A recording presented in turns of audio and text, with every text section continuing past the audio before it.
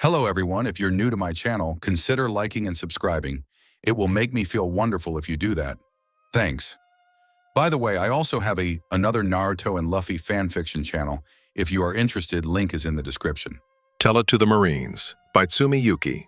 Because sometimes a tale is too tall not to tell.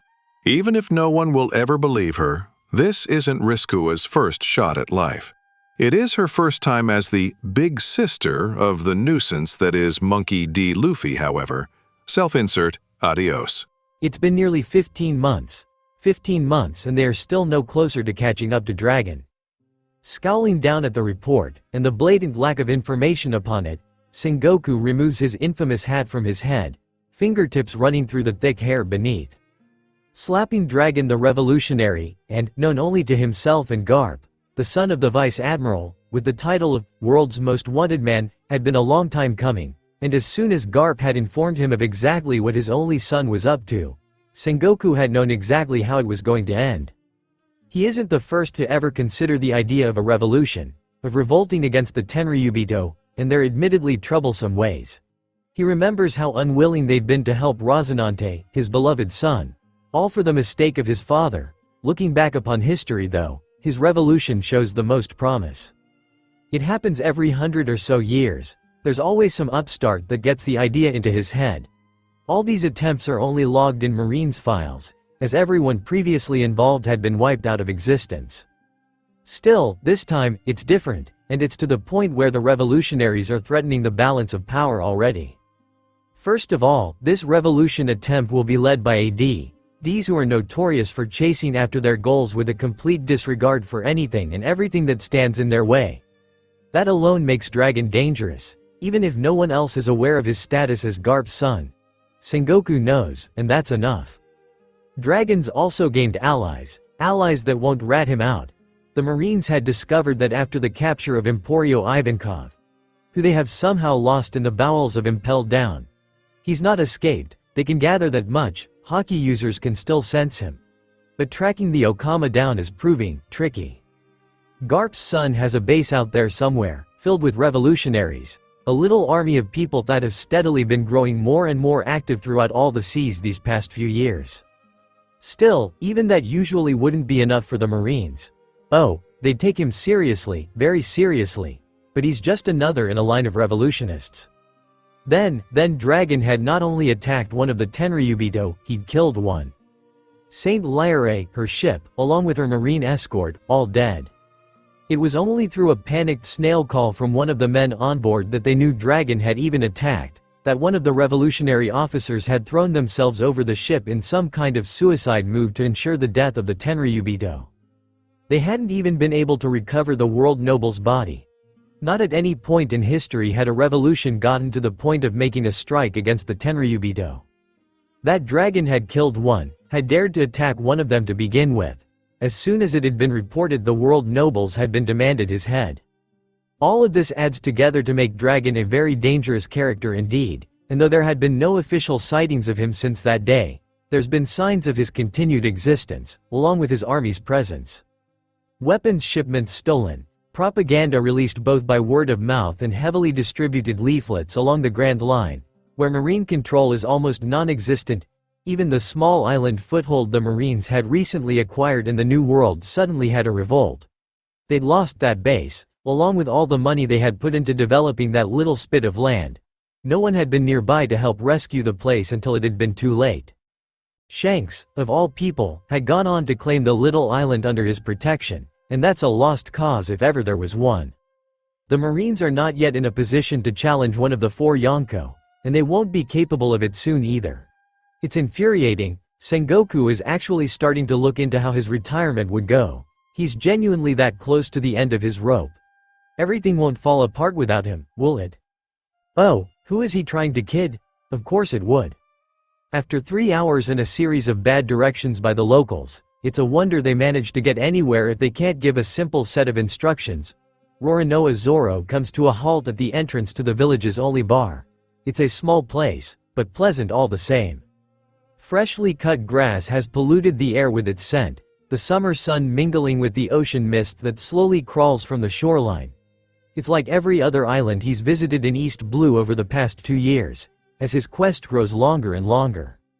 One hand ruffling at the short green that tops his head, Zoro ducks into the little bar, eyes adjusting from the glaring sunshine to the darker pitch within the building. It's clean, but he can taste the liquor in the air, just as it should be. Walking over to the countertop, Zoro takes care to not knock his swords against the chair as he sits himself down. The wood of the surface is worn, chips and scars from past patrons as indented as the grain itself. There's even a "Yasop, was he" crudely etched into the edge, though the "E" scrawls off in such a manner that it suggests the artist in question was pulled away from his masterpiece before he could finish it. "Ah, it's a bit early for a drink, isn't it, swordsman-san?" The bartender is a pretty woman, early 30s with dark hair and a kind face, her tone light and teasing. Zoro relaxes into his seat instantly. He's still not entirely sure what island he's even on, but at least it's got a bar, much unlike the last one he'd stumbled onto. "I need it," Zoro grumbles, because he's had quite enough right now. He's been traveling for over 2 years now, and not once has he seen a flash of famous sword, nor the glare of light bouncing from Hawkeye's. Far too long searching, and it almost seems like he'll never find the hawk-eyed man. He's been longing for it ever since he first took up the blade, to prove himself the best, to be the greatest swordsman alive. He can't even find the starting line. Makino.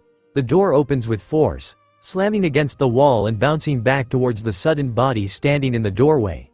There's a perfect imprint of the door handle in the wall, Zoro notices, and it's not recent damage. This must happen often then. Springing forwards, the intruder into Zoro's quiet moment happily makes his way to the bartender, Makino, with a rather large boar slung over one thin shoulder. At that the swordsman does pause, considering the kid's height and slender build to the respectfully sized beast he lugs to the woman. Maybe this island won't be a waste of time after all. "Good morning, Luffy. All that boar for breakfast, is it?" "Yep. Cook him up real good.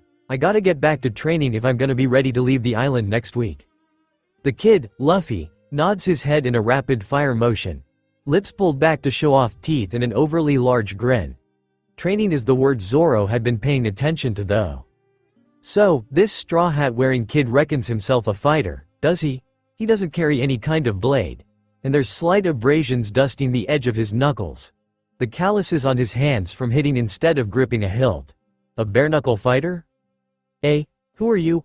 Fuck, this kid has no idea of personal space." "Get the hell out of my face," Zoro snaps, planting his hand firmly against this Luffy character's cheek, pushing him back and away.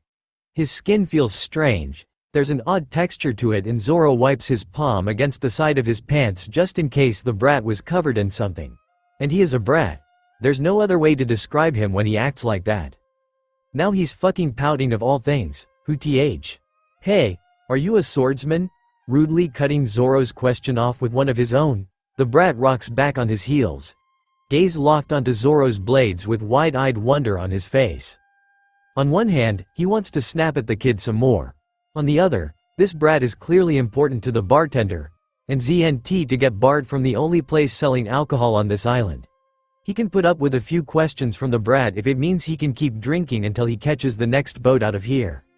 "What of it, kid? Hey, my name's Luffy, not kid. Are you any good? Hockey is really good, but I haven't seen him since he went to go hunt Skua down in."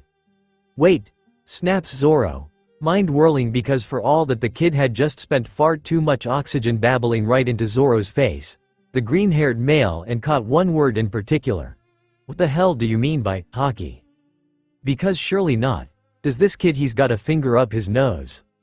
"Hawk guy. He used to come by the island to kidnap Riskua. Me and Ace and Sabo would always track him down, but we'd never be able to beat him cause we were kids. He's really good."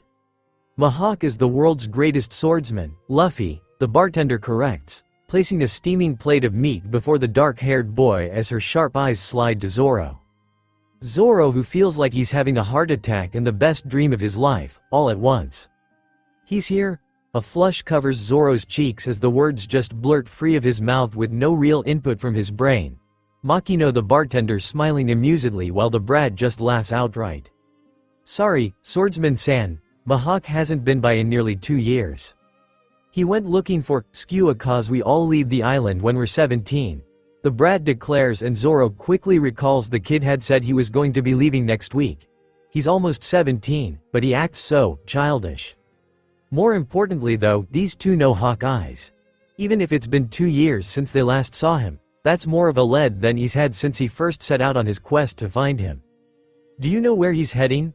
Both bartender and kid blink in surprise, tilting their heads as one. It's clear they've been interaction with one another for a while to be so in sync. Sorry, swordsman-san.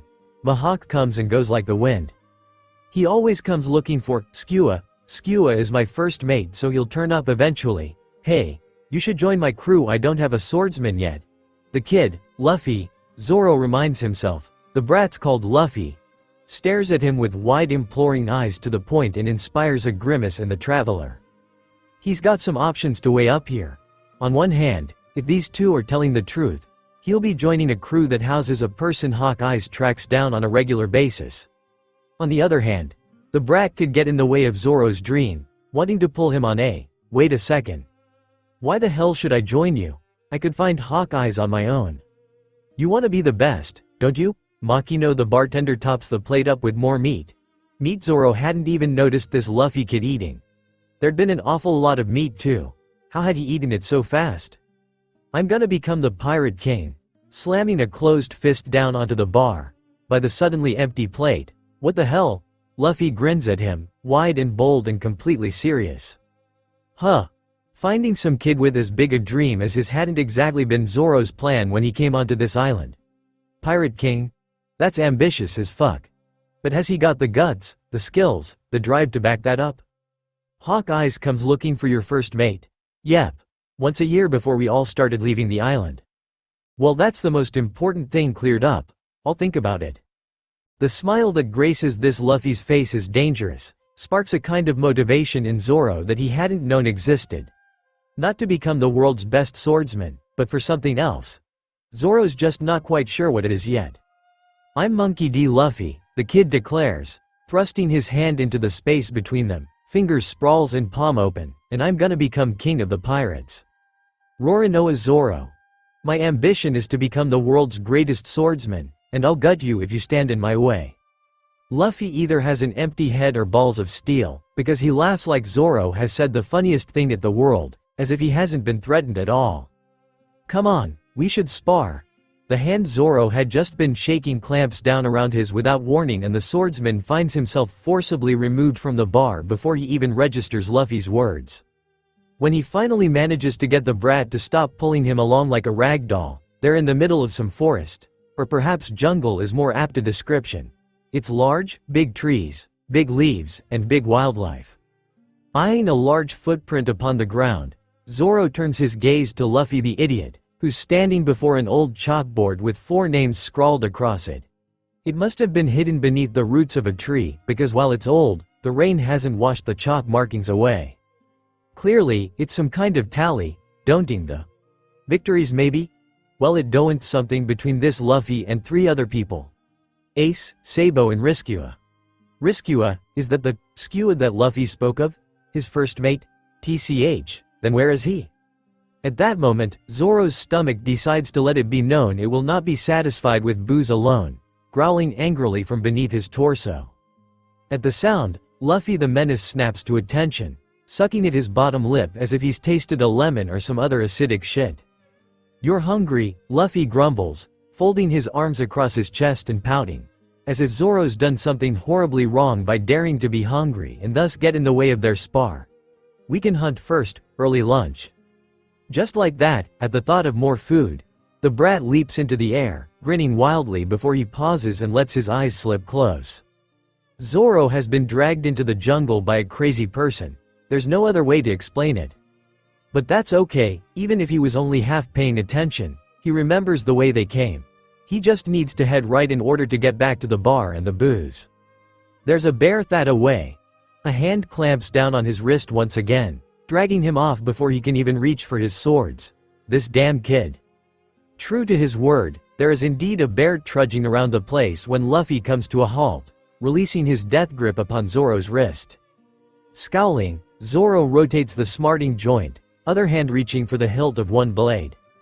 He's pulled up short once again though, because Luffy plants one hand firmly atop his straw hat, pushing it down until it rests securely upon his head. His eyes flick back to look at Zoro, face serious as he speaks. "You're hungry, so I'll get the bear."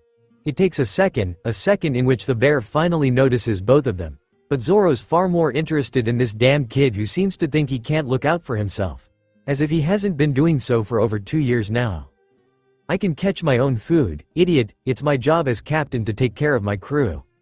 I never even said I was joining, you will, she. Luffy the idiot with a death wish turns to the bear, pulling one arm back and firming his stance. Zoro stares, because there's a good 5 meters of distance between the kid and the bear. Is he expecting the beast to come towards him? Gum no pistol. The kid's arm rockets forwards, there's no other word to describe it, stretching beyond what should be physically possible, slamming the bear back into the trunk of a tree, which collapses back from the sheer force of the blow. Zoro stares as Luffy's arm snaps back to his side, feeling his short temper starting to fray. What the fuck was that? That was not natural, no way in the blues was that natural. Swinging around to face him, Luffy rubs sheepishly at the back of his neck, grinning wildly with his head tilting back, as if he's trying to soak up as much sunlight as he can. I ate the gum fruit, so now I'm a rubberman, see? Fingers go in mouth, then edges pulled right out past beyond the physical limits of any other human. A devil fruit, huh? Zoro had believed those to be myths, but if he's heard tales of swordsmen slicing through metal, then witnessing TOF enough devil fruits exist for him.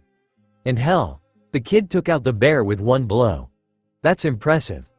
Okay, so the brat's strong. This might actually be interesting. It's been a week. 7 whole days and not once has Zoro managed to come close to beating Monkey D. Luffy. The gap in strength is glaringly clear. After roasting the first bear Luffy had taken down over an open fire, Zoro had proceeded to go through with the idea of sparring with Luffy. The results hadn't been what he wanted.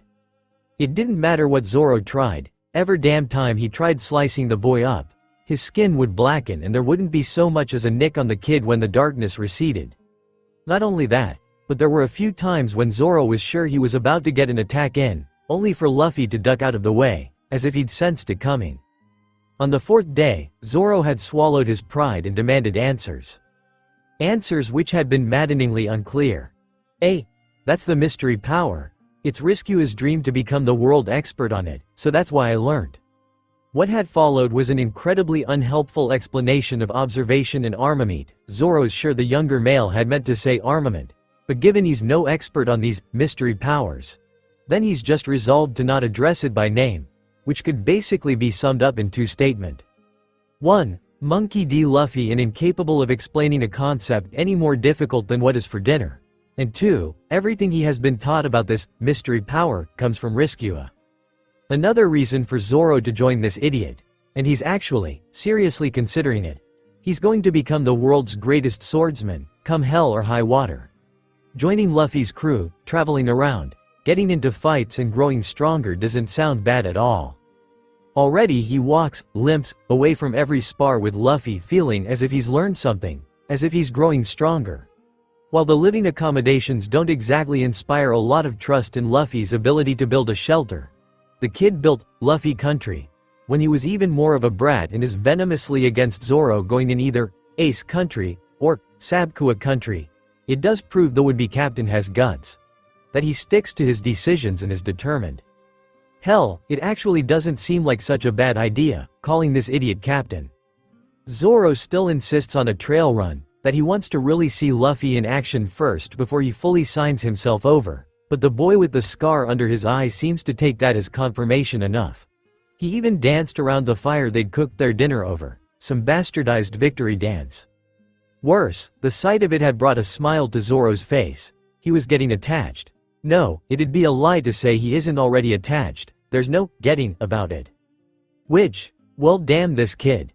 He'll still be sticking to his promise about gutting him if he gets in Zoro's way though. We're really setting out on this? Kicking at the edge of the rinky-dink boat that's currently tied up to the dock, Zoro squats down to peer into the hull of the ship. He can't see any holes, but that doesn't mean they aren't there. Doesn't matter though. He's relatively certainly he could swim to the next island if he needed to. Lugging Luffy along with him should they sink out at sea may prove a challenge. After all, the team captain had cheerfully declared he'd sink like a rock if he fell in the ocean, one of the downsides to eating a devil fruit. Yep, Ace set out on a boat just like this and now he's on the Grand Line. Twitching slightly at the casual mention of Fire Fist Ace, oh yes, he'd seen the posters back when the other male was powering through East Blue. Zoro straightens up from his crouch, one hand going to rest upon the comforting hilt of Wado Ichimonji. Luffy has his signature hat, gifted to him by the pirate that saved his life as a child. Yeah, Zoro's practically heard the boy's life story with how much he talks about the source of his dream to become the Pirate King, firmly planted atop his skull as he listens to Makino. The motherly bartender is lecturing Zoro's maybe captain on making sure he eats correctly, that it's not just all meat, that he needs to have some fruits to avoid scurvy. Even though he's only known the younger male a week, Zoro can already tell Luffy's not listening to a word the woman says. Instead he's completely focused on her face, as if trying to commit it to memory. Makino probably assumes that it's her words he's trying to remember, so steps aside happily for the mayor to take his pound of flesh from Luffy. Something about not shaming the village. Zoro doesn't really listen, given that Makino has now approached him, that gentle smile on her face as she presents the barrel she's rolled down from the bar. In all honesty, Zoro had thought she was on a delivery, and it turns out his guess wasn't too far off. This is for you, look after him will you, Zoro-kun? Cheeks uncomfortably warm, Zoro gruffly accepts the large barrel, the sloshing of liquid inside promising him he won't go without alcohol for at least a portion of their journey. Leaning back against the side of the boat, Zoro crosses his arms across his chest, eyes slowly slipping shut as he takes a moment to just bask in the sunshine. Not exactly how he pictured leaving the island he'd arrived on a week ago, but he's got a far greater chance of finding Hawkeyes now. Now he's almost ready to join Luffy's crew. All he needs to do is make sure the other male can hold his own in a real battle. Then Zoro won't have much of a problem calling him captain. Because in some respects, Luffy is like him. A dreamer, someone ready to chase his dream to the ends of the earth, to face whatever challenges appear before him head on. He'll become Pirate King or die trying. He's gunning for that title in the same way Zoro is seeking his own verification. It's something he can respect. What he can't respect is this idiot trying to eat all their supplies when they're barely 10 minutes away from the island. Come on, Zoro, I'm hungry. No, you ate before we left. Just go looking for another Sea King to punch or something. But that's the only one around here, Luffy whines, collapsing back into the hull of the boat, defeated. Water splashes against the sides of the dinghy, salt stinging at his eyes so Zoro allows them to slide close completely, lying back against the sack of food that he's going to have to oversee, because Luffy'd eat it all if it were left to him. As if to puncture any hope Zoro had of leaving the food unguarded, a rubbery hand attempts to stealthily make its way towards the bag of food, only for Zoro to slap it away in annoyance. If he really wanted to, Luffy could easily beat Zoro up, no matter how much it grates on the swordsman to acknowledge that fact, and take the food.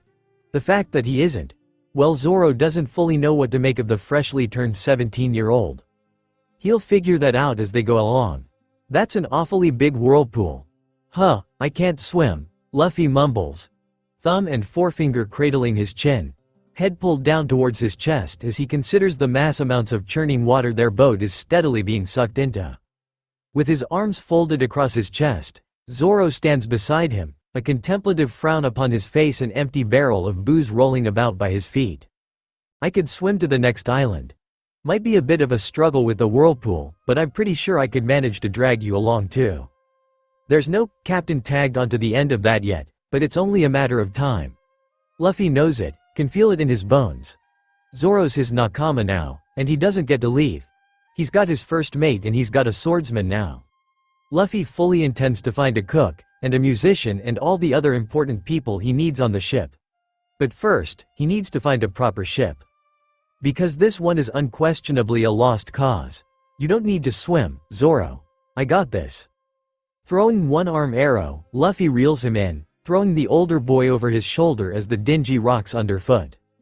Luffy, what the foo, leaping over the side of the boat, Luffy kicks one leg out, then the other, steadily rising up into the air, the no longer protesting weight of Zoro upon his shoulder.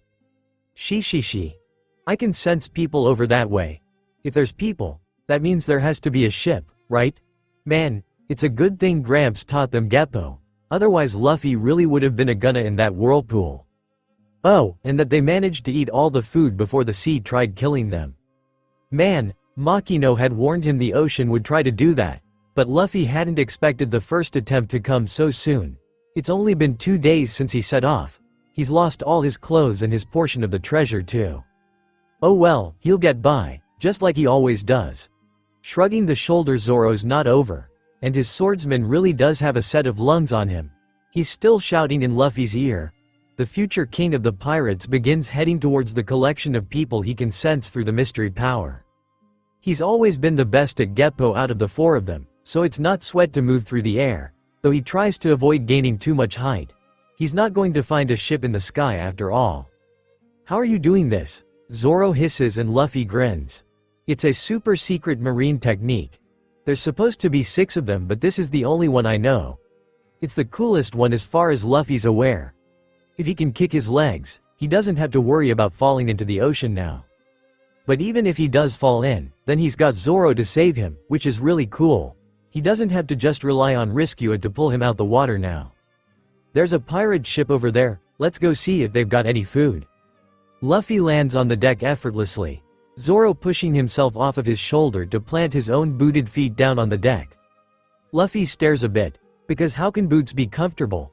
Sandals means having your toes out in the open, you get to feel the wind and the water and the sand between them. Boots suck. Yet Ace and Sabo and Riskua and now Zoro insist on wearing them. They're so strange. Straightening up from his landing pose, Luffy meets the wide blue eyes of a boy just a bit younger than him, who's staring with his mouth wide open, sucking in his lips. Luffy takes a quick glance around to find everyone on deck is looking at him exactly like the pink-haired boy. Even when he tilts his head to a side like Sabo does when he's talking to Riskua, that silent prod for her to explain more on what she's talking about. None of them even remotely attempt to talk to him. That's rude. Hey, are you pirates? I'm hungry. Where the hell did you come from? Twisting his neck around to look at the person finally addressing him, Luffy grins, completely unaware of the unnatural twist to his body. Someone goes green, which looks really funny. Huh? Oh, there was this whirlpool and it sucked in our boat, so if you've got one of those too that'd be great. You're not making much sense at all, Luffy. Attention snapping towards Zoro, and head twisting completely around, much to several pirates' horror. Luffy grins as his swordsman clambers to his feet. Zoro's so cool, he's gonna have the coolest crew ever, which means they should have a really cool ship to match. Not like this one. This is way too girly. Even Riskua would agree with him on that one, and Riskua likes wearing dresses and coos at babies. Pirate Hunter Zoro. So, you've come to try for my head, have you? Head snapping back around at the strange voice, Luffy peers up at the large beast of a woman. She's even more of a brute than Dayton, and Dayton's the biggest kind of brute, Sabo said so. TCH, I'm out of the pirate hunting business. Yep, Zoro's on my crew. And he can't be a pirate hunter and a pirate at the same time. Who's the huge whale anyway, Zoro? Beats me, Zoro shrugs, though he keeps one hand on his swords at all times, which is silly. Luffy can take these guys easy. There's no need for Zoro to even pull one blade, never mind all 3.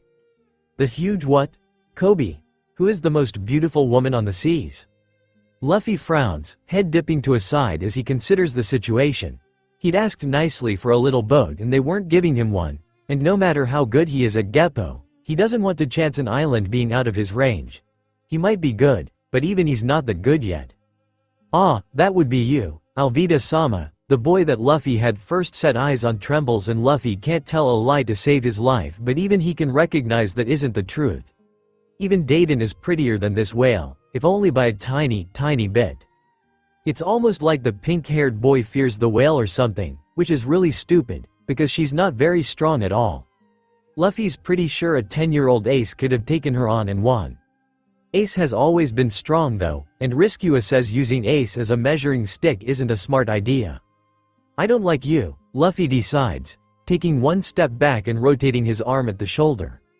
My name is Monkey D. Luffy and I need a boat, because I'm going to become the Pirate King. And he slugs the woman right in the face. She goes soaring, flying right off the decking of the ship, towards the pretty-looking boat that had slowly been approaching. Luffy watches her go, admiring his handiwork for a moment, before turning back to the rest of the crew. Hey, we need a boat. Slouched in the hull of the dingy that's twice as big as the one he set off from dawn on, Luffy grins, hands behind his head and smile on his face. Not too shabby, Captain, Zoro grunts, the words barely making their way past the neck of the bottle he has pressed against his lips. This is why he needs people like Zoro. Luffy had only thought to get a boat. Zoro had been the one to ask for alcohol, reminding Luffy they were also out of food.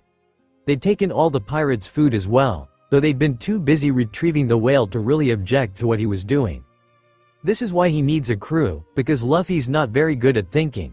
Like bringing a compass along, speaking of which. Turning his attention to Kobe, the pink-haired boy who'd begged to join them so he could chase his own dream of being a Marine, Blair. Luffy can't quite stop himself from grinning.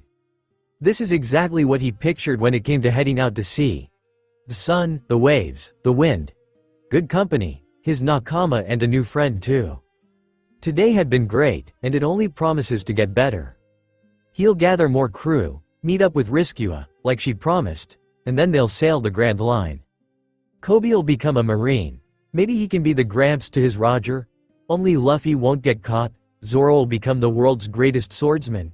Riskua'll become the expert on the mystery power, and Luffy'll return Shanks' hat and become the king of the pirates. He's so excited he can hardly wait. You missed a spot. Acidic blue eyes snap up to stare as a muscle hidden beneath porcelain skin twitches.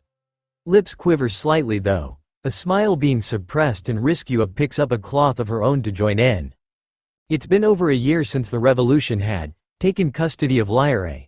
If they were going to keep her fed and watered, Dragon reasoned, then she'd have to work for something more substantial than plain rice and water. That's if she wanted to, as they weren't going to force her. They weren't Tenryubito after all. They didn't have slaves and were tempestuously against such a practice. After a month of nothing but basic rations, Lyre had agreed to do her fair share of work in order to earn herself more luxuries. Riskua had tried to ignore her presence at first, and it hadn't been too hard, given that the disguised redhead's quarters were a substantial distance from the Tenryubito's assigned rooms. She'd been doing quite well at keeping away from the other girl as well. Until Sabo tracked her down, that is. You're tarring her with the same brush as her father. Staring at her blonde best friend, Riskua folds her arms across her chest, unable to help the scowl that adorns her lips. What of it? You're pushing the crimes of the father on the child. I wonder how Acide'd feel about that. It had hit her like a sucker punch to the gut. Just a few short words and Sabo's knocked all the wind from her sails, torn her down from the little high she'd built herself. Because she had thought herself above the Tenryubito girl. Had thought that just because she didn't do any of the things that girl and her family did, that it made her better, that she was the victim out of the two of them. It was wrong. Riskua can see that now, could see it as soon as Sabo had said those 17 words. While it might have been Lyre's father that resulted in the fire at Grey Terminal, that almost cost Ace and Luffy their lives, the girl Riskua had kidnapped wasn't involved, had never been involved. It had been wrong of Dragon to tell to make it so personal, but then again to him, maybe it was. It had been his son caught in those flames after all. Maybe he went out of his way to specifically target Lyre because of that. Who knows? Not Riskua, that's for sure. Regardless, as soon as Sabo had verbally slapped some sense into her, Riskua had tried to get to know the other girl, to form her own opinions. The reminder that she was still human, could still make mistakes stung, but it was a grounding sensation. She needed to try harder, and so she had. Unsurprisingly, she'd received a frosty reception at first, but given that it was only herself, Koala, Sabo and Farron that were trying to even associate with her. Unlike some of the other revolutionaries who, in those first few months, spat at her whenever they walked by, she had begun opening up to them. Slowly, but it was happening. Now it's to the point where they can almost interact like normal people with teasing any everything. You're leaving today, Lyre sniffs, nose scrunching up in a clear indication of just how she feels on that. Her once lusciously long lilac hair has been sheared off by her own hand, falling around her features in a short pixie cut that rather suits her face. Scrubbing at a particularly difficult stain upon the table, Riskua worries her lip back and forth, not quite about to voice the rapid flow of emotions that's messing with her insides. Because yes, she's leaving the revolutionaries. She's going to Luffy, her beloved baby brother, her darling captain. He's probably set off by now, though she fully intends to meet up with him before he enters the Grand Line. She'll have wait in Logia Town. It's the only place she knows with 100% certainty that Luffy will visit. Her last mission had overrun far longer than she'd been expecting it to, which means she'd just been arriving back at the base yesterday. Sabo, being his usual, helpful self, has packed up all her things ready for transport, and Dragon has even agreed for the blonde to take time off in order to drop her off. She knows the former noble is as excited as she is to see Luffy again. They're both trying to put off the fact they'll be separated again after 2 years of near constant companionship. "I'm leaving today," Riskua manages to choke out, swallowing around the sudden space those words seem to leave in her throat. Lyra frowns again, deeper this time, graceful hands releasing the cloth she'd been cleaning with. "I'll miss you," Lyra grumbles, as if admitting it physically pains her. "You're almost amiable, for a dirty commoner, that is." "Careful, Lyra, your emotions are showing." She sniffs again, returning to her task as Riskua finishes up the little bit she'd been helping with. "If it means anything, I'll miss you too. So, you go the debrief from Dragon-san?" "If you mean I promised to keep him updated on my hockey discoveries and he silently threatened untold horrors upon me should I even so much as hint at knowing about the revolution, then yes, I had my debriefing." Sabo chuckles, throwing his own travel bag down into the hull of Slicer, leaping in after the backpack. Riskua eyes the craft warily, gingerly stepping onto the little deck. It's a relatively small boat, barely more than a dinghy really, and it reminds her of the little craft Ace pilots with his devil fruit. Slicer is also powered by Sabo's wind powers, but Riskua is not exactly feeling secure in that knowledge. After all, she'd witnessed the test runs, and though those disasters had happened a year ago, she distinctly remembers them because she'd been the one pulling Sabo out of the water each time he'd accidentally capsized the boat or launched himself off. Being able to remember those early days doesn't exactly fill one with confidence. "Stop worrying, I've taken Dragon-san across the comm belt and Slicer." Well, their glorious leader isn't dead yet, so she supposes it can't be that bad. Gingerly taking a seat, Riskua slides her bulky backpack from her shoulders, pulling the brim of her deerstalker hat down. Its weight is no longer familiar, absent as it has been from her head these past 2 years, but she'll soon familiarize herself with it again. "So, do we need to meet up with Luffy right away? Because I was thinking, if we're traveling, we're not going looking for adventure, Sabo." Even if the idea of waving goodbye to her blonde best friend is filling her with anxiety. "Adventures with me are the best. You know that, so hush. Anyway, what I was going to say, is maybe before we go find Luffy, we could drop by and see Ace?" Her head snaps up to look at her fellow revolutionary. While aware her lips have parted in surprise, Riskua is too busy running those words through her head to really think about closing them. "Can we do that? We've got intel that Whitebeard is heading to check in on Fishman Island, if we time it right." "Then yes. Let's go see Ace." They managed to get out onto open ocean without capsizing, which is a miracle in and of itself. Riskua very much appreciates not having to drag Sabo back to the Baltigo looking like they've both been caught in a new world-level storm. They've had missions where the weather has been kind. They've had missions that they've had to put off for a few days because the weather has roared and raged and made the ocean untraversable. That's just how it is though. As a sailor, there is no winning against the sea. You can only work with it, can only roll with the waves instead of trying to cut through them. Unless you're Sabo, whose wind-powered craft lives up to its name and just slices through. Riskua keeps one hand firmly planted atop her hat, red hair whipping behind her as they race across the surface. Cocking her head back lets her get a good look at her best friend. He too is holding tight to his hat, but there's a feral grin on his face as he powers them forwards, his legs dispersing about halfway down the shin to form the mini hurricane that has them skipping across the waves. It's moments like these exactly why some people are willing to give up their ability to swim. It's not just about the power, it's about the feeling that comes with it. Now that he is the wind, nothing can really hold Sabo. It will only be sea stone that's capable of stopping him, and even then, they'd have to capture him first. You're enjoying this? Riskua shouts over the roar of Sabo's powers. He's not exactly making it easy to compete with his screaming element. I am. This is everything I dreamed of as a kid.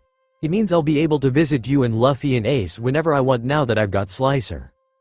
As long as you keep a swimmer on board for the first few months. He grins, dipping his head in agreement, and Riskua turns her attention back to the horizon, her eyes focused on the eternal log pose dragon has lent them.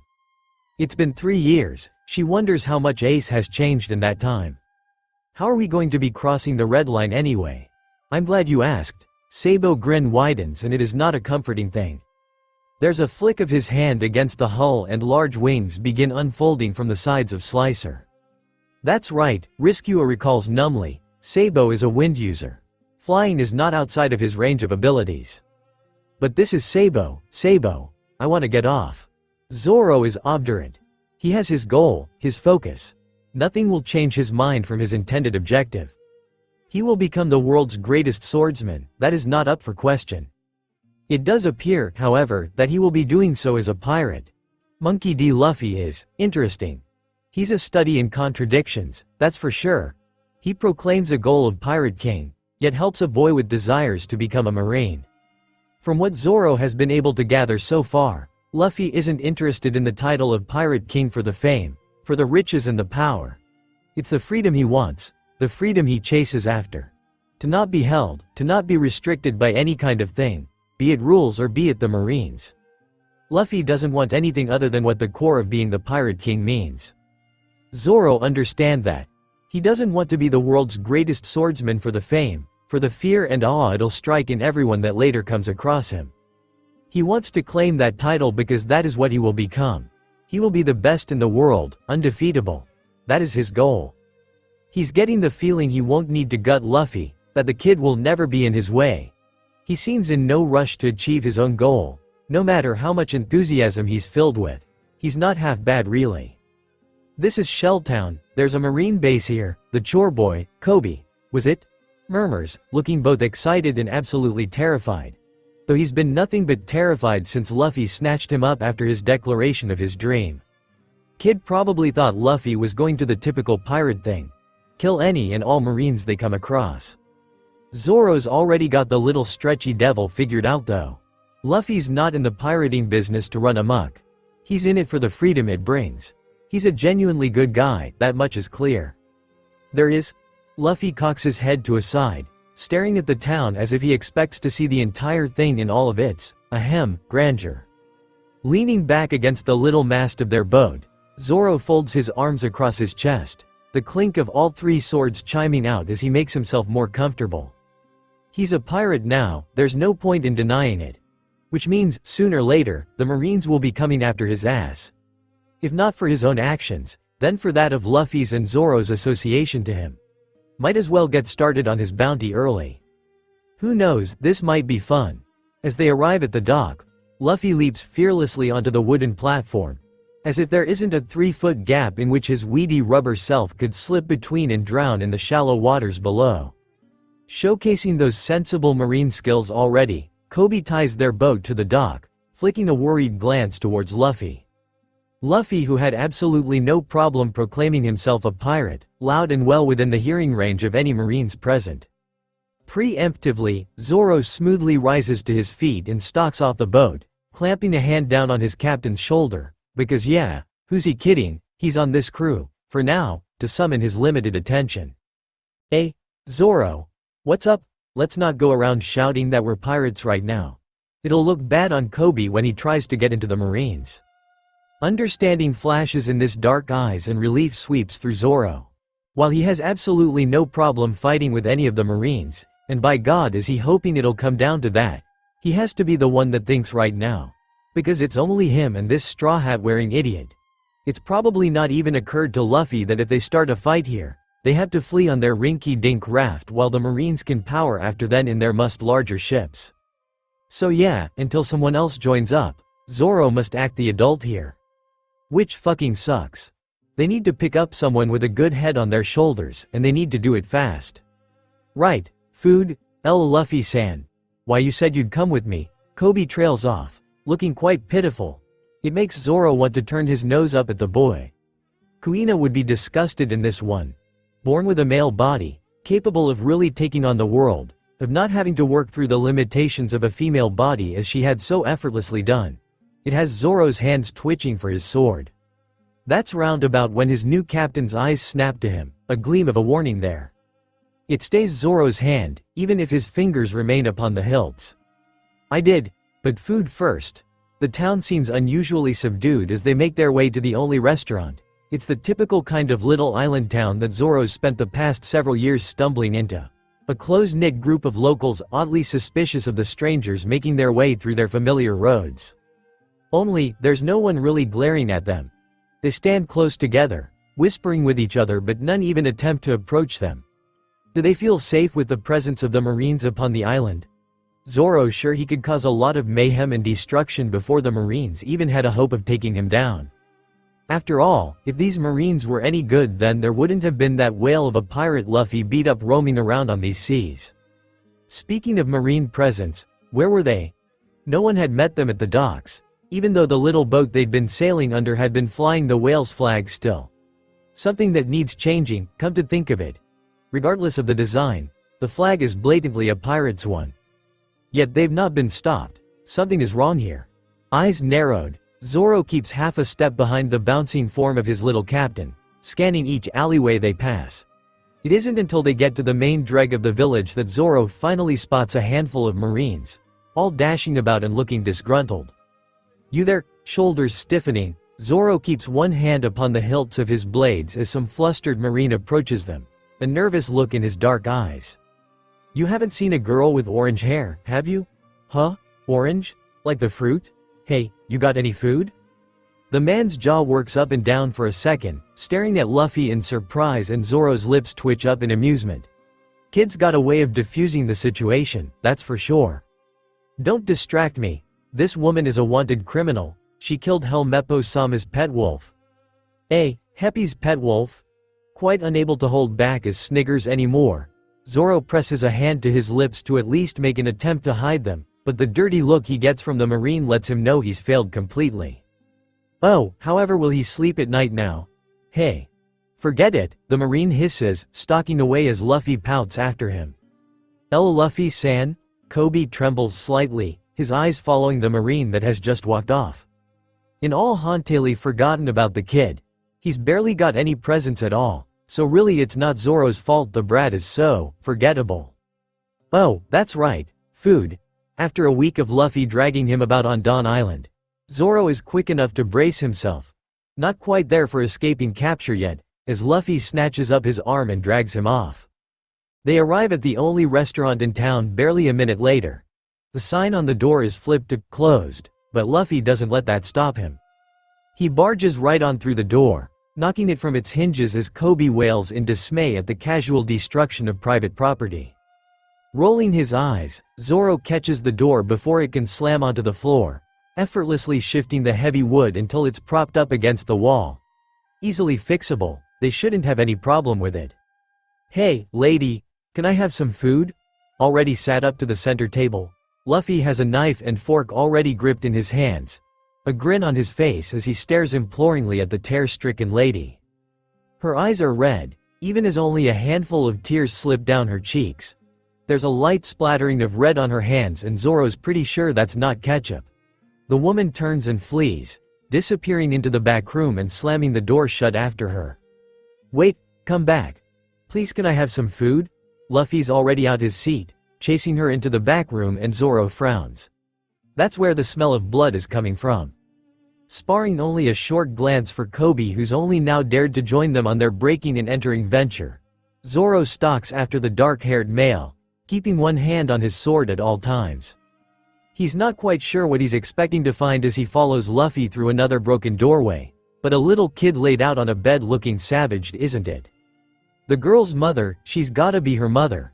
Their faces are too similar to not be, is carefully wiping away the crusts of blood on the girl's heavily stitched legs, and though Zoro is no doctor, he's pretty sure he knows a crippling wound when he sees one. The girl's never gonna walk again, that much is obvious. What happened? Luffy's voice is dead. Chancing a glance at his captain, Zoro finds the youth without that carefree smile that seemed permanently glued to his face, and his eyes are serious. Luffy doesn't look happy, not in the least. The woman stares at them, her eyes darting from Luffy's not particularly intimidating form to land on Zoro himself. Zoro, who's reasonably well known as a bounty hunter, who's well known for being able to handle himself in these parts. Perhaps that's why the tale comes tumbling out of her mouth between little weeping gasps, thrown out over the unconscious body of her daughter.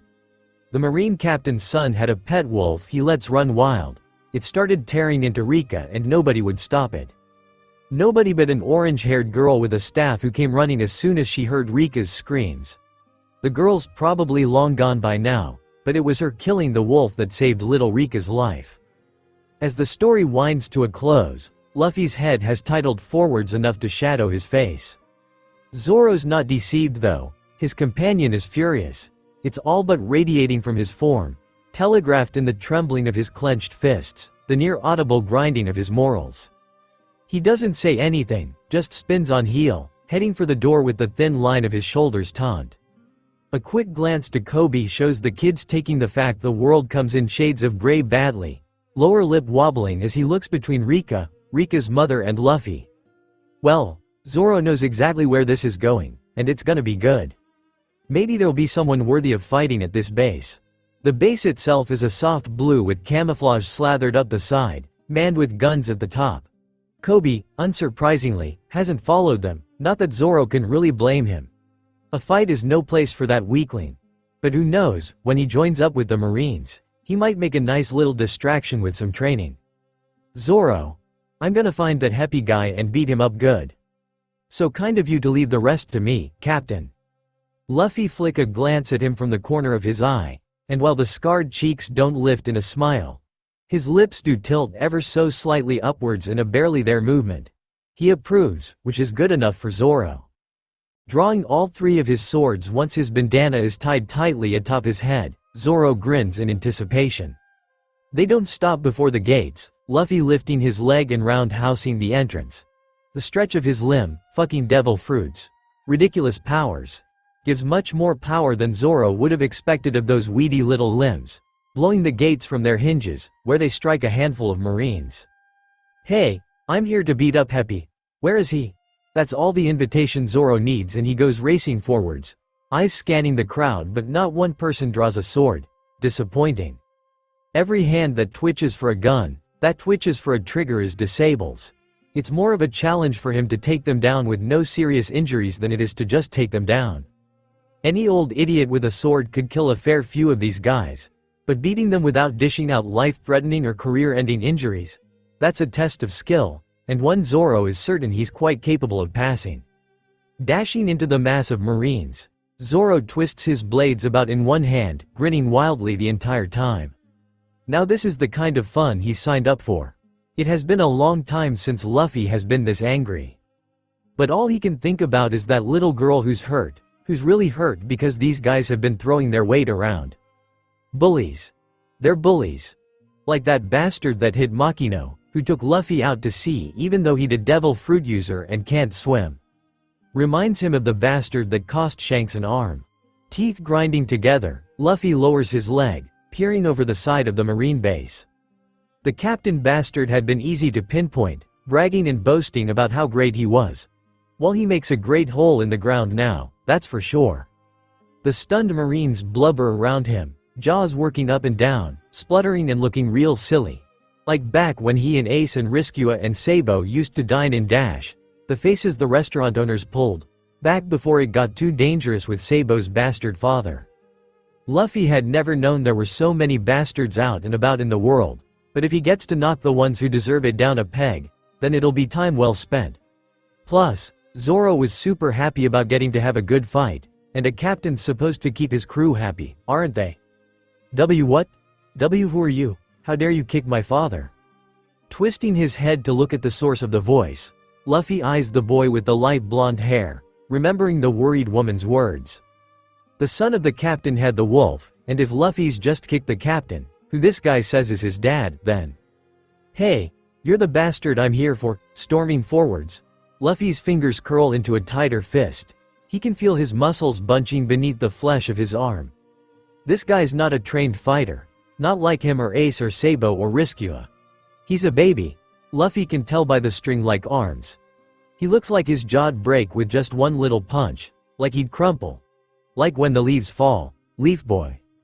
This is the bastard that set a wolf on a tiny little girl, and all Luffy can remember is a 7-year-old facing down a sea cane. Before he knows it, his fist is buried in Helmet Boy's cheek and he's flying away. Luffy barely pays attention to the Marines, more focused on the axe guy that's demanding his followers fight or kill themselves. Luffy might not care in the slightest about the Marines, but pirate or Marine, no bastard gets to call himself a captain and then order his people to kill themselves. Bastard. By the time Luffy's finished, the Marine base looks like that silly block game Riskua where they made a tower but took pieces away and put them back on top until it all collapsed. Luffy didn't really like that game. He always seemed to lose. It was only made a bit better by the fact Ace lost just as often. Sabo had said something about needing steady hands and to use his brain, but Luffy hadn't really been paying attention at the time. He'd been hungry then. In fact, he's hungry now. He's beat up the Marines. Does that mean the woman back at the restaurant will cook him some food now? Well, that was fun, Luffy. Zoro looks satisfied, so that's good. Luffy does feel a lot better after pounding that bastard axe guy into the dirt. The Marines are awful, letting guys like that in. He's been bullying the whole town, which sucks. Even the Marines are celebrating that he's been taken down. Shaking his head, Luffy stares up at the sky, eyes shaded by the brim of his hat. They were annoying. Now maybe we'll be able to eat. Throwing his fists up into the sky in victory, Luffy lets his eyes slip shut, rolling his shoulder blades back. That had been a good workout, even though he hadn't needed to use Haki or Geppo. When's he gonna get to face the tough guys? There's got to be some of them hanging around somewhere, right? What are you gonna do about the spy, Captain? Oh, so you noticed too, Zoro? Man, Zoro's so cool. He doesn't even have Haki yet and he noticed they were being tailed too. In fact, their tail seems surprised by that. Stopping in the middle of the street, Luffy turns to where the stranger has been hiding, the one that's been watching them since they arrived on the island, folding his arms across his chest like Riskua does when she knows he's done something he shouldn't have. Ah, he misses her. She's gonna find him soon, isn't she? She promised, after all. You guys are good. You beat up those Marines so easily. She's got orange hair, just the like girl those Marines are looking for. That's funny, maybe she knows where the girl who killed the wolf is. My name's Nami, and I hate pirates, but I promised someone I look up to that I'd give you a chance. I'm the best navigator in East Blue, and I always pay back my non-monetary debts. What about your monetary debts? Zoro asks, even as Luffy's eyebrows scrunch up because what the hell does monetary mean? Finders keepers, the girl, Nami, says with a casual shrug, leaning back against the wall she'd been hiding behind and grinning no, smirking. She looks pretty cool, and didn't she say she was a navigator? Luffy doesn't have a navigator yet, and he needs one of them. He can't navigate, just like he can't use a sword. Okay, hey, join my crew. Luffy bounces over, holding his hand out the orange-haired girl that's not much shorter than him. Hey, she's got orange hair. Zoro has green, Riskua has red. If Luffy's lucky, he'll be able to get one of every color for his crew, then he'll have a rainbow. Oh no, wait, he doesn't want to be called the Rainbow Pirates though. The crew's supposed to be named after him and Luffy's not a rainbow. Not unless he changes his clothes. He likes his current outfit though. I'm not joining, I just said I'd give you a chance. That's the promise I made. Nami the navigator shakes her head. Kinda like how the cats in Fuchsia Village did whenever they thought they'd won something. Luffy's not quite sure what Nami's won, but all he knows is that he wants her as his navigator. She seems cool, and if she can really navigate then maybe he'll be able to find Riskua quicker. Not that he knows where Riskua is right now. Oh well, Riskua'll find him with the mystery power. She's awesome like that. She. I've got a navigator now, that's awesome. You got a hey, you brat, I haven't agreed to this. Smirking, Zoro throws an arm over Luffy's shoulders, hunching down so they're the same height. I'm sensing a pattern, Zoro proclaims, which Luffy doesn't understand at all. None of them are wearing pattern clothes. Oh, well, Luffy doesn't care. He just needs to go make sure Marines'll take Kobe on. Then they can get off this crummy island. Ace wakes slowly, which is odd to begin with. Usually he's up bright and early, ready to tackle the day, to face the challenges and make sure all is well in the division he's been entrusted with. Usually he doesn't have a problem springing up and out of bed, rising with the sun. Hey, he is fire, after all. That shouldn't be too much of a surprise. But he feels surprisingly content. He wants to lie in today, and he's got no idea why. Something's tickling at his nose.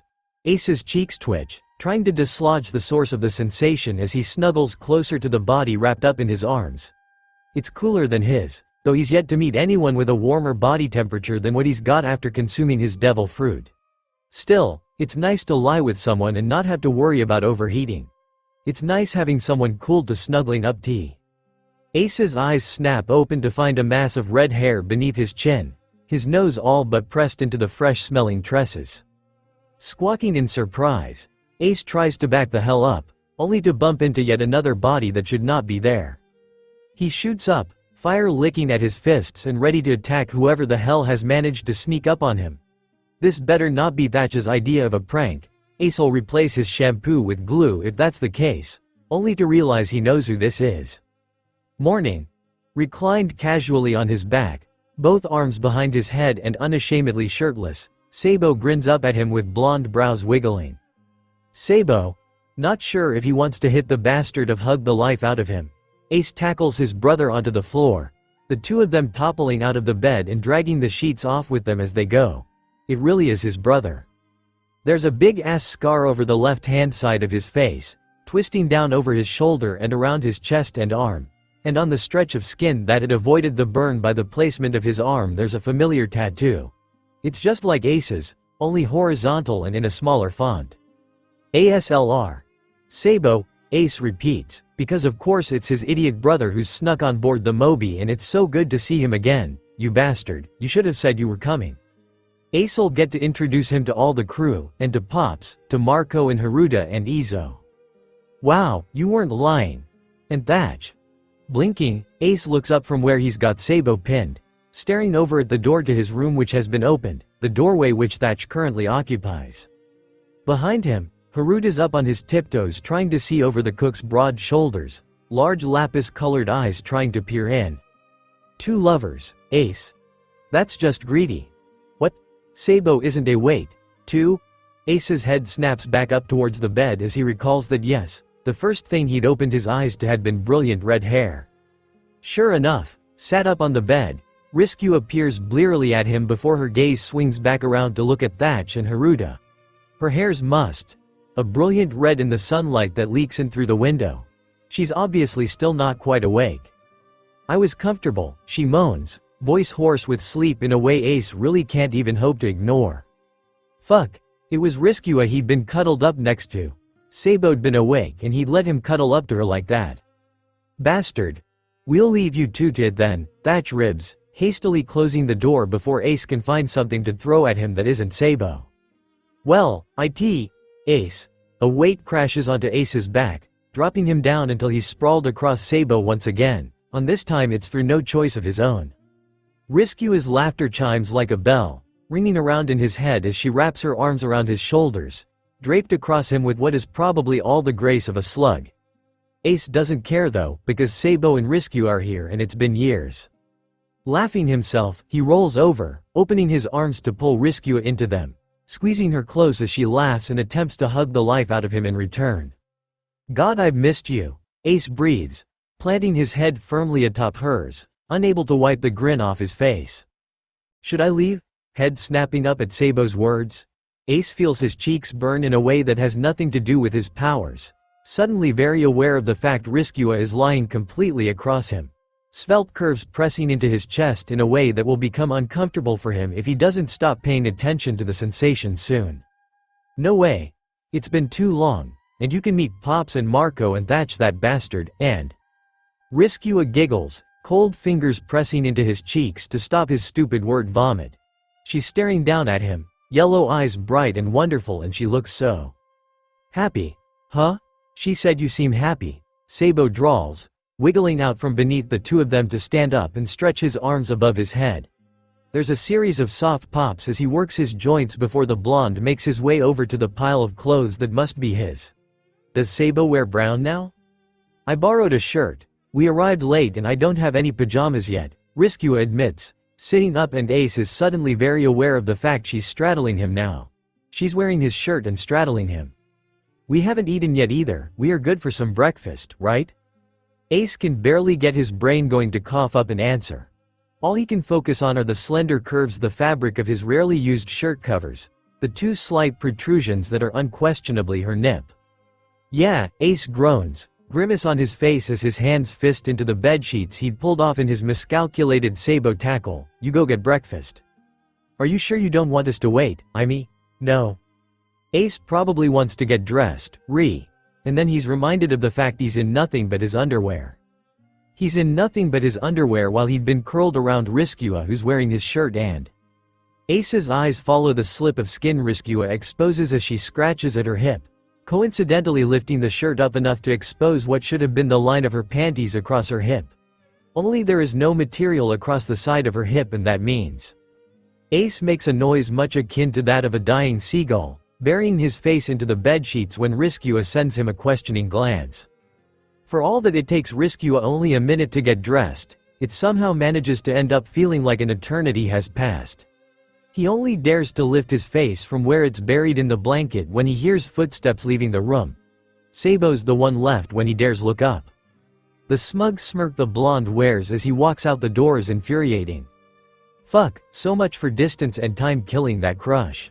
It takes Ace far longer than it should to gather his bearings, but once he does, he makes his way to the mess hall, excited beyond all belief. Because, awkward crush aside, Riskua and Sabo are here. It's been more than 3 years and they three of them are together again, and he can introduce them to the whole crew. Who he hasn't exactly told that he has 2 brothers instead of just Luffy, who he has mentioned. Oh, and that he has an awesome best friend. Oops. But wait, Thatch had seen them just now and he'd been happy enough to leave them to their reunion, so Ace's thoughts trail off as an understanding of just what Thatch had been implying hits him and his face burns red. Oh god, and Ace had been wrapped up in a bedsheet with Sabo and Riskua had been on the bed in his shirt. They're gonna think he's some kind of deviant. Worse, they're gonna think Riskua and Sabo are deviants, and who knows what they'll try with those two. Picking up the pace, Ace bursts into the mess hall, ignoring the way it all goes quiet around him. He's much more focused on the fact Sabo and Riskua are sat up to a table with Marco and Thatch, both happily accepting the food his ginger-haired crewmate is offering. Hastening his steps, Ace reaches the table just in time for Riskua to pull some small photographs from her pocket, and Ace stumbles, falling flat on his face. A baby photo. Thatch makes a grab for it, and it's only with a quick flash of Higan that Ace manages to prevent that picture from falling into the wrong hands. I didn't know there were baby photos of Ace, Sabo chimes. A shit-eating grin on his face, and Ace is gonna kill him. He's gonna kill Sabo and then Thatch and then Marco for good measure. Then he's gonna find out how the hell Riskua has a photo, who the hell even took photos of him as a baby anyway, and then destroy every last one in existence. Only the redhead snatches it back, pressing it into her bosom with a fierce expression on his face. Stop that. Toddler Ace is the most adorable thing I've ever seen in my life. She pauses, looking contemplating over at him, and Ace straightens under the thorough inspection. I'm sure you'll make very cute babies, Ace. Beside her, Sabo loses his shit, flopping out helplessly on the table, and Ace feels like he could cook an egg on his face with no help from his devil fruit powers. What the hell is she saying? Why is she looking at him and thinking about babies? Marco's smirking, and Thatch is completely failing at hiding his grin behind a huge helping of breakfast, and Ace scowls angrily. Oh, I'm sorry, am I embarrassing you, Ace? Riskua stares up at him, genuine remorse in her words and eyes, and any irritation Ace had just crumbles away. A stack of cards in the wind. TCH, it'd take more than that to embarrass me. Good, because with your baby photo I've also got evidence of the gapless wonder. Sabo sobers right up at that. You what? Give me that photo, Riskua laughs, bright and cheerful and airy, and Ace couldn't stop the smile on his face even if he wanted to.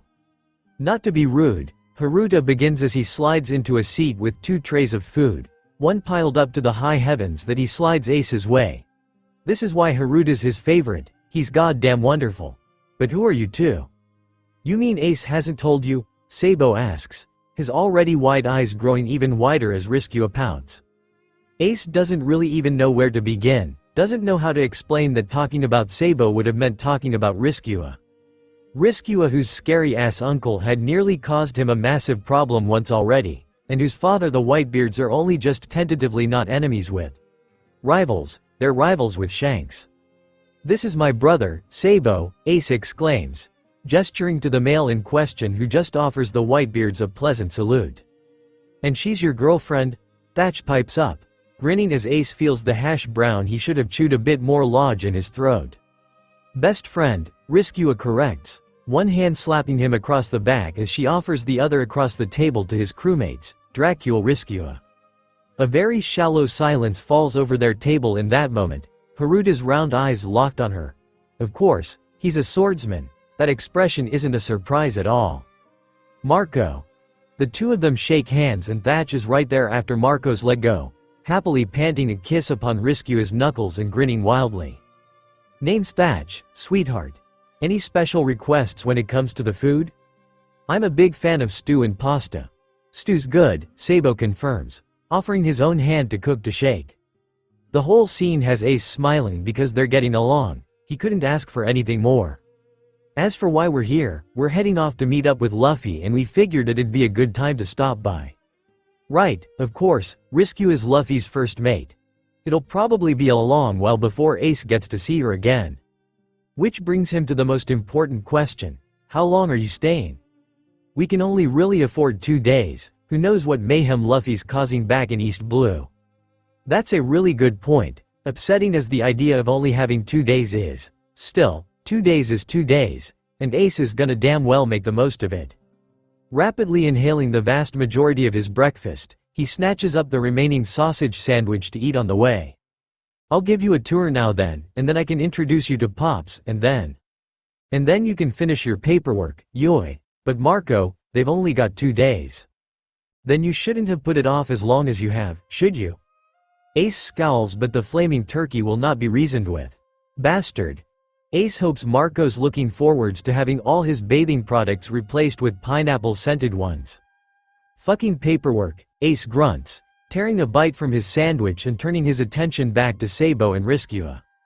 They've both finished their breakfasts too, standing side by side, and it's startling to realize Sabo is taller than him.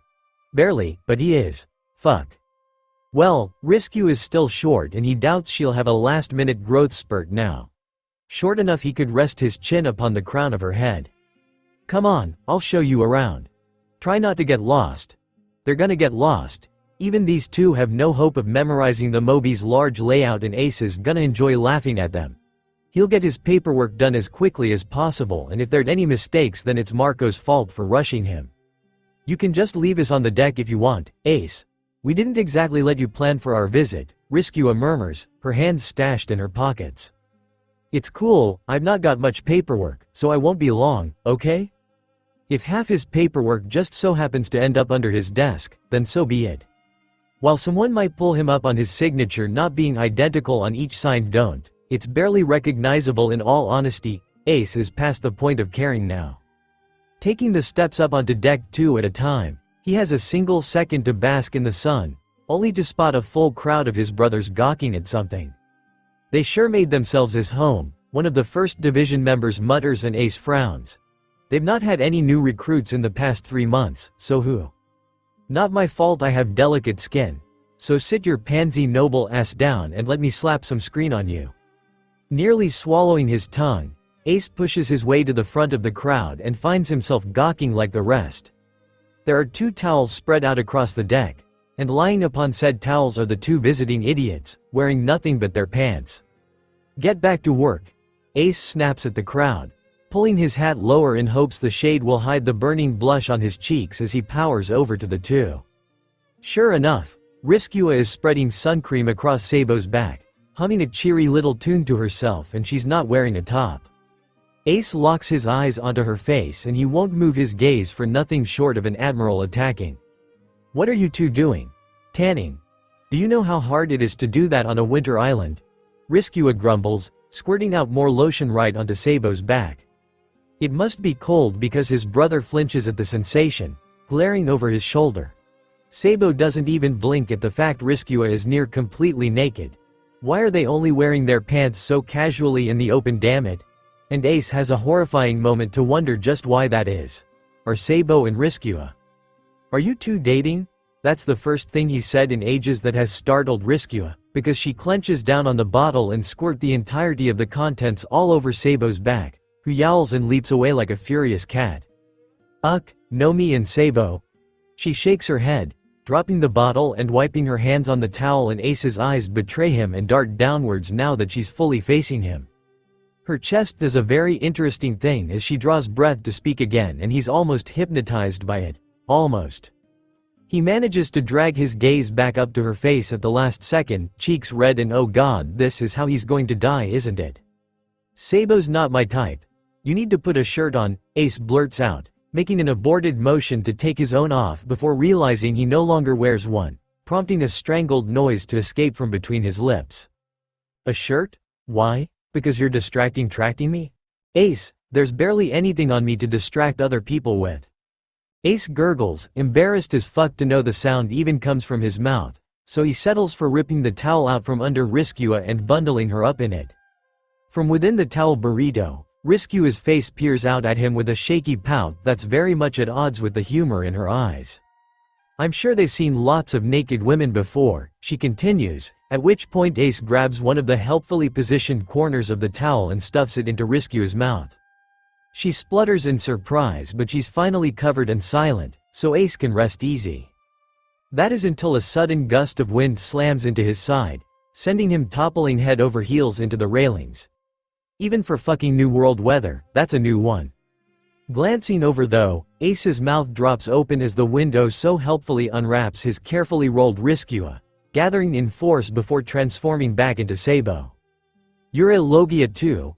Ace bounces over to Sabo, who's eaten a devil fruit like him, and punches the blonde. It goes right through his ribs, little zephyrs swirling around his wrist, and Ace grins. That's awesome. It's not as cool and flashy as fire, but wind, air, whatever Sabo is, it's cool as hell. Logia. Ace offers his hand and Sabo slaps his own against it, both dissolving into respective fire and air. Fuck yeah. Think we could make a fire NATO? Sabo muses, rubbing at his chin with one hand, and Ace can see it, can see that whirling mass of destruction. A double attack whipped up by the two of them tearing through the opposition. Ace startles as cloth comes down over his head, squawking in surprise when it's efficiently pulled through his legs in such a way he finds himself sat on the deck atop the towel.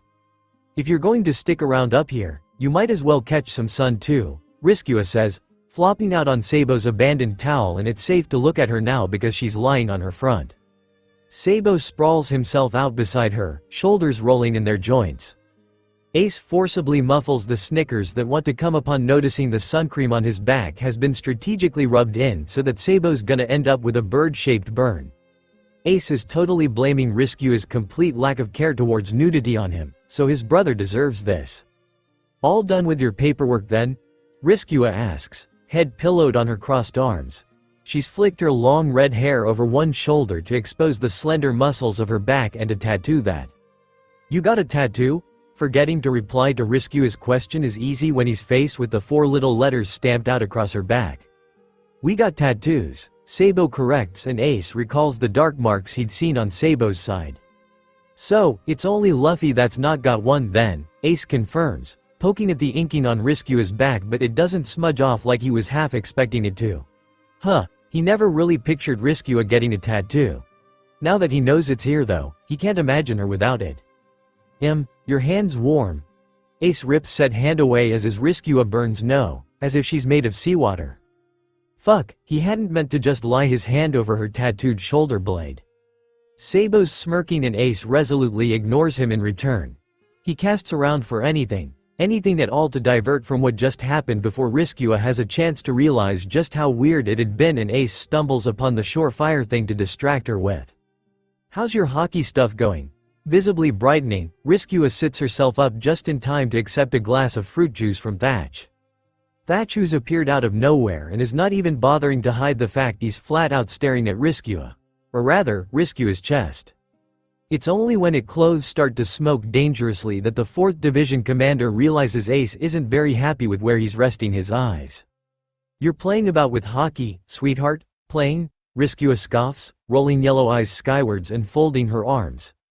Hair tumbles forwards and blessedly covers her breasts with a helpful little gust of wind, and Ace takes everything back.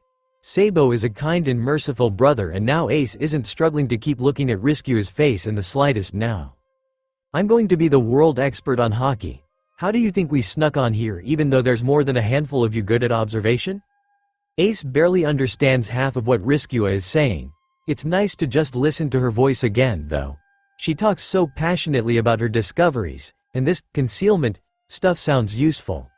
That she's been teaching it to the Revolutionary Army.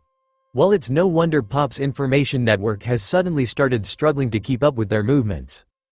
Riskua still speaks with her hands, fingers straight as her wrists flick back and forth as she describes testing out her water staking technique that he had been listening to. It sounds pretty sweet. Thatch, who'd undoubtedly come to gawk and tease, has actually planted his ass down and forced Ace to shuffle up a bit on his towel to avoid being crushed, to listen. This probably means more to the other division commander than it does Ace. While he might have been using hockey, he's not got an in-depth understand of it, nor years of experience. It doesn't really surprise him in the least when the Riskua begins bouncing her ideas back and forth with Thatch, who looks fascinated by whatever she's describing. They'd lost Ace round about the time they started cracking out the big words. Still, listening to Thatch's familiar voice and Riskua's distinctive tones is beyond comfortable. It's quite pleasant, actually. There's something scraping against the surface of his scalp, running through his hair, and it takes Ace a moment to realize its fingers. Blurrily opening one eye, he peers up at the figure that's leaning over him, sleep-slogged brain spluttering in an attempt to place the red Riskua. That's right, she and Sabo are visiting the Mobi. She was talking to Thatch who he can't hear anymore. Where's he ran off to? How long has Ace been out this time? Had a nice nap? Riskua asks, fingers still threading through his hair, nails tracing fading patterns as they move. Moaning low in his throat, Ace's eyes slide shut once again, pressing himself down onto the deck, and okay, his head is pillowed on Riskua's thigh. There's no need to make a big deal of it. They used to sleep in little puppy piles before he went and made Ace country. They've done this before. True, it hadn't been just the two of them, and true, it hadn't happened when Ace had a stupid crush on Riskua, but this is normal for them. Ace can deal with this. Hang on, it's just the two of them. Where's Sabo?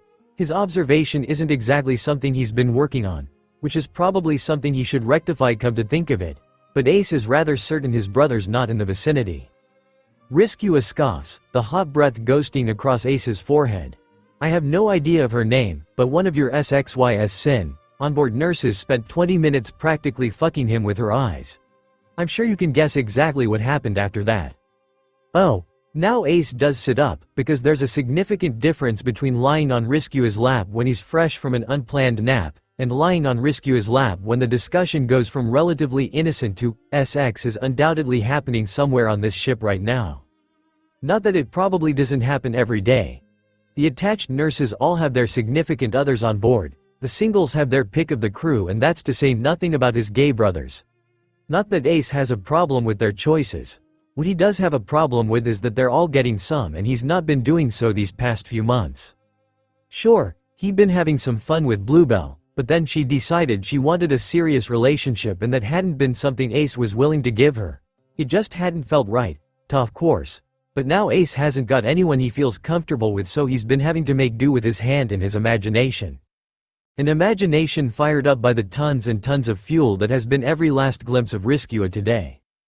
God damn it, he remembers Riskua chasing after Luffy demanding he put on pants. Why is it now she's the one stripping off? Couldn't she have waited until he got over his crush on her before she went and developed this habit? Because now it's almost as if he doesn't want to get over this crush at all. It does answer the question of why he hadn't wanted to start anything serious with Bluebell though. These feelings have been lying in wait still, ready to pounce. And pounce they have. Bastard, Ace grunts, though there's no real venom to it. Good on Sabo. Every last one of the Whitebeard nurses are SXY things. His blonde brother has gotten lucky.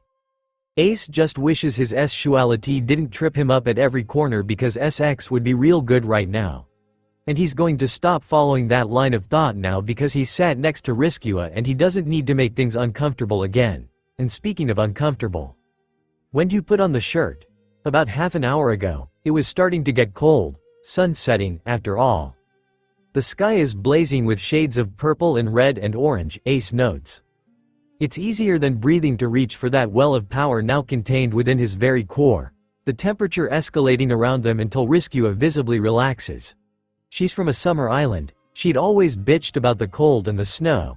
Now that he's actually been to a summer island in the height of summer, Ace understands completely. Outside of that climate, everywhere seems cold. Winter islands are like hell frozen over. The moan that escapes Riskua's lips as she settles into the new temperature has Ace flushing, embarrassed on her behalf. She shouldn't be capable of making a noise like that, it's not fair. Are you sure you don't want to join Luffy's crew? No way, I can't sail under my little brother's flag. Besides, he's happy here. Riskua knows it too, settling her weight onto the flat of her palms, arms out behind her for support. That's a shame, you'd make a fantastic little space heater, Ace. He's not completely sure what a space heater is, but the implication is enough. So, you only want me for my body? Ace grunts before freezing. Fuck, that didn't come out the way he wanted it to. Double fuck. Riskua was actually listening as he said it. Her lips have curved up and now she's making a very deliberate show of dragging her eyes down his body. Ace does him damn best not to tense up or do something ridiculous, like flex. God damn it, what has Sabo's influence done to her? Thank God she was only with him for 2 years. Ace is pretty certain he wouldn't be able to handle her as Riskua got any bolder or brasher. Well, it is a very nice body, Riskua agrees, nodding slowly as her attention returns to the horizon and it's like a physical weight has been taken from Ace's shoulders when her heavy gaze removes itself. I couldn't think to tear you away from here though. They're clearly looking after you, huh? You're so happy now. She's right, he is happy here. Pops has given him more than a chance, he's given him a family. Ace is a Whitebeard now. Sabo and Luffy are his sworn brothers, Riskua his treasured best friend, but he'd never thought he'd have enough love to accept any more into his heart. But, Marco checks to make sure he's looking after himself, and Thatch teases him constantly. Haruda's always up for playing pranks. All of the Whitebeards care for him. Pops knows he's the son of the devil, son of his worst enemy, and he's accepted Ace without flinching. It's everything he never dared to dream of. He's content with life now. Looks like you don't need me anymore. And just like that the feeling of contentment is ripped right out from under him. Like getting doused in seawater. Doesn't need her anymore. He'd never exactly needed her in the first place. He'd been getting along fine on his own. Would have managed with just Sabo and Luffy. But just because he'd have managed doesn't mean it'd have been better. He's thankful for Riskua's presence in his life. But can't she see he never needed her? She wasn't essential. Not until she made herself so. Can't she see how happy he is to have her and Sabo visiting, even if only for a few days? He just wants her to stay, for as long as she can possibly manage, wants to bundle her up in his arms and just enjoy the fact she cares enough for him to stop by, to make sure he's happy. He might not have needed her at any point in his life. But God, right now does he want her in his life? Has never wanted her in his life as much as right now. Why the hell is she saying this? Is she trying to get rid of him? No, but then why would she even bother to visit if that's the case? She isn't inching away from him. In fact, she's angled towards him despite her focus being on the sinking sun. She wears the sunlight well, her eyes burning orange in the glow. How the hell is Ace supposed to keep her in his life if she thinks he doesn't need her? You don't mind if me and Sabo bunk in your room, right? Fuck, would she make up her mind? She either wants to be around him or she doesn't. This must be exactly what Thatch meant when he said women's minds are the most confusing maze you'll ever face. Yeah, sure. Can't have you getting cold sleeping on deck. Riskua smiles, her eyes bright and they don't register as creepy or unnerving anymore, and that's when Ace knows that, unless something drastic happens, he's not gonna be climbing out of this hole for a long time. Well, good morning, sweetheart, what can I do for you? Riskua likes Thatch. He's a genuinely friendly guy that's as outgoing as his hairdo. Sinking into a seat by the counter worktop, Riskua gathers the great mass of her hair up into a loose hanging bun, smoothing out the shorter bangs that frame her face. There's a great amount of hustle and bustle going on in the kitchen as the Whitebeard pirates go about preparing breakfast for the masses. This in and of itself seems to run like a military operation. Given that they're sectioned off into divisions, it's not much of a surprise though. "Well, I am here for food, of course," Riskua says with a shrug, grinning unrepentant up at the tall division commander. It might just be a requirement that all Whitebeard pirates must exceed a specific height limit. Hell, Ace's 6'1" form seems small among them. Had Riskua wanted to join up, she'd have had no chance of meeting that particular requirement. "Sweetheart, everyone on this ship is here for the food at one point or another. I do believe that is how Ace and I got talking to begin with." Riskua smiles, flicking her gaze towards the mass of pre-made croissants that are all but calling her name. Thatch follows her line of sight and scoffs, though he is nice enough to hand a few over. "Don't get used to it. I don't give the bums I call brothers handouts before actual breakfast hours. This is just a one-off, as thanks for you sharing that delightful picture of Ace yesterday." At that, Riskua does snort, rolling her eyes and gratefully accepting the handouts she's been given. A jar of strawberry jam comes sailing over from one of the pirates stood by the fridge, and Riskua catches it with ease, nabbing one of the butter knives that are no longer in use. A quick wipe with the edge of her, Ace's, shirt, and it's acceptable to stab it down into the jam jar. "So, can't help but notice you're in the commander's shirt," one of the pirates whispers, thick blonde brows wiggling up and down, and Riskua snorts in amusement. "Well, I'm not about to turn up for breakfast in yesterday's clothes, and I've gotta wear something. Ace has warned me all about you guys." "Strike right at our hearts, why don't you?" Thatch whines, mockingly clutching at his chest and pouting the whole while. His fellow chefs all snicker, some rolling their eyes and continuing to go about their tasks, clearly quite used to the ginger-haired man's theatrics. "I'm sure you're all lovely people, but there's not a lot of company aboard for all you straight singles, is there? Could make a man desperate enough, I suppose." Plucking up one of the pastries, Riskua cuts in through the side, slicing it open before happily beginning to apply the jam to the soft innards. "You get used to it, lass. What I and the rest of the men want to know is if you and the blonde one are banging." Riskua snorts in surprise, wincing when a bit of half-chewed croissant comes flying out of her nose. On cue, the weak blood vessels within cave at the slightest bit of unexpected pressure, blood pouring from her nose.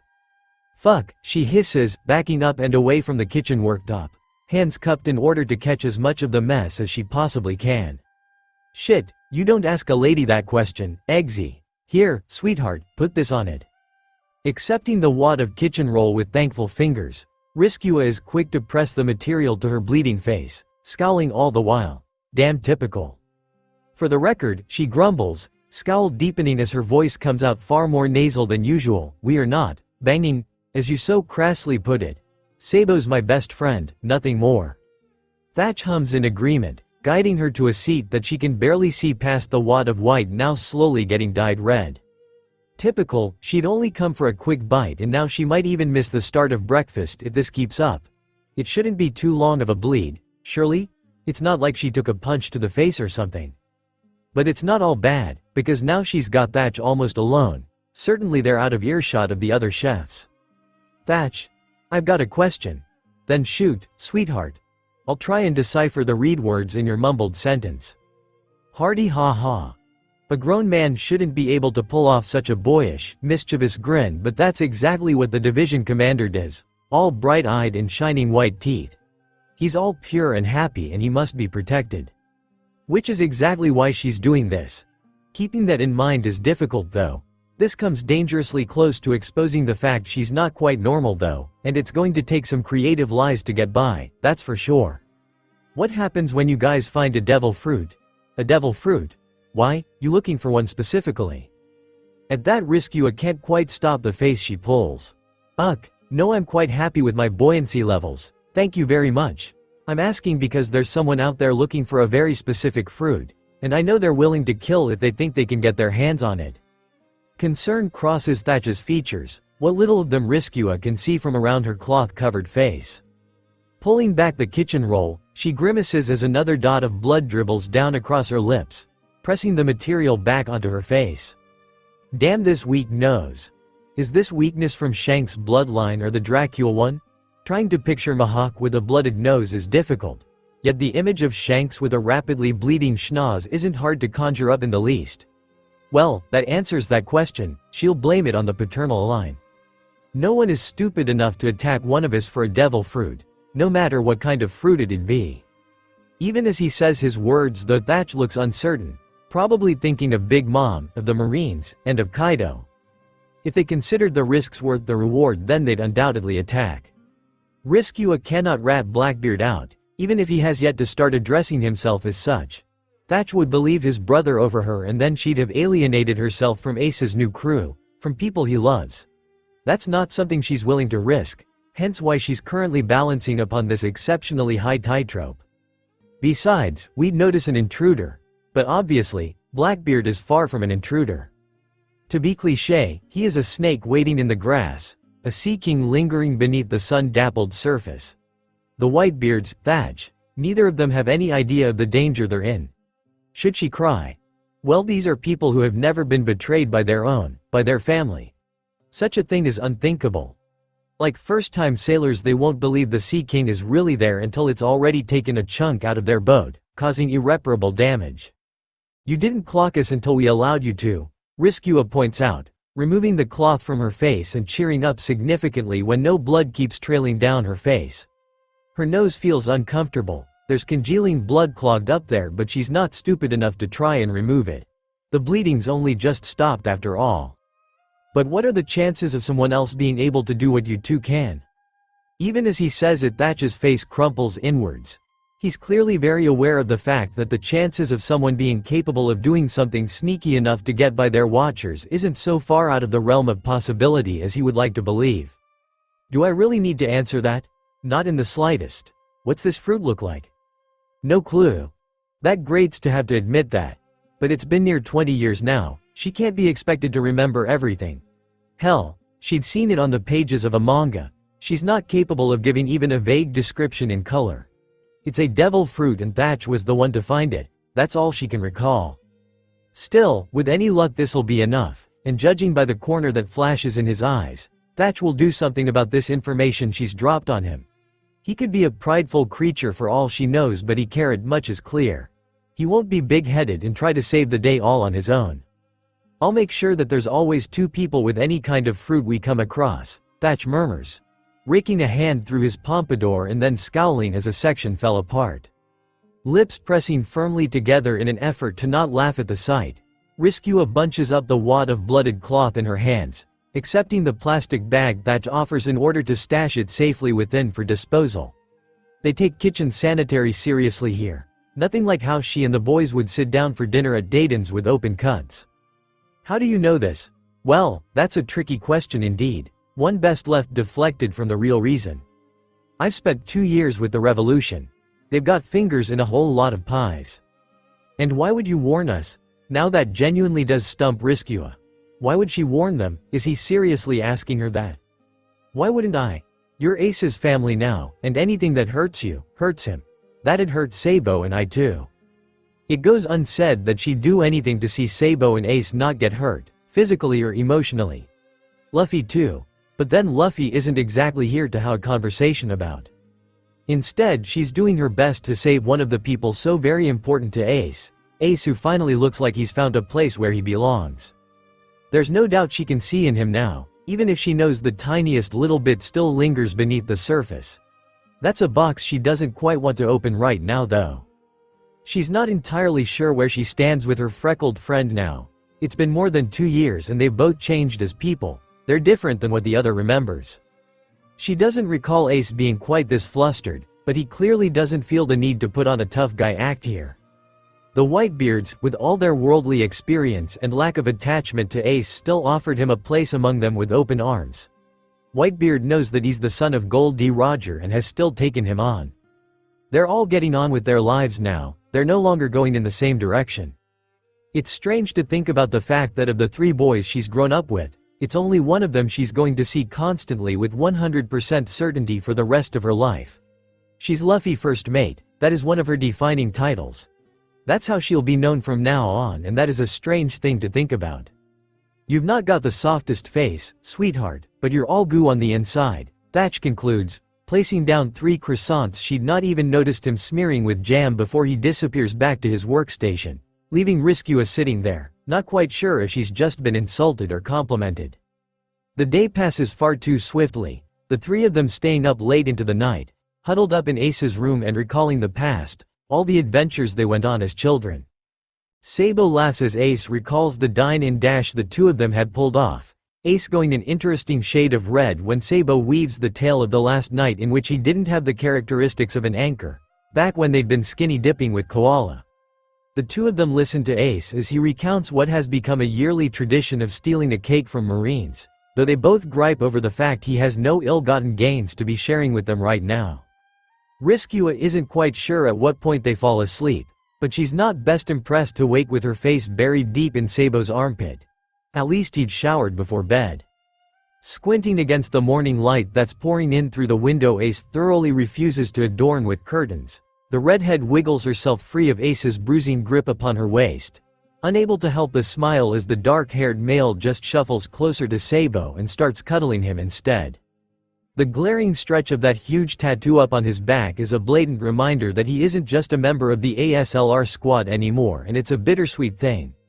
Ace is grown now. He's grown and happy, and that's so wonderful to know. She's glad he's happy. She just has no idea why that fact has her insides clenching at the thought. Dragging one hand down the side of her face, Riskua turns on heels, slipping one shoulder free of Ace's shirt as her fingers nimbly work to free the buttons. It's a comfortable shirt, but it's not like she can really steal it to keep sleeping in.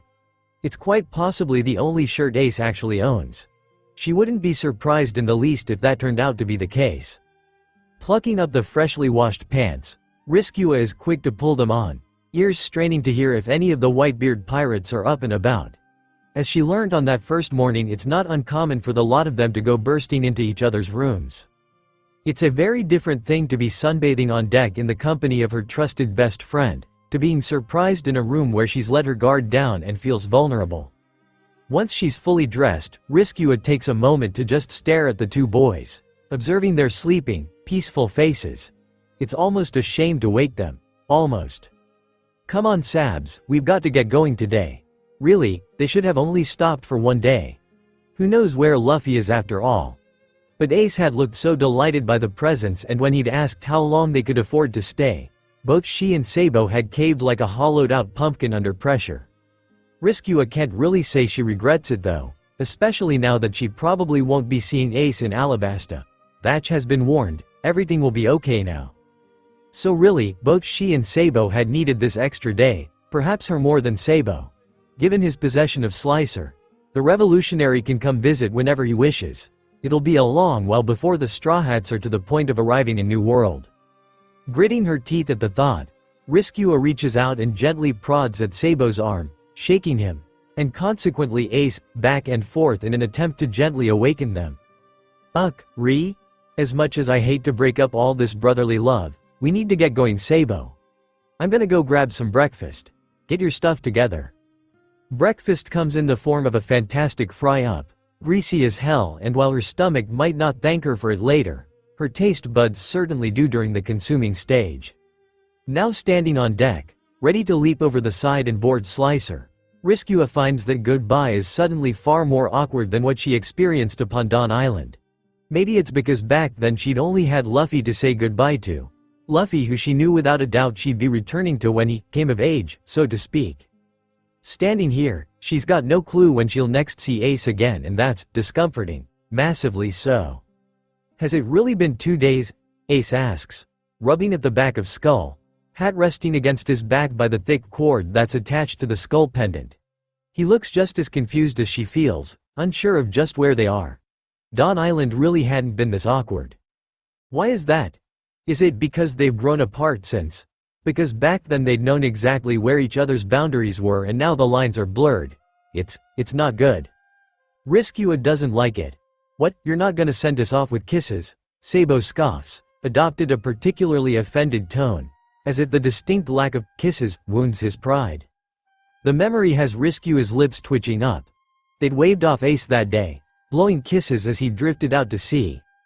The 2nd Division commander has no idea they'd gone back to the clearing, and each suffered an emotional breakdown upon seeing the never-to-be-occupied again Ace country. That had hurt, acknowledging he was really gone. And now it's their turn. "Please, who'd want to kiss you?" Ri did. Sabo points out, all smirks, and Riskua just can't stand by it, let that implication hang. "As I recall, you got me with a surprise attack. Hardly a kiss." Sticking her tongue out at the blonde, she acted to Ace, who's still standing there awkwardly as they pretend like the vast majority of the Whitebeard pirates aren't all watching how this is about to go down. This isn't how a goodbye should be. Sabo steps forwards, throwing one arm around Ace's back and giving him a very manly pat. A gesture the older male happily returns. Riskua is not really one for manly back pats though, no matter how warm and fuzzy they might look. When Sabo steps back, Riskua slips forwards to occupy the space he's recently vacated, arms curling around Ace's trim waist, fingers pressing hard against his back. "I'm gonna miss you." Again. She missed him like crazy last time, though it had gotten easy to ignore as hockey experimentation had taken over as her main focus in life, followed by the whole joining the revolution thing. Now though that painful monster is back in her chest, gale force winds ripping up her insides, and it hurts all over again. Not as much as breaking her promise to Luffy'd hurt though. "It's not like we're not gonna see each other after this," Ace points out, the words half muffled into her hair as he hugs her back, though not as tightly as she clings to him. He still smells the same, if just with a significant helping of ocean heaped on top of all those other scents. His adventures, the consumption of his devil fruit haven't changed that. "I'll need to check on Luffy, and you'll be there when I do." "Yeah, I will." She wants to stay there, to keep hugging Ace, but if she just stops then she'll never accomplish anything in her life. It is with great reluctance that Riskua lets go, though her feet don't quite have the intention of taking a step back. Instead she finds herself pressing one hand to Ace's shoulder, pecking a kiss to his cheek, and then ruffling those dark bangs into his startled face. "I'll see you later then, Ace." Behind her, Sabo laughs, all chimes and bells and full of delight. Riskua grins, allowing the blonde to help her up onto the railings and then jumping down towards Slicer, knowing that if she looks back she'll only want another hug. The air catches her on Sabo's command, slowing her descent to the deck of Slicer.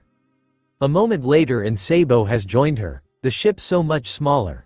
The Moby is practically an island in comparison.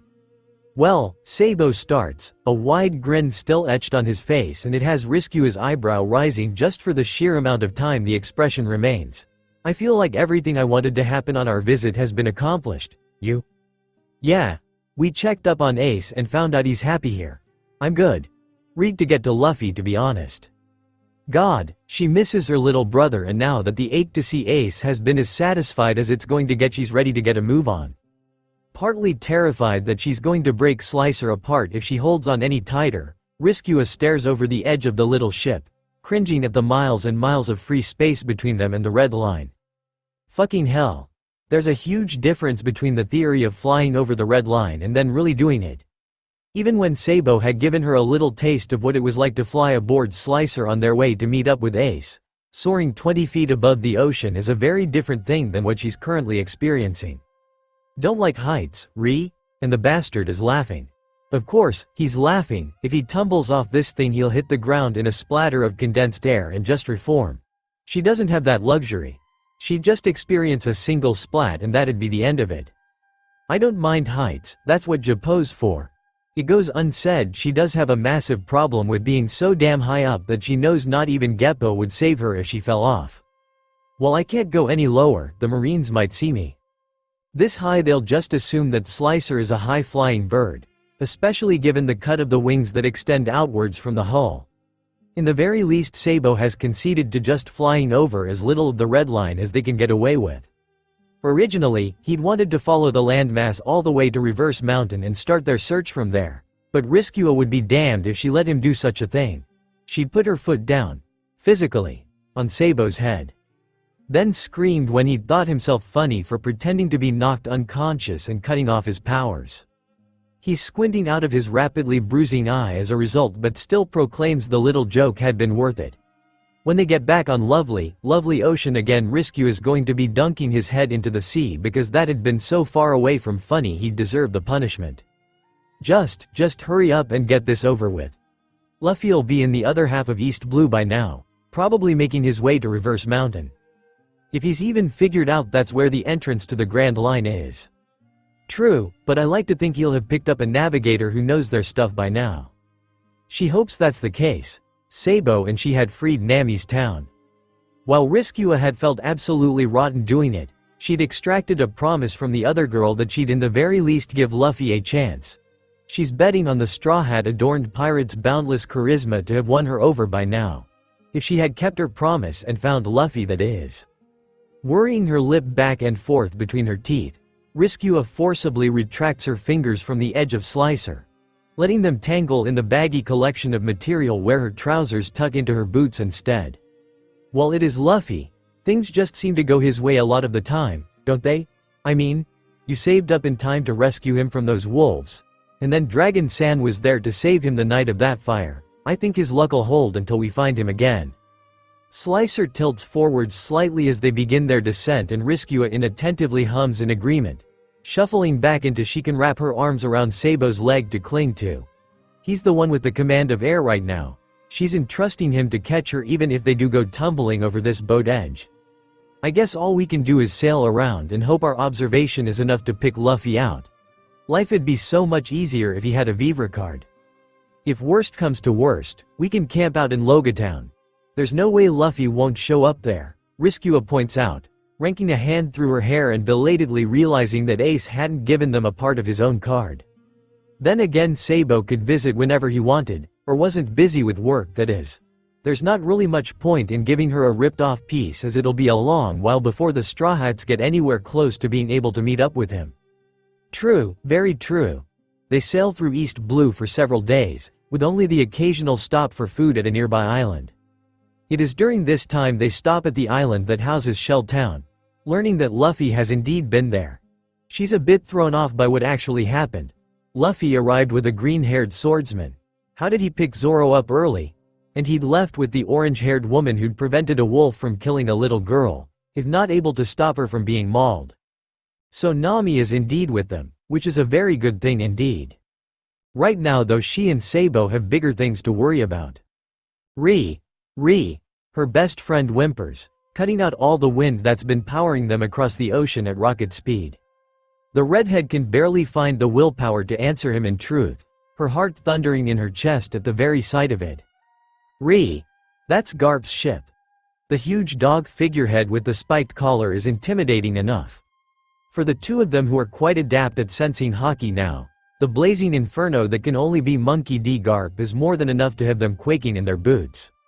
Maybe he hasn't noticed us yet, Riskua whimpers, throwing out as much concealment haki as she possibly can. Half a second behind her and Sabo's doing the exact same, hunkering down in the boat. In Slicer's belly, all but praying that the damn ship isn't noticing them and… Phewick. The inferno of haki has peaked, swinging around in their direction. Riskua can almost hear the orders being barked out to approach them. Sabo. He knows you were gonna be a revolutionary. I'm safe, I've not got a bounty associated with Dracula Riskua. Yet, for all he knows I've just been off adventuring before going to find Luffy. Disperse right now. Sabo stares at her for a second, dark eyes round before he does exactly as he's told. Hell, if Riskua could become one with the air around them, she'd be doing that too. When it comes to facing Garp, it's every last one of them for themselves. She knows when to admit defeat though. It doesn't make it any easier to brace herself for the impending carnage. There you are, you brat, Riskua squawks, head smashing into the hull of Slicer once again, this time with force from the blistering attack of a fist of love.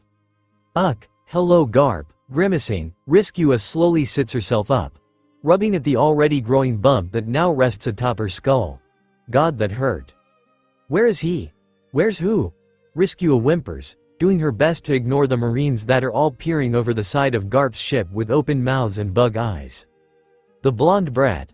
I could sense him. Fuck, of course he could sense him. Haki and all. She hopes Sabo's capable of keeping up his concealment with an air form, because otherwise they're fucked. I don't know who you're talking about, it's just me on this ship. Hard dark eyes land on her form again from where they'd been scanning the surrounding area, and Riskua forces down the lump that swells up in her throat. "Oh yeah, brat? Then how are you sailing this ship?" A pointed glance towards Slicer's very specific engine has Riskua edging back slightly. She could outrun Garp in a chase, even if she'd have to sprint across the ocean to do so. The man can use Geppo, but Geppo can't quite get up to the speed her water skating technique can.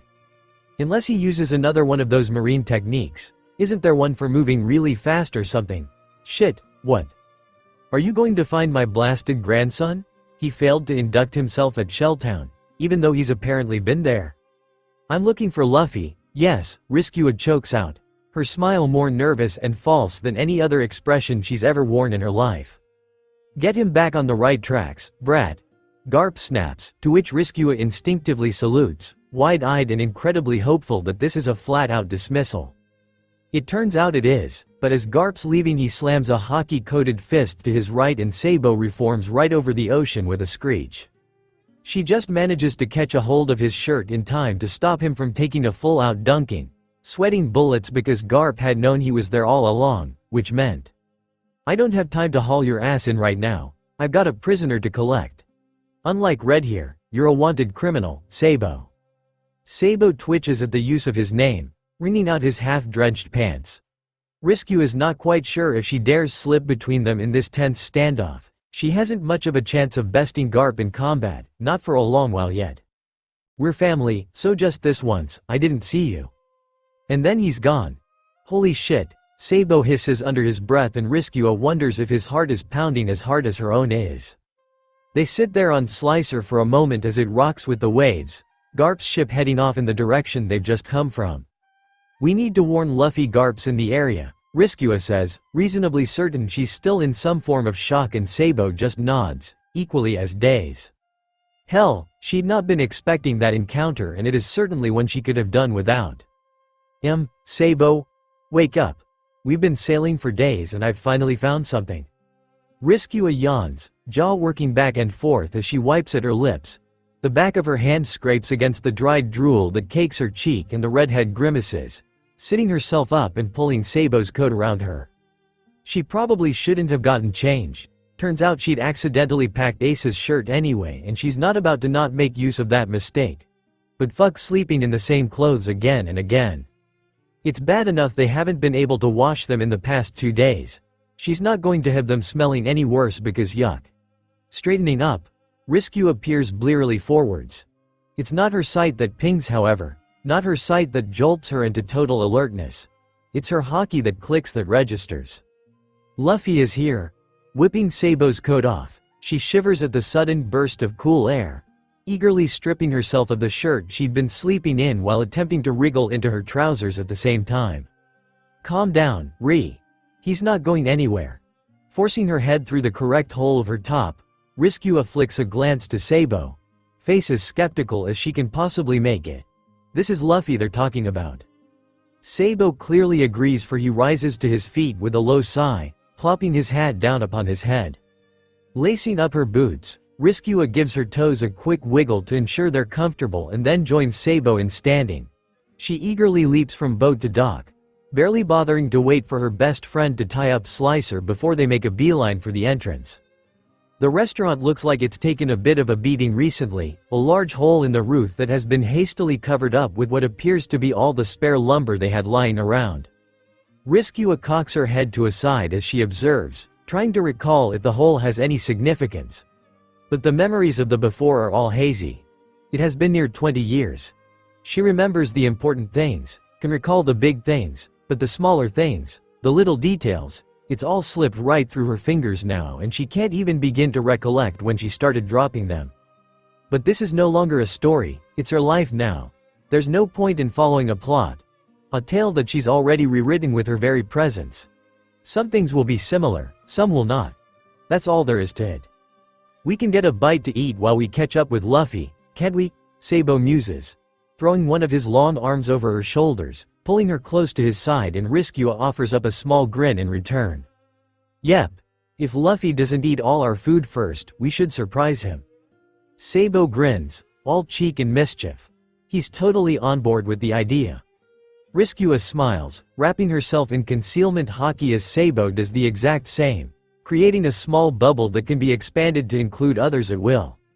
They'll need someone to notice them after all, otherwise they'll never get seated. Sabo pushes open the door, his arms slipping from her shoulders to settle around her waist. They probably look like any other couple out for lunch, which is no doubt his intention. Riskua lets Sabo focus on flagging down a waiter, her eyes scanning the entire room to try and find Luffy. She can't spot that familiar straw hat, and it's still a bit too difficult for her to use observation and concealment all at once. She does however spy a fetching shade of light green in the form of Roronoa Zoro, which has her stomach settling. Luffy's here and he managed to pick up Zoro, despite the fact her very presence has probably changed her darling little brother in ways she hasn't even noticed. Besides, Zoro is Nami, looking so much healthier and happier than Riskua last saw her, back when she first met her in Kokoyashi village. The last fellow sat up to the table has to be Usopp's son, Usopp. Riskua's suffered through the tales the red-hair pirate has told. She'd probably have been able to recognize Usopp on sight, if only for his extravagantly big nose. But there is no Luffy in sight. Come on, we've got a table. Riskua tears her gaze away from the group through great effort, elbowing Sabo in hopes of removing the smug little smile on his lips. It doesn't work. If anything, it has the opposite effect and leaves Riskua scowling as she continues looking around the restaurant. Luffy's crew is here, and she knows she sensed him, so where is he? And what can we get the two of you? The waiter, no wait, a chef who's clearly being forced to work the floor given the distinct lack of waiters, offers them a nervous smile, obviously unfamiliar and discomforted by his presence out here. I'll take the special, while the lady, Sabo, trails off, glancing to her so that she might express her own desire for food. But Riskua cannot make the words leave her mouth. She can't even close it, too busy gaping at the sight before her. Because that's Luffy. Luffy with a waiter's apron on, making his way to a table with a meal in each hand, and he's eating leisurely from both, despite clearly being en route to drop them off at some table or another. "Ca, can you get me the owner of this place, please?" Riskua chokes out, fingers curled into tiny little fists. The chef frowns but disappears off to do exactly as she'd asked, and the second he's gone, Riskua just breaks down powerlessly into laughter. Sabo soon following when he spots exactly what has her so helplessly amused. Luffy set out to become Pirate King. How the hell has he ended up working as a waiter? Neither of them quite managed to get themselves under control, but thankfully as revolutionaries, they've gotten reasonably good at putting on a mask, a performance. Only she gets to utilize it while talking to Red Leg Zeph though, because Sabo remains hidden behind his concealment, half sprawled across the table trying to suffocate himself through laughter. Riskua's own lips keep threatening to twitch up, but really, she can't help it in the least. Luffy's working as a waiter trying to pay off his debt and entice Sanji away from the Baratie all at the same time. Luffy, he who spent a fair portion of his 7th year stealing food from restaurants, has ended up working as a chore boy. Riskua snickers, quite unable to help herself as she stretches out, relaxing back into her chair and grinning up at Red Leg Zeph. "It's not a cheap bill," Zeph states blandly, even though Riskua is well aware of that. "I have the cash, don't worry about it, and even if it wasn't enough, I can always turn this one over for his bounty." Riskua gestures to Sabo, his concealment broken in his surprise at her words, and he snaps his head up to stare at her. "Turn me in?" he repeats, mock betrayal etched all across his face, and Riskua smiles back. "I have total confidence in your ability to escape the Marines, Sabo. Well, no need to tempt fate. I've got some cash as well if you can't cover all of the little fool's expenses." Snorting, Riskua turns back to Zeph and offers a gentle smile, shrugging her shoulders. "As I said, I'm pretty sure we can cover it." At that, Sabo kicks her under the table, realizing she's led him right into the trap of helping to pay for Luffy. The owner of the restaurant seems to realize it as well because he offers an amused smirk around his strange mustache, whipping out a notepad and pen. The fact he has to do any calculations at all shows just how much damage Luffy's been causing, and Riskua presses a hand to her forehead. So much for joking about having to turn Sabo in for his bounty. They have just enough to cover it, thankfully. The glare Sabo keeps sending her is scorching, but it's really his own fault for not noticing the verbal trap for what it was. Risku is worrying her lip back and forth, wondering if she could trade one of her silver earrings to pay for their meals when Zeph returns, carrying 2 plates. "No one goes hungry in my restaurant," he says, placing a pasta dish down before Riskua and the special before an absolutely delighted Sabo, "that you're paying for keep chasing his dream." "He's our little brother," Sabo states, already snatching up his knife and fork with a wide grin on his face. It's kind of the big sibling code to look after him. But let Luffy sweat it out a bit before you tell him he's off the hook. "Will do," Zeph grumbles, going so far as to ruffle Sabo's hair, much to the revolutionary's confusion. The chef hobbles off on his wooden leg and Riskua tries her best not to get down at the striking familiarity it inspires. It's just, the missing limb reminds her of Shanks, of her papa. She's seen him once in the past 10 years. Far too long for a family reunion. As soon as the thought crosses her mind, Riskua drops her fork. Shit. Mihawk's going to be turning up here soon, isn't he? Mihawk, who she'd not really informed what she was going to be doing, nor had a training session with in over 2 years. She must have turned particularly pale because Sabo flashes her a quick concerned look, to which Riskua can only offer a nervous smile, all the while stretching out her haki in an attempt to sense the oncoming doom. Her range has improved exceptionally, which is why she can feel the cool presence drifting just at the edges of it. "I'm not hungry anymore," Riskua murmurs, staring mournfully down at the pasta on her plate. The 3 forkfuls she'd managed had been delicious, but she can't quite drum up the appetite now, suddenly full of nerves. The question is, does she get her reunion with Luffy out of the way now, or wait until her reunion with Mihawk is over? Because if she's honest, Riskua isn't too sure that Luffy'll let her go long enough for her to face off against a grumpy uncle. There's no way her reunion with Mihawk isn't going to end in anything other than a clash of blades. In the end, she doesn't get enough time to mull over the potential outcomes as the decision is taken out of her hands. It's Don Krieg's pirate ship. His prey is cowardly. To think he's bored enough to chase after them. But life has gotten truly boring once again. When Red Hair lost his sword arm, at least he had the little bird to keep himself occupied with, training her up on the rare occasions he could be bothered to slip completely below the Marine's notice to go and visit her and the brats she'd taken to living with. However, it has been over 2 years, nearing 3 since he last saw her. It's a surprise, a welcomed one, to feel the presence of her haki as he approaches the struggling remains of the last ship belonging to his prey. Arrogant idiots who believed themselves ready for the Grand Line. Arrogant idiots who'd taken one look at his compact little boat and believed it a good idea to try and catch him in the wake of their ships. Fools, the whole lot of them. It had been effortless, tearing down their ships, allowing the single one to escape with the aid of the storm just for something to do. It hasn't been the most interesting of hunts, but it has led him to this place, and most importantly, to his niece. Not just that though, there's a ship boasting a certain flag, one that he can guess the captain of. Not many pirates wear a straw hat after all. Here in East Blue, there's going to be only one pirate. He'll be able to return to Red Hair and give the man an update on his little protege. Given the fool has been bragging about seeing Riskua recently, Mihawk will take great pleasure in informing the man that he's been the one to meet up with the both of them. His eyes land on the single ship that got away and Mihawk is feeling just the right amount of petty to level his sword and slice the whole thing clean in two. The panic that echoes from the ship is music to his ears, the cries and the way they point to him. Such easy prey, but it has led him to the one he's been hunting for 2 years now. How poetic that she should once again be found with the monkey.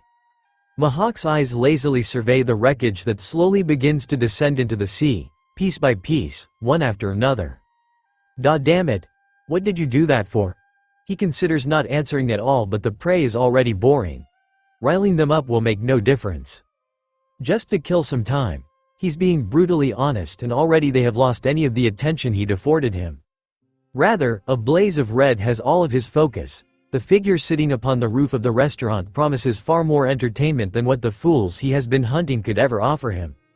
Of course, then one dares to believe himself upon the same level, dares to start shooting at him. His aim is shaky at best. No doubt his confidence has suffered in the wake of the destroyed flagship, if not totally shattered. Regardless, those bullets could put a hole in his ship.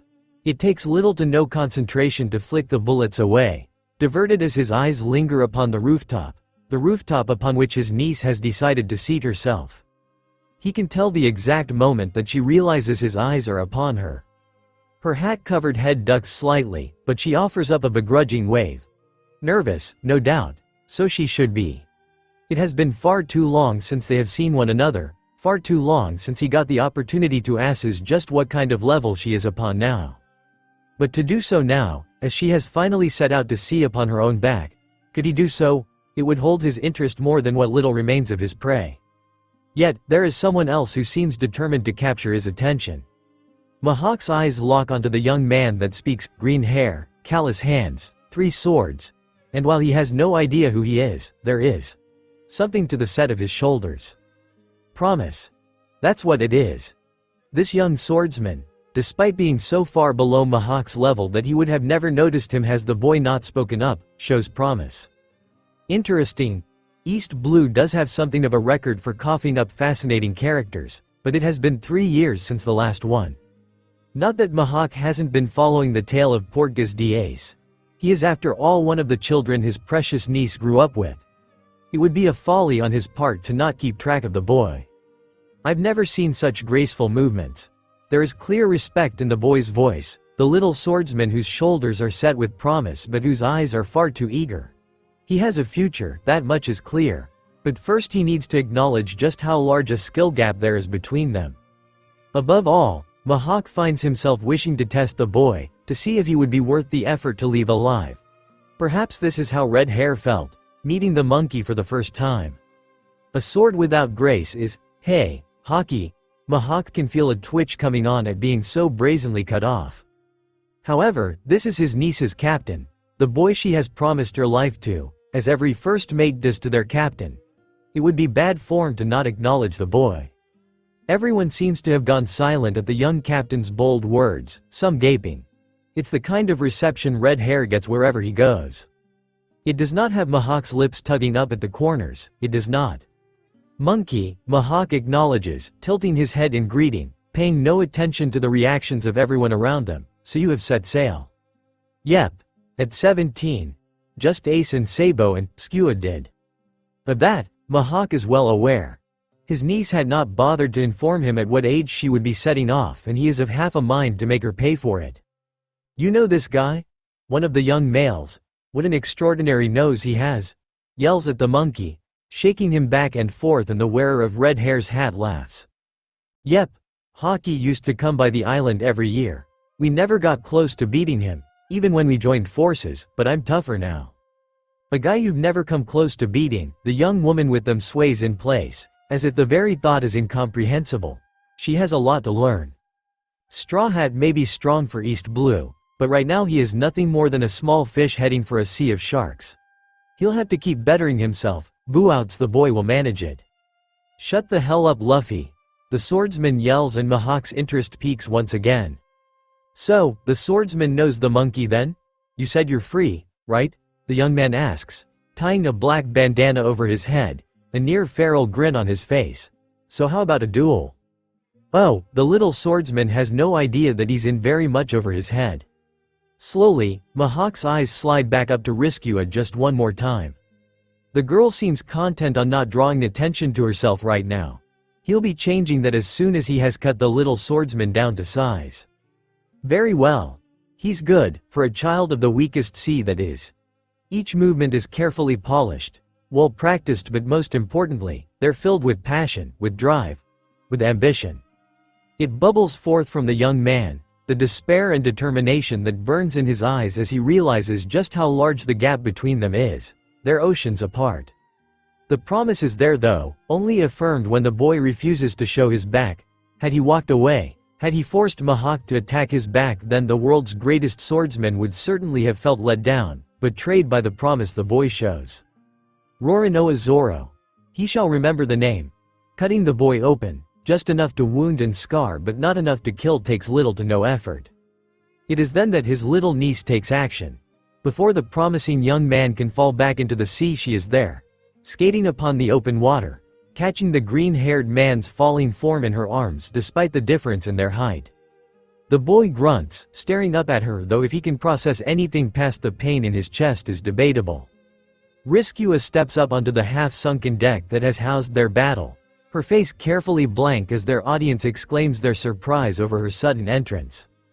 2 years, little bird, Mihawk starts, pleased to have not sheathed Yuru the instant after he had cut down Roronoa Zoro, nearly 3 years in total since we last met. If it helps, I wasn't trying to hide from you specifically. Ah yes, he recalls the Purple Lady's bounty. Red Hair had shown him the poster and Mihawk has been keeping up with the news.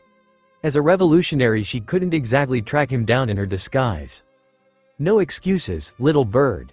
That does not mean he'll forgive her for it though. From the grimace on her face, Riskua is well aware of it too.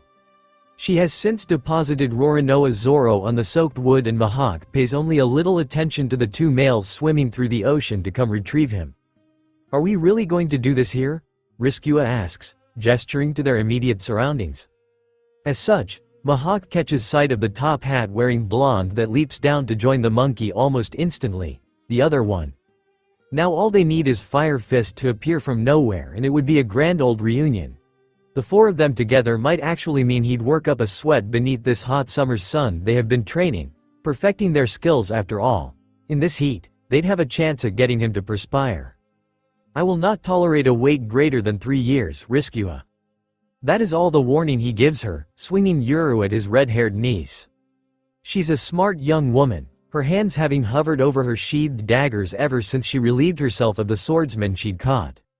The twin daggers he'd gifted her catch Yuru at the pinnacle of its arch, coated in armament hockey.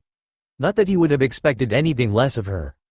Riskua shifts her weight, breaking their deadlock, ducking low and twisting. Mihawk finds himself forced to leap over the trajectory of the attack as the wind snaps out from the edge of Riskua's blades. It's unrefined but can be nothing other than a flying slash attack. Given the girl has proclaimed no true desire to learn the art of the blade, he's quite proud she appears to have gotten this far. For a moment, Mihawk just admires the trough that is cut through the ocean at the attack. It's nothing when compared against the kind of cut he could make through the sea, but given their current location in East Blue, well, it'd even be fairly impressive in Paradise, come to think of it. Perhaps Mihawk has been playing with the big dogs for too long. Maybe Red Hair has it right, searching out new talent. He has gotten to see his niece grow into this fearsome little creature with so much potential. And then Roronoa Zoro, the one who shows so much promise. As a swordsman, Mihawk is more than proficient in recognizing the wrath of a blade. Perhaps it is time to acknowledge he can also register the potential of the ones who wield them. Riskua has halted her advance, staring at him, and Mihawk sees no need to continue this. Raoul's daughter is as ready for the grand line as she shall ever be, that much is clear. Sheathing Yuru, Mihawk steps forwards, smiling approvingly when Riskua not only refuses to lower her weapons, but levels them right at him. Good. Unquestionably ready for the most dangerous sea in the world. She's tense and refuses to relax even as he removes her silly hat in order to ruffle her hair. You've done well, little bird. Riskua blinks, his sister's eyes staring up at him from beneath Red Hair's fringe. She has the best of both of them, but the willpower, that is all her own. Turning to the green-haired swordsman, the young man who is fighting to remain conscious, his eyes flicking back and forth between the 2 of them, Mihawk finds himself unable to stop smiling. Roronoa Zoro. I shall wait for you, at the top of the world, for however many months or years it takes. Grow strong, forge ahead with that fierce conviction, and try to surpass me. The speech he has the absolute pleasure to listen to in return, the promise to the monkey captain, only confirms what Mihawk has assumed. Yes, this must indeed be what Red Hair felt like. It is obvious why the monkey wears that hat, just as Roronoa Zoro shall wear Mihawk's scar from now on. This particular blue may not crank out strong figures as often as the others, but when it does, the potential is legendary. Hair falling free from the half ponytail she'd had it in thanks to the Mihawk ruffle.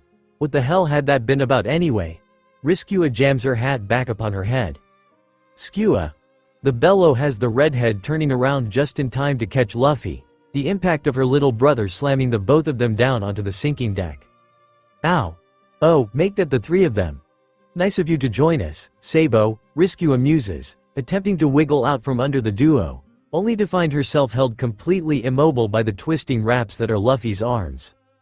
I've missed you both so much, and as no, it's just us, Lou, Sabo grunts, forcing one arm free to nuggy the younger male on the head. Given that his fist is coated in hockey, there's no way Luffy doesn't feel it. Ow! Sabo, stop it! The whine has Riskua laughing, worming her own arms free to embrace Luffy. His hair still smells the same, that scent that is uniquely him, but there's the tang of the ocean upon his skin now, skin that's just a shade or two darker than she remembers. Clearly he's been enjoying the sun. Kinglet, I've missed you so much. Smothering the boy with kisses is the only sensible course of action, and it's strange because it comes so much easier than it did with Ace. That kiss on Ace's cheek as they'd parted hadn't felt the same, there'd been something off about it. But really, that's something to cover at another point in time. Not when there's enemies around them. Sitting up, and pulling the two brothers along with her, Riskua flicks a glance up to her uncle who remains standing not 3 feet away from them. He's watching with a pleased smile, Uru sheathed once again upon his back and the brim of his hat pulled down to shield his face from the sun. He doesn't ask Luffy to keep her safe, and for that Riskua is thankful. It would be an insult to her own abilities if Mihawk asked such a thing of her captain's greatest swordsman makes for his own boat, steps not even faulting when he's addressed by the ragged-looking pirate in the terrible armor. Riskua wants to keep watching, she really does, but there's a swordsman not 5 feet away from her in serious danger of bleeding out. Shaking herself loose of the two boys, Riskua rips the fabric belt from her waist, wincing at the metallic tang that hangs potent in the air. Zoro is bleeding terribly, and it hasn't helped that during his promise to Luffy he'd thrown up one arm, pulling on the wound more. Pressing her sash to his chest, Riskua scowls, eyes flicking back to the restaurant where there is sure to be alcohol. It takes her a moment to realize the wet cough was in fact supposed to be words, and the redhead turns her attention back to the young man who has so caught her uncle's attention. Not that she's really surprised by that. T thought you were a boy. Zoro gurgles around his own blood, a red spit bubble gathering in the corner of his mouth. Eyes rolling skywards, Riskua checks the pressure she's exerting on Zoro's chest is remaining constant before she dryly mutters, surprise. His lips quirk up at the edges and Riskua is forced to slap him around the face to keep him conscious. No falling asleep now, that, she cuts off. She's no doctor. Would falling asleep be bad for Zoro? Riskua doesn't know. Hell, she's not even sure she could stitch up the corker of a wound on his chest right now. She knows Mihawk wouldn't have dealt a killing blow, she can feel it in her bones, but then again, the risk of infection, especially out here in the open, is dreadfully high. Wind whips around the two of them and Riskua clings tight to Zoro, pressing their torsos together to keep them steady as Sabo carries them both back to the restaurant via the Zephyr Express. Her whole outfit gets slathered in blood for her efforts, but the transition isn't as rough for Zoro as it would be otherwise. Zoro! The shout has Riskua looking up, focusing on the young man that comes racing forwards, a first aid box clutched in his hands. He needs stitches, Riskua insists, peeling her blooded sash from his chest and exchanging it for the one some worried male passes to her. One of Zoro's friends perhaps? He's calling Zoro, bro. So Riskua assumes as much. And alcohol to clean that wound. There's no way Uru isn't a clean blade, but it's been exposed to the open ocean for far too long. Thanks, sis. Startling at the term of address the man. Who is he? She can't remember, has chosen. Riskua moves back and away from Zoro. She's not going to be much help there.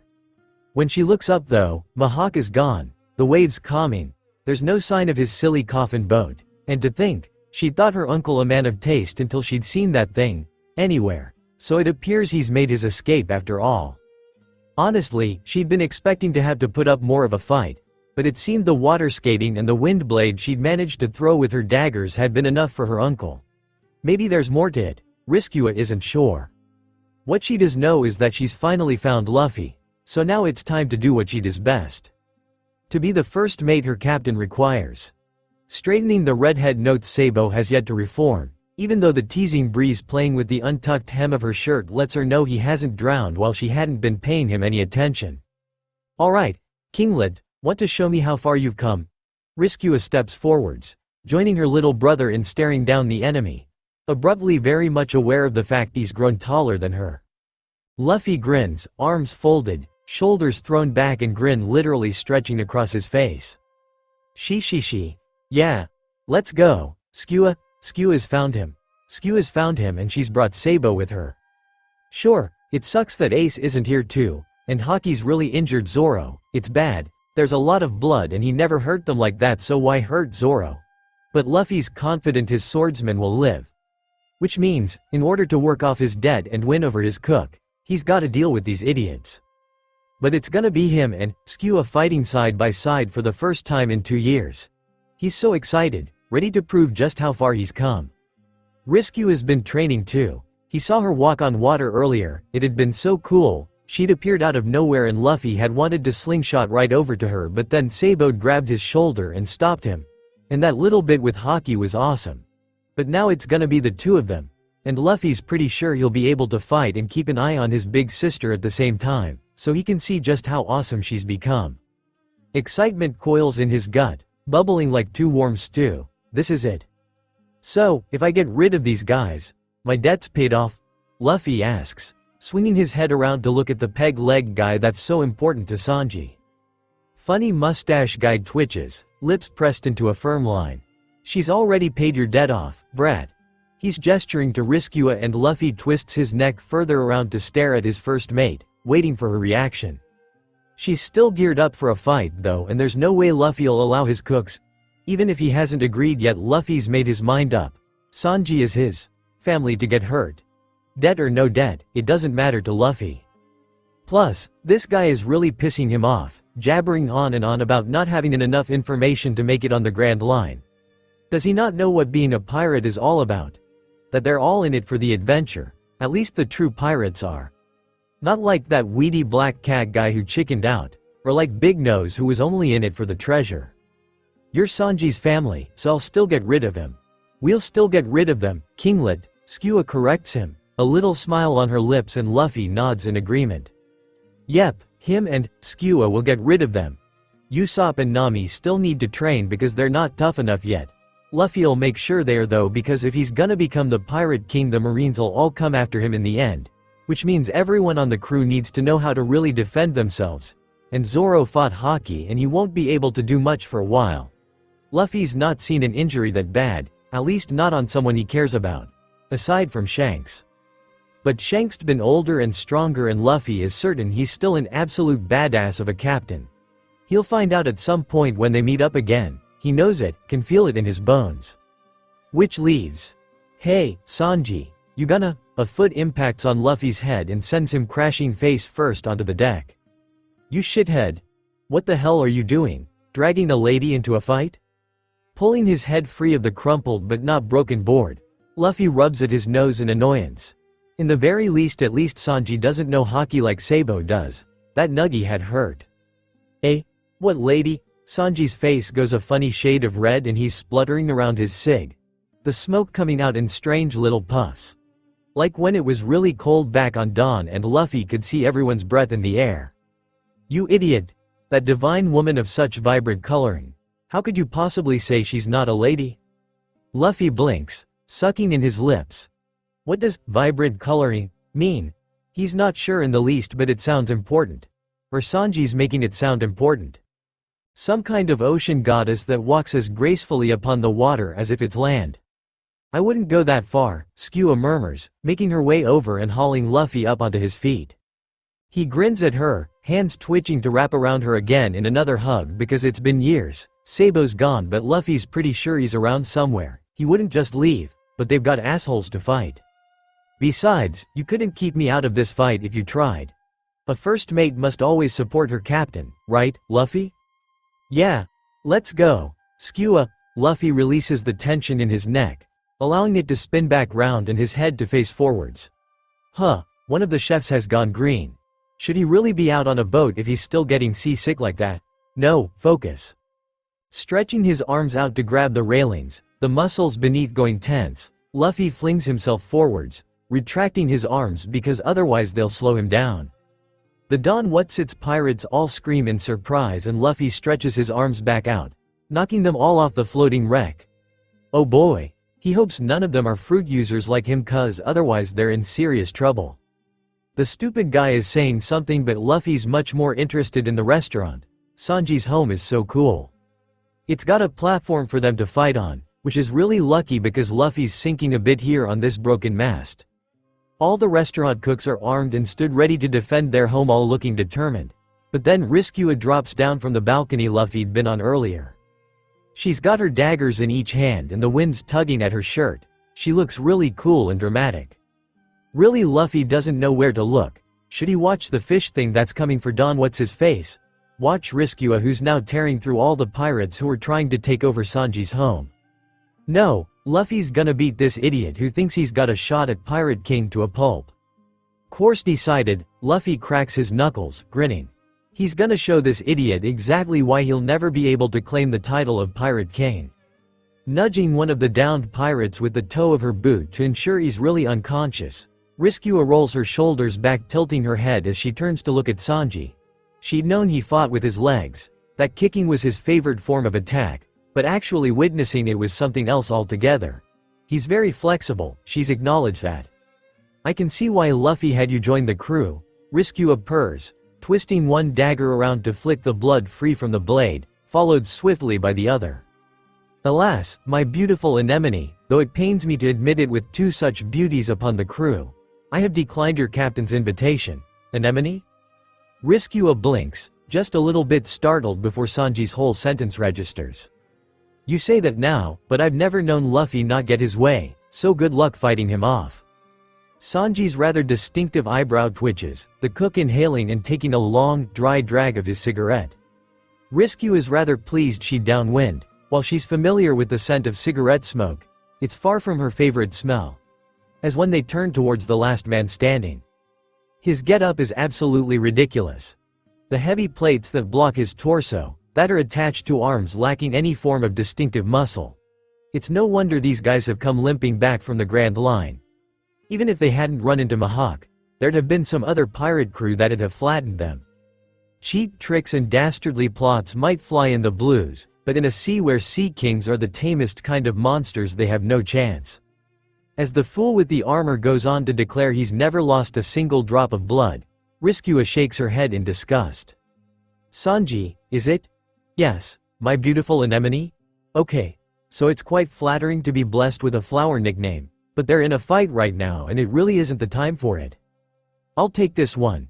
You focus on defending from the rest of the enemy's crew before they do any more damage. She's not blind, the first mate had somehow managed to slink away and given the reputation that this particular crew has. It's enough to make her skin itch. There are, well, maybe not innocents but certainly bystanders in the line of fire here, and Riskua has no door a low blow if they need it. And oh boy are they going to need it. Besides, Sabo's undoubtedly watching both her and Luffy's backs. That'll free up Sanji to protect the family he's adopted. Finally, she's never had a chance to fight another redhead until now. No one has ever gotten around my iron defense. Humming, Riskua adjusts the hem of her gloves, feeling the coarse material stretch over the flesh of her palms. We'll see about that. Sanji still hasn't moved and Riskua sends him her most scorching glare. She's well aware of his attitude. It's bleeding into the air with every moment he wavers between protecting her or protecting his home. Chivalry. Cute, but ultimately useless in a fight. Zaw, as you've so boldly proclaimed, you're not a member of Luffy's crew. You can't stop me from fighting this guy and you'll only get in my way by trying to protect me. Anemone. No, I mean it. Stay out of this. Luffy made this a crew versus crew fight the second he decided to beat up the captain. I'll be pulling my weight. Riskua waits no longer to dash forwards, adjusting her hold upon her daggers as she swings. Her enemy, the guy dressed up in an unreasonable amount of shields and with pearl earrings, of all things, blocks her attack, his arms shaking from the force of the blow. Riskua's eyes catalog every minute tremble, every quiver the limb gives. The muscle that is there isn't for taking blows like this. Pearl Guy is relying too much on the impenetrability of his defenses. One little trump card just isn't going to fly on the Grand Line. That is a place one card won't do you any good, you have to play with the whole deck. A stacked deck at that. Riskua twists back and away as Pearl Guy goes to hit her with his other arm, bringing up her dagger. Coated in hockey, it slices clean through the shield on the guy's arm, slicing deep into the back of his forearm. He's lucky she didn't get the inner wrist.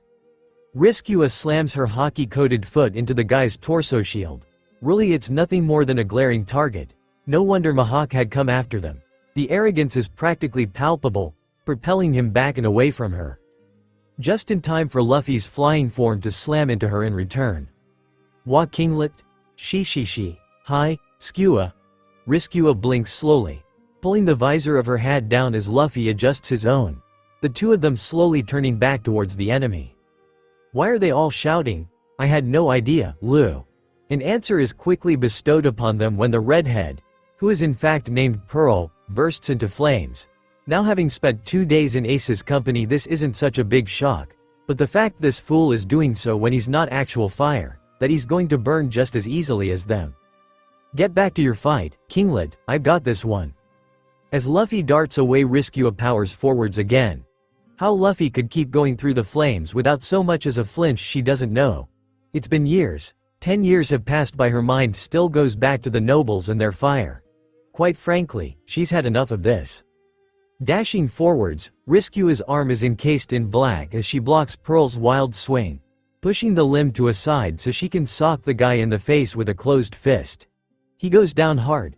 She'd put just enough force into that in order to knock him out, though that's not exactly going to start putting out the fires. Backing up and looking for the next threat, Luffy was dealing with the other captain, and Sanji seems to have found an opponent that wields some form of tonfa. Retreating and scanning the crowds, Riskua takes careful note of the way the wind is behaving, how it seems to bubble slightly around patches of fire that slowly dies as it runs out of air to burn. It's the MH5, now that sounds particularly chemical-like in its name. Twisting her attention back towards the fool Luffy had decided to fight himself, Riskua's mouth curls up into a smile at the huge bruise already decorating the side of the other captain's face. You've pissed me off, Straw Hat. I'll win this fight, even if it means using a poison gas bomb. A gentle breeze tickles along Riskua's shoulder, dancing through her unbound hair, and the redhead does her very best not to smirk. After all, what use is poisonous gas against a man who can control the very air itself? It's purple in color, lilac almost. A lovely shade that doesn't quite do the substance justice to prove just how poisonous it is. What? One of the cooks is peering out of the door with his mouth hanging open, staring at the solid wall of gas and smoke that coils back and forth but never quite manages to get any closer to the restaurant. Leaning against the wall with her thumbs hooked into the pocket of her trousers and the hem of her untucked, blood-stained shirt brushing against her inner wrists, Riskua tilts her head towards the slowly emerging chefs. Did you really think we wouldn't be able to deal with a little poison? Riskua quips, quite unable to help the little smirk that decorates the corners of her mouth. In the moment of stunned silence, Sanji manages to dislodge his opponent from off of him, throwing away the gas mask the other man had forced on him to instead knock him out with a solid kick, while Luffy. Sabo's so cool. Luffy is staring at Sabo like he hung the moon and the sun all at once. With his back facing them, Sabo stands before the disparaging wall of poison, twirling his pipe for theatrical effect. He certainly doesn't need it to control his powers, that's for sure. The drama queen. He'd obviously spent far too much time with Ivankov. Still, Riskua can admit he cuts a striking figure. The top hat and long coat make a delightfully solid outline against the poisonous gas, his shoulders set and stance wide. What the hell? Sanji's downed enemy bellows, his eyes wide and wild. Sabo. Luffy smacks into Sabo, clinging from his shoulders with his legs wrapped around his waist. Now, Luke, you gotta finish your fight before we can catch up. I'll keep an eye out for more poison, but the rest is on you, Sabo states, poking Luffy in the ribs, as if to drive his message home. You gotta stop holding back. You could have taken this guy before I left Dawn. Luffy grins sheepishly, rolling his shoulders and releasing Sabo from his rubbery hold. I just wanted to play a lil bit, but yeah, I'll take him down now. He's certainly improved, her little brother. Stalking forwards to join Sabo, Riskua folds her arms across her chest as the both watch Luffy rocket through the air via Geppo, much to the horror of the enemy captain and all of his crew. Pride wells in her as she watches Luffy take down every last one of the bastard's tricks, though her heart clenches a little with each wound that gets torn into her little brother's skin. Gomu, sledgehammer, Sabo whistles, long and low with an impressed smile. That's a new one. Luffy falls towards the water in the aftermath of his attack, but just as Riskua is preparing to go racing to his rescue, his legs kick out in another Geppo, delivering the little captain, no wait, he's not that little anymore, he's taller than her now, onto what remains of the restaurant's front decking. "See, I did it," Luffy proclaims, hands clenched into fists, arms outstretched and a massive grin on his face. He's done so well. Riskua can already tell his wounds aren't as numerous as she'd been expecting. It seems Luffy has finally learned to block blows with armament haki after all. Kinglet. Luffy, shooting forwards. Riskua beats Sabo by a hair's breadth, scooping the boy up into her arms and lathering his face with kisses, just as Sabo's own arms wrap around her and lift her off the ground. "Skua, I've got a ship and a crew and you're here now so we can head to the Grand Line. Hey, Sabo, join my crew." Sabo laughs, the delight clear in his face even as he shakes his head. "No can do, Lou. I'm second in command now. Sabo's so cool, hey, meet my crew, come meet them." Luffy squirms in their arms before his face drops into a pout, eyes hunted, she's still got no defense against that look. Releasing her hold on the boy, Riskua straightens how Luffy's hat sits upon his head, feeling her own hat get lifted from her head at the same time. Sabo's fingers run through her hair, gathering up half her hair to pull back into a lazy half pony once again. "Okay, we'll come meet your crew, right after these lot get lost." Walking back into the Baratie, they're greeted by enthusiastic cheers, Sabo bowing multiple times until both she and Luffy plant a foot on his rear and push him forwards, toppling him over. He dissolves into wind before meeting the floor, reforming so he stood tall and strong and with a disapproving frown on his face. They fall back into the same camaraderie as if they've never spent time apart. Frankly, it's wonderful. "You were so cool, Luffy." A boy that can only be Usopp comes dashing over, an alarmingly wide grin on his face that's at odds with his trembling knees. "Of course, if you'd needed help then the great Usopp Sama would have gladly aided you." The pose he strikes is dramatic, exaggerated, and unquestionably one of the most flamboyant things Riskua had seen since they parted ways with the Whitebeard pirates. No, scratch that, it is the most flamboyant thing she'd seen since hitting East Blue.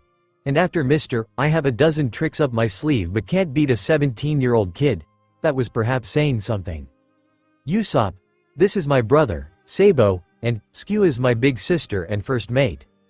Shifting nervously from foot to foot, Riskua steps forwards to stand beside Luffy, trying to ignore the way Usopp blatantly gawks at her eyes. His legs quiver slightly and suddenly there's a finger being pointed right at her face. Riskua focuses on the half-chewed nail that's aimed directly at her nose before she follows the limb up to the face of its owner. Usopp squawks, ripping his arm back and away from her, proceeding to flail uselessly at Luffy. "Look at her eyes, Luffy. Look at them. She's got that scary guy's eyes, the one who cut Zoro down like it was nothing." Haki's got Skua's eyes. Well, technically, Sabo tries to begin correcting Luffy, to explain that actually Mihawk was the one born first, so really Usopp is right, that she really does have the scary guy's eyes, but he's rapidly cut off by Usopp yelling nonsense at Luffy. Long and slow, Riskua blinks before turning to her partner in crime. Sabo looks exceedingly disgruntled about being cut off. Given that he's the second in command of the Revolutionary Army, the fluffy-haired fool has probably become quite used to being listened to. Sucks to be him. Shoulder-checking him, Riskua snickers when he nearly loses his balance at the motion, sticking her tongue out in response to the dirty look he graces upon her in return. One rubbery arm swings through the air, coiling around Sabo's shoulders and reeling him in, forcibly dragging him into the discussion Luffy is having with Usopp. Riskua catches something about the Tiger Lord, and she wonders just which story Luffy is telling his long-nosed crewmate. No wait, their long-nosed crewmate. She's part of this crew now, Riskua recalls. Really, it seems so strange, like completing the final leg of a race. She's at the end, she's arrived at the destination. She's a Straw Hat pirate now, and it's odd to even contemplate that. There's been such a build-up for so long that right now, she's not sure where to start, where she even stands. Luffy's already loudly proclaimed her the first mate, and while she's known that had been his plan for so long, since they were kids, she can't even remember the specific moment when Luffy had decided she'd be his second in command. And yet, Riskua doesn't have a clue what to do with herself. She knows of Nami, knows of Usopp and Zoro and Sanji, but she doesn't really know them as people. This Nami is one that has been free from Arlong's rule for 2 years now. Zoro chases after her uncle in hopes of besting him. How will her familial relationship to Mihawk affect her relationship with Luffy's swordsman? She can't think too much on how her presence here would have resulted in much of a change for Usopp or Sanji. But then again, maybe Usopp saw her and Shanks interacting and visited Usopp a little more than he did in canon. How could she possibly know that? It's Riskua, right? Tilting her neck to look at Nami, Riskua offers her a light smile, belatedly realizing she probably looks a hell of a lot different to the other girl. After all, when they'd first met she'd been in disguise. Long red hair is very different to the short black crop she'd been sporting via wig when they'd last spoken to one another. That and there's no longer a pair of tinted goggles shielding her startling eyes from view. That's right. Thank you, Nami, for traveling with him. Even if you don't plan on sticking around. Not that I want rid of you or anything. Riskua slaps a hand over her mouth, ducking her head down into her shoulders as she cringes. Bollocks. God, she hopes she hasn't fucked this up too much. Luffy had bulldozed his way into Nami's life in the manga. He'd won her loyalty when he took down Arlong. That's already taken care of though. So what reason could she possibly have for sticking around with them now? Only Luffy's charm and charisma. While she won't underestimate such a thing, Riskua will do her damn best to ensure the other woman has some solid reasons to want to stick with them. They'll never make it very far into the Grand Line without her. Riskua can read a log pose, but dealing with the weather, with the ocean like Nami does, that's beyond her. Chancing a glance up at the other woman, Riskua's lips twitch up when she finds the ginger smiling, cheeks a rosy pink in the heat of the restaurant. It'll be 95% of the treasury to get me to stick around. Riskua chokes, adjusting the brim of her hat as she mulls it over. On one hand, they really need Nami. On the other hand, 5% isn't going to cover even half of Luffy's food cost, never mind the rest of them getting something to eat. How about you get to be in charge of the treasure, cover the expenses of the crew, and the rest is yours? No way, I've seen how that glutton eats. They both pause in their negotiations, turning to look at Luffy, who's somehow managed to badger one of the chefs into cooking him up some victory grub. Damn, and if I said we'll find the city of gold on our journey? I'd call you a liar. Nami grumbles. Her entire posture screams disbelief. But the eyes really are the window to the soul, for they flash with greed, at odds with the rest of her appearance. We're going to Kokoyashi next, will the two of you be coming? Nami seems content to drop their little attempt at a deal for now, so Riskua extends her the same courtesy. If Luffy doesn't have a problem with it, Riskua says with a smile, rubbing gingerly at the back of her neck, only to have her arm pulled down.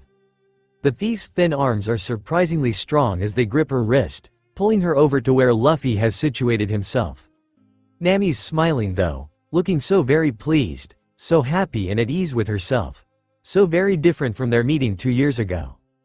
Brown eyes flash to glance at her from beneath a shroud of thick black lashes. It makes Riskua slightly uncomfortable. The last time eyes had looked at her like that, Law had been sprawled out across the sofa, an enticing smile on his lips. So wah. I told you. Sanji's unrefined tones thunder through the restaurant, stealing attention until it is forcibly focused upon the confrontation between the smoking blonde and the stubborn Luffy. I told you I'm not leaving this restaurant until that damn geezer acknowledges my cooking. Not for you, not for the lovely ladies. Here he pauses to shoot them a mournful look, as if it physically pains him to voice such a thing aloud, not even to find the all blue. By the end of his declaration, Sanji's hands are curled into fists, her shoulders shaking with the effort of restraining himself. Fine. I give up. Riskua would skeptical look, if it weren't for the fact her little brother has one hand clamped down on Sanji's shoulder. Something that doesn't go unnoticed by the blonde at all. Your hand isn't giving up, let me go. Let them take you, little eggplant. Red-legged Zeph stands with his arms folded, staring down the Sandy Luffy confrontation, his exceptionally large hat just missing out on gracing the ceiling in its bright lights. I think we should leave Sanji to say his goodbyes, Nami whispers, cocking her hips to a side and settling one hand upon the emphasized curve. Anyway, we need to lug Zoro on board the Mary. Oh, How did you get here? Is there a boat or a? Sabo's got a specialized raft. He'll hook it up for however long he decides to stick around, so I'll fetch my luggage later. Now where did you dump? Zoro, was it? Nami grins, slinging one arm over Riskua's shoulders, the swell of her chest pressing into Riskua's arm. I'm so glad you offered, because I'm terrible with the heavy lifting. Usopp's not too great either. Hey, Usopp. Where'd you put Zoro? As soon as she'd sensed the heavy lifting was about to take place, Nami had disappeared as efficiently as Sabo in a gust of wind, leaving Riskua with an unconscious, hastily stitched up Zoro and an incredibly nervous Usopp. Luckily the cooks had been able to present them with a homemade stretcher, meaning they'd be capable of moving the swordsman without pulling on his wound. By the time they've gently deposited Zoro upon the deck of the Mary, Usopp is sweating bullets and Riskua is feeling quite nervous and more than a little lost. It's been so long since she's had to be the one trying to interact with someone. Luffy and Ace and Sabo had all just barged into her life. She'd always been the reactant out of them, always responding to their actions and words.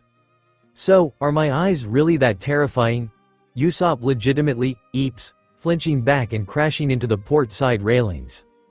Grimacing at the less than stellar reaction, Riskua glances down at her front and grimaces.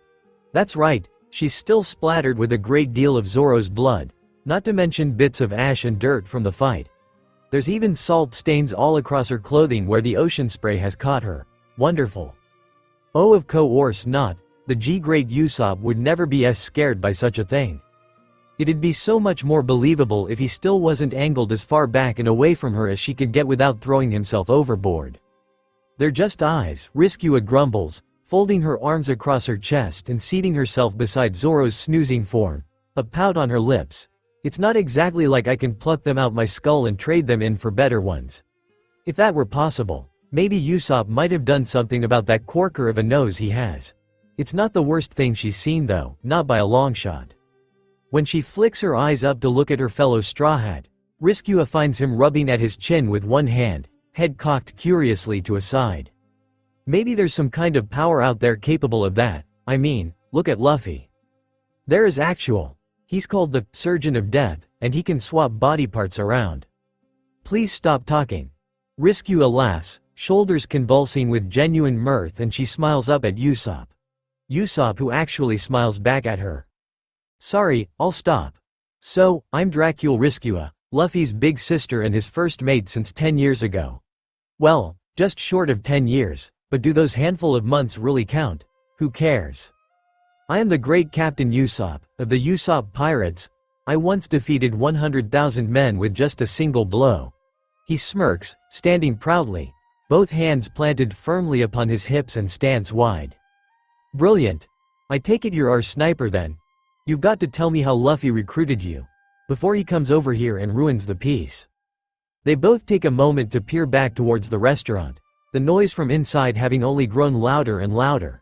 She can hear Sanji's thundering voice and Luffy's delighted screams, followed shortly by the sound of something wooden snapping. Yep, it seems like Luffy's having a grand old time. By God, she's really missed him. It's a good tale, Usopp begins, sitting himself down on the railings, excitement warming his face as he wipes his sweaty hands on his trousers. We beat up the Black Cat pirates and I saved my hometown, of course. Luffy helped.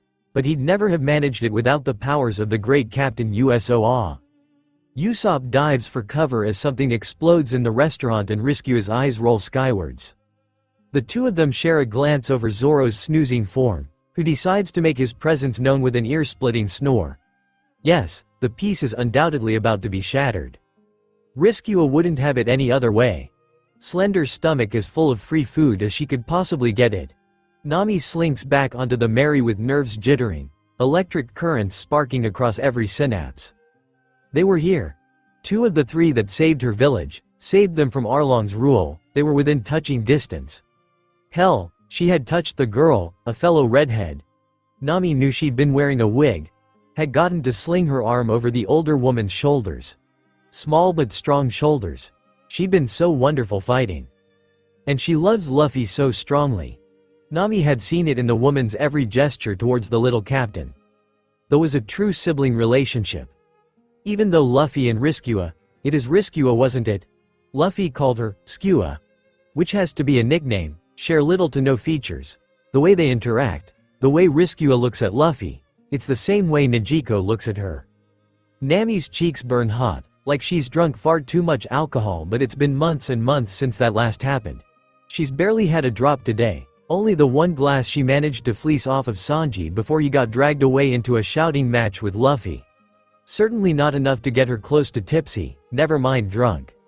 Running a hand through her short hair, Nami descends below the deck of the Mary. There's a muffled clatter coming from the men's room, and when Nami peeks her head inside, she finds Usopp half hunched over a sketchbook, fiddling about with pens and charcoal as the injured Zoro snores away on the sofa beside him. Despite herself, Nami's lips twitch up as she sneaks another quick glance at the two of them, her crewmates. Even if it's only temporary. And it is only temporary. She promised to give Luffy a chance, as by God has she given the rubber man a chance. It doesn't matter that he's a wonderful little ball of sunshine. After Arlong, Nami had promised herself, she'd promised. No more pirates.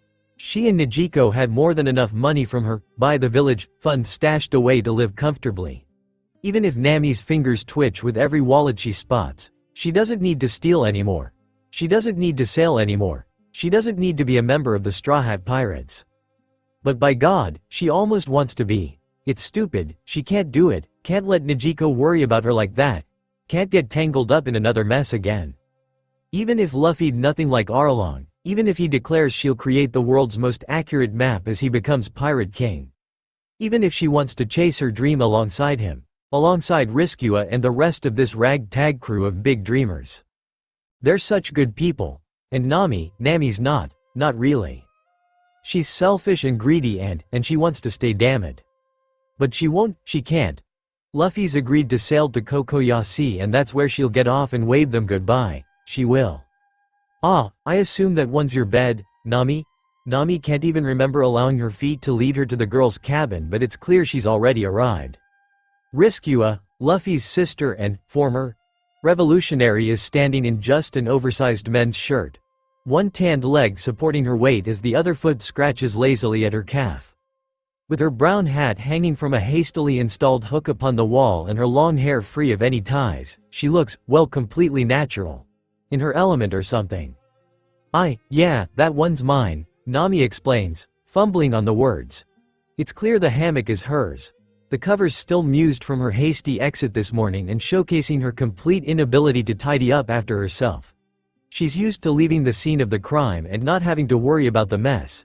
It seems that has carried over into other parts of her life too. Well, I promise I don't snore, Riskua shares with a wink, lips twisting up into a lazy grin. Though I make no promises on sleep talk. I think I'll manage. Just thought I'd give you a heads up on what it'll be like if you decide to stay. And fuck it, Riskua doesn't even look imploringly towards her. Just offers that warm, friendly smile Nami remembers from the best day of her life. Only this time there's no awkward tinge to it. Though she'll never admit it, a spark flares to life in Nami's chest, begging Luffy to do the impossible. To impress her, to give her a reason to throw caution to the wind and stay right here. When Riskua wakes up, it's to the sight of Nami sprawled across her hammock, tangled in sheets that only half cover her body and head nestled on a pillow that makes a valiant attempt to capture her sleep-induced drool. The sight reminds her of Luffy so much that it's a sucker punch to the gut, trapping her breath somewhere beneath her ribcage. She spends a few moments just lying in her own hammock, watching the gentle ride and fall of Nami's torso, the way her closed eyes flutter ever so slightly as she dreams. It's easy to sleep on the Mary, especially when compared with Sabo's Slicer. The bigger ship means there's much less rocking. Riskua had drifted right off to sleep. That the girls' room has these cute little hammocks that disappear into the ceiling when not in use, and they're very comfortable. So much better than sleeping on blankets in a small hull. Yawning, the redhead wipes sleepily at the corners of her mouth, fingers tucking into the corners of her eyes to dislodge the sleep that sits there. One of the downsides to the room is the lack of natural light, with only 2 porthole windows allowing light to pour in. On Slicer they had woken with the sun. Given they'd had no roof over their heads, there hadn't really been any other choice. Rolling out of her hammock, Riskua adjusts the hem of Ace's accidentally stolen shirt. Though she doesn't feel bad about the theft in the slightest. It's comfortable as sin and she needs to see if Sabo has a shirt she can steal too. Is it a men's clothing thing? Are all their shirts just insanely comfortable or is it because they wear them in so much? Shaking the thoughts from her head, Riskua swiftly retracts her hammock back into the ceiling, folding the sheets and stashing them against the wall before snatching up her belt and dagger braces. Comfortable in Ace's shirt or not, she's long since been conditioned against going anywhere unarmed. That one, "we're under attack" drill that Dragon had thought a good idea has ensured that. She's pretty sure Sabo sleeps cuddled up to his pipe after that fiasco. She knows her daggers are never out of arm's reach. Clipping the belt around her hips, Riskua pulls at the loose flame-patterned fabric. It covers a fair portion of her upper thigh and it's not like she hasn't got panties on. Though this shirt has to carry some part of Ace with it because she'd been boiling hot while sleeping last night. Now that she's in a girls-only room, maybe she'll be able to go back to sleeping topless. Not exactly something she'd been able to get away with on Baltigo given how fuck-off cold it was, as Sabo had so aptly described. Drawing her hair up into a loose bun, Riskua pads up the stairs and out into the corridor on bare feet, running the tips of her fingers along the corridor's wooden paneling. The grain is smooth beneath her touch, warm and welcoming. It's this ship she'll spend the next stage of her life on. This is the vessel that shall carry her and Luffy and the rest of the crew onto the Grand Line. It's going to be home and it's been so long since she's been able to label a place with that title. Not since Ace left Dawn has she been able to really consider their little collection of countries home. Because a quarter of them had been missing and then a half when Sabo left. But this is going to be her life now. Sabo and Ace have found themselves a home and now Luffy has brought home to her. And despite the knowledge her two best friends won't be here with them, it doesn't seem wrong. It's not like they'll never see each other again. This is her life and this is how she'll live it, just as Sabo and Ace'll live their lives. Riskua doesn't doubt their paths will continue to cross again and again. A half hour later, Riskua has completed her exploration of the ship and found herself at the kitchen door. She has just a touch of concealment up as she leans against the frame, watching Sanji reorder the drawers and cupboards to his liking, all the while something wonderfully meaty sizzles away in a pan. So, I see Luffy won in the end. The blonde jolts, lips parting and cigarette noticeably absent. Maybe he doesn't smoke when he cooks. Riskua can't quite recall if that's how it had been in the manga. Regardless, it makes sense not to smoke while cooking. No chance of cigarette ash getting in the dish that way. Flower, good morning, what can I do for you? Smiling, Riskua wanders into what has clearly been claimed as Sanji's domain, inspecting the surfaces that have been cleaned within an inch of their life before her eyes are drawn to the bacon and sausages cooking on the stove. I'd love a bit of whatever you're cooking up, please. As mannered as you are beautiful, it will be an utter pleasure to serve you breakfast, Flower. Bemused by the little nickname she seems to have acquired, Riskua slides into a chair by the table, working over Sanji's words in her mind. Beautiful, huh? She could get used to hearing that every day. By the rearranging, I take it you're here to stay? I am indeed, and truly I am blessed to be sailing with beauties such as Nami Swan and yourself. It was Luffy's talk of dreams that got you, wasn't it? Sanji's spine goes a little stiff but otherwise give no indications that she's hit the nail on the head. Every last one of his movements come with a fluid grace. It's clear he belongs in the kitchen. He's almost poetic in his work. I want to become the world's foremost expert on hockey. Lucy wants to become the Pirate King, and I think we all know Roronoa Zoro's dream after yesterday. The silent, "and your dream is" hangs heavy in the air. Sanji serving up the first portion of meat onto a simple bread bun seasoned by herbs that Riskua is pretty sure had to have come from the restaurant. For all that he loves food, Luffy's not exactly one to stock up on things like sesame seeds. You ever heard of the all blue? Perking up at Sanji's enthusiasm, Riskua accepts the offered plate of food with a thank you, smile widening when Sanji spins back to the oven, all the while flailing over how lovely and mannered she is. I have heard the tales. Every fish in the world is there, right? That's right. Sanji checks the bacon one more time before twisting around to lean on the table, single visible eye bright. It's my dream to find it. Riskua smiles, taking another bite of her sandwich. Despite his fawning and flirting, there's a genuine kindness to Sanji that makes him incredibly easy to talk to, that makes relaxing in his presence an effortless endeavor. While you're here, Flower, Do you have any specific dietary requirements? Zaw, I'm allergic to peppers, but that's the only thing I know of that'll cause an upset. It's not like it's a life or death allergy, but I would end up spending the night clinging to the toilet. Or the railings, I guess. Do not worry, my beautiful anemone, no peppers shall pass by your lips upon my watch. Grinning, Riskua finishes off the last bite of her sandwich, pillowing her chin on one hand as her elbow rests upon the table. Also, I'm not a big fan of fish. Sanji's look of momentary horror is a picture and Riskua wishes she could say she was joking. Meat, be it from animals or sea kings, was exceptional stuff. But regular old fish? Well, she'd stomach it, but it's not exactly a flavor she enjoys. Then it's clearly not been cooked right for you. The unspoken undertone of "I'll fix that" sit heavy in the air between them. Sanji returns to the next sandwich, hands working swiftly to create another culinary masterpiece, the bread bun topped with herbs artfully arranged into a love heart, just like her own had been, come to think of it. Nami's breakfast then. Sanji, food. Out of nowhere Luffy's head extends into the kitchen and chomps down on the sandwich before Sanji even registers his presence, never mind attempts to defend the food.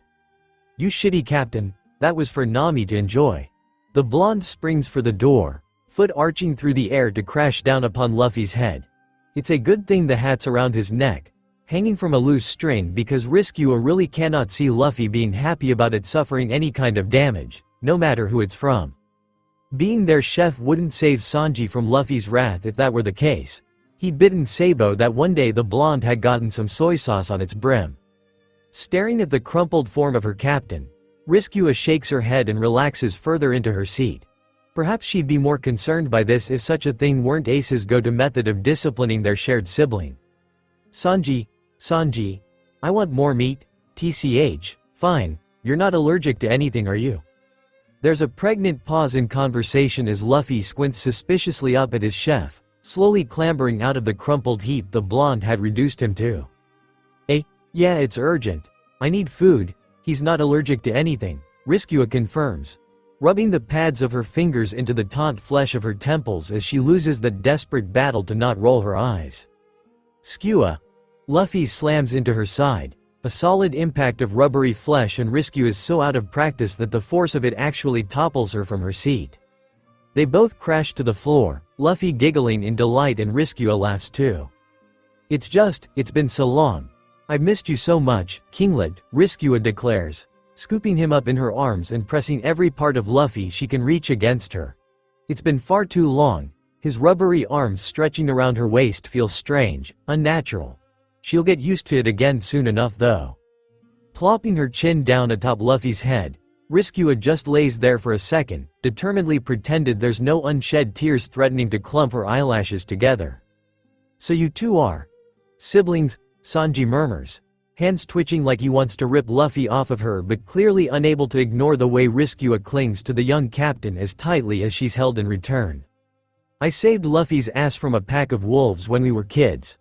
I can't even remember which of us decided we were siblings after that. Shrugging, Riskua runs her fingers through Luffy's hair, grimacing a bit at the feel. Someone needs a shower. But of course, breakfast comes first for Luffy. She should know better than to expect him to shower before breakfast. Skua was a shell that spoke and then got turned into a girl and came to live with me, and she promised to be my first mate, and that's why she's here.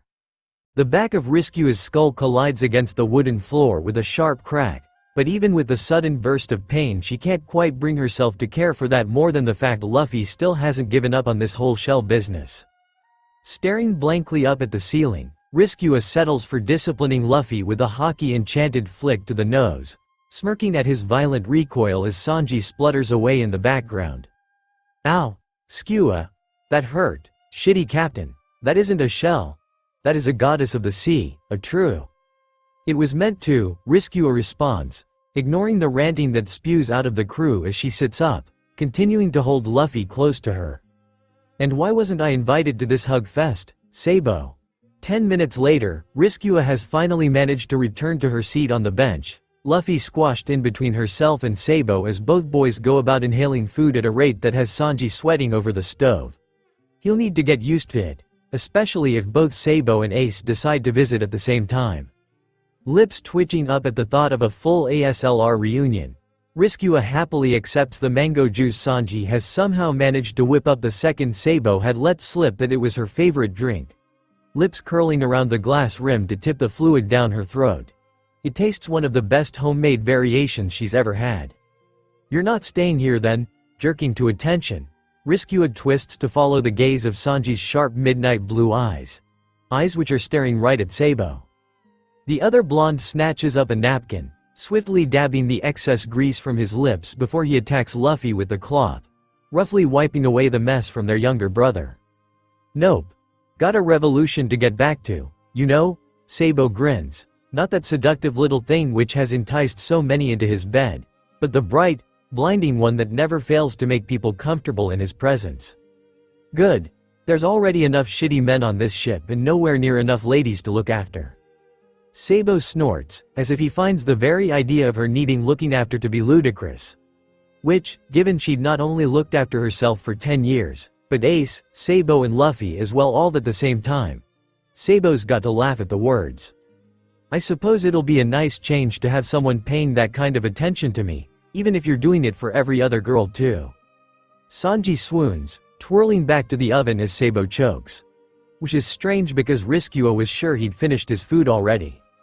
"Looks like Ace has some competition then," the blonde mutters lowly, low enough only she and Luffy hear him, and Riskua frowns. "What does Ace have to do with this?" "Of course he's got competition," Luffy snarls, leaping to his feet and brandishing a fist into the air, waving the limb in the general vicinity of Sabo's face. "'Cause he's not gonna be the Pirate King, I am." The door crashes open at that moment, Usopp tumbling in and looking rather harried by his dramatic arrival. Or maybe it's the fact they all turn to look at him in surprise and he's uncomfortable being the center of attention. Zoro's awake. Oh. They leave Usopp alone with the two blondes in the kitchen to get fed. Sabo shows no interest in going to inspect the swordsman of Luffy's crew, and Sanji is much too enamored by the promised arrival of his Nami Swan to dare leaving the stove. Least he miss his opportunity to personally present her with breakfast. Zoro's really cool. He fights with 3 swords and we met when he came to Dawn 'cause he was really lost. Zoro gets lost all the time. He's horrible with directions. Luffy finishes his little rant with a series of giggles, hands stuffed deep into the worn denim of his shorts and the traditional D-shaped grin on his face. Her own lips quirking up, Riskua determinedly pushes past the scent of blood that lingers in the air as they drop down from the hatch into the men's room, sticking the landing a mere half-second after Luffy rolls out of her way. There's a low grunt from the left and Riskua straightens, turning to the limp form sprawled across the blue sofa. The metallic tang of iron is even more potent within the confines of this room. None of the boys have thought to open a window or anything then. Though perhaps that was for the best. After all, Riskua isn't too sure on the risk of infection on the ship, but maybe fresh air from the ocean would be a bad thing. Probably best to keep things as sterile as possible. "Zoro, are you okay? Why aren't you healed yet? Do you need meat?" Luffy pauses, his face crumpling. It's the same pained expression he wore whenever he was thinking too deeply. Well, deep for Luffy anyway, back on Dawn. Some things clearly haven't changed. Or booze. "Fuck yes, get me some booze." "That's not a good idea," Riskua snaps, snatching Luffy's collar before he can even think to rock it off and comply with his swordsman's request. "I'm no expert, but you lost a lot of blood. Probably not a good idea to saturate it with booze when you're so low on the stuff." At that, the green-haired man scowls in annoyance, dark eyes locking onto her form with a blistering heat boiling in their depths. It'd be a lot more intimidating if he could actually sit up. Rorinoa Zoro has a build somewhat similar to Ace, if a bit shorter in stature. In comparison though, he's far more serious than her dork of a best friend. Oh, Ace hides it well behind his cool moves and smug little smirks, but she's grown up with him. She knows what a mess he can be. It's the exact same thing with Sabo. She sees him flirting and seducing people into crawling beneath sheets with him. But Riskua can't stop picturing the awkward teenager who'd shared his first kiss with her. Give it a few weeks, and she'll undoubtedly have witnessed Zoro performing some kind of feat that will forever strip him of any kind of intimidation he currently carries in her eyes. "You're that girl. Dracule Riskua. And you're the swordsman Luffy managed to recruit." "Yeah, He kept trying to fight me but he sucks. Zoro bristles, snatching up a discarded shoe, Usopp's, from the look of it, and launches it right at Luffy's head.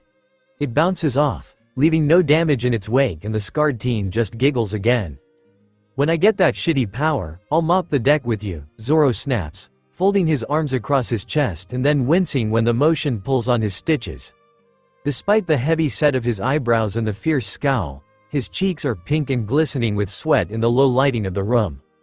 I assume you're talking about hockey, Riskua says with a sigh, planting herself down on one of the hammocks that occupy the room, the black coat that still resides within it implying it's the hammock Sabo has been using, and if so, I can help out there. Speaking of which, Kinglet, I want to start the whole crew on hockey soon. Eh?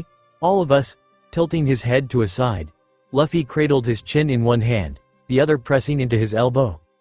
It's the same thinking pose she'd seen Dragon take when he was pondering the more difficult decisions that came with being the head of the Revolutionary Army. For all his soft features, Luffy really is Dragon's son. It shines through in his mannerisms. Thinking had never looked so painful on Dragon though, not like it does on Luffy. Everyone near the end of the Grand Line uses hockey, Luffy recalls, and Riskua almost falls over in shock. Not only has he listened to her talk about the Grand Line, but he actually remembered hockey. Hockey as in the name, not just the mystery power. Progress, at last. So he must be capable of it as well. Zoro grunts before his eyes swivel round to stare at her, wide and surprised. With a sigh, Riskua confirms the question that Zoro's intense stare carries with a simple nod of her head. Let's start then. Before her eyes, Zoro tries to sit up once again as Luffy just remains in place like this is all perfectly acceptable. Scowling, Riskua reaches out and presses down on Zoro's broad, strong shoulders. She doesn't even have to supplement it with hockey-endured strength, that's how weak he is right now. The swordsman grunts, head pillowed upon a cushion that Usopp probably put there. Sanji may be thoughtful enough to do such a thing, but given what she can recalls of his interactions with Zoro, yeah, it was Usopp, and he glares balefully at her. Even the world's greatest swordsman knows when to rest. I can promise you, no lies, that he knows when to rest, Riskua grumbles, the sentence rumbling deep in the cavity of her chest as she crossed her arms, shoulders squared and stands strong. TCH, fine, woman. Riskua feels her eyebrow twitch slightly, but it's better than the which she's sure Nami has already acquired. Hell, maybe Zoro will be in a better mood in the future, when he can do something more taxing than breathing without pain. While I'm not much of a swords user myself, I know a fair bit from sheer proximity. If you can deal with the fact I'll be the one imparting that information. When do we start? She, Zoro and Skua are gonna train together. Sweat lacing down his brow, Lieutenant Full Body peers through the binoculars held in his slightly shaking hands. It had been difficult to do a full recon given their forceful departure from the Bharati. He'd not dared to come any closer. Eye-starred blonde cook had kicked his ass. Full Body knew he wasn't yet ready to take on the chef and had seen no other option but to sit and wait for reinforcements to arrive. Reinforcements that would arrive too late given the ship of the Straw Hat Pirates, seems to be departed a day after the most intense battle Full Body has witnessed in his whole marine career. Dracul Mahawk, the world's greatest swordsman, had truly decimated one of the terrors of East Blue with little to no effort. It was awe-inspiring, even if the man was a filthy pirate, government employed or not. Then he'd gotten to see what that little straw hat wearing terror was really made of, what kind of people he'd recruited to his crew, including that bastard chef. Full Body has a report wrote up already for headquarters, along with several shots he'd managed to get during the battle. Though each one of the bastard cook had been taken at points where he'd been fighting, there was always a shiny shoe frozen before his face in mid-kick, that or smoke would make his features unrecognizable. But it didn't matter. He got the captain's portrait, the swordsman and the redhead. All on a series of slightly blurry photographs. They'd have to send and attach later, but at least the man would know who he was aiming for. Full Body knew in his bones these dirty pirates would be getting bounties. He knew they'd cause trouble. He only needed to look at the captain's grin, to hear him shout his dream so loud Full Body had heard it across the stretch of ocean that separated them, to know that for sure. The swordsman, his dream is just as dangerous. To have even captured a bit of Hawkeye's attention, that's frightening indeed. Full body isn't blind, he can see a disturbing pattern in this individuals with big dreams and hard eyes. They tend to get where they're going, and they'll leave a huge mess in their wake. Unacceptable. He needs to get into contact with headquarters right away, that much is obvious. If those two males weren't enough. Full body stares down at the picture of the redhead, of the sharp yellow eyes that stare down her opponent. Familiar yellow eyes.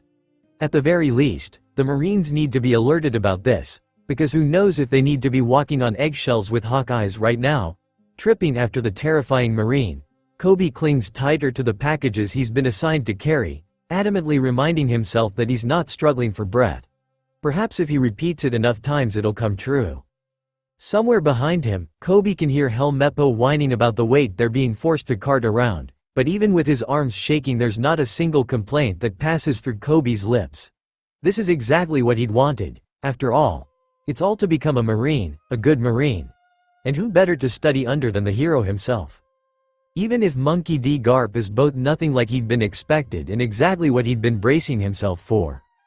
For on one hand, hero of the Marines.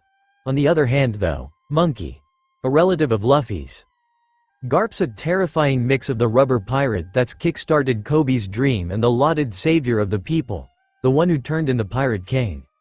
How does he feel knowing his own grandson, is Luffy his grandson, surely not his son, is aiming for that very goal?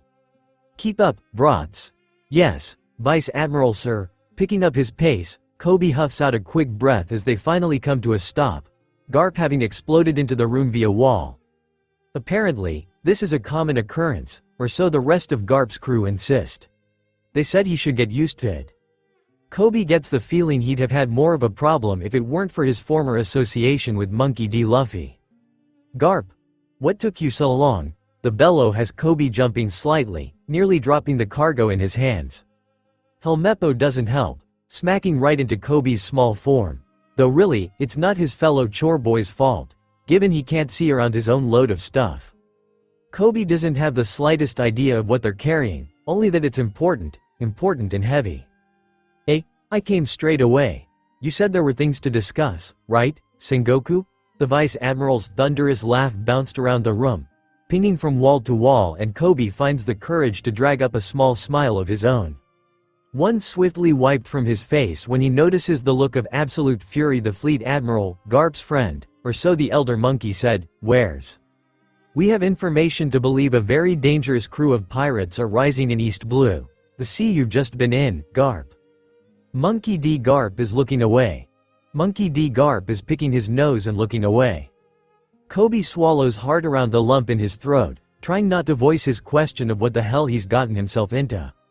Instead, his eyes dart to the other occupants of the table, feeling his eyebrows climb higher on his head.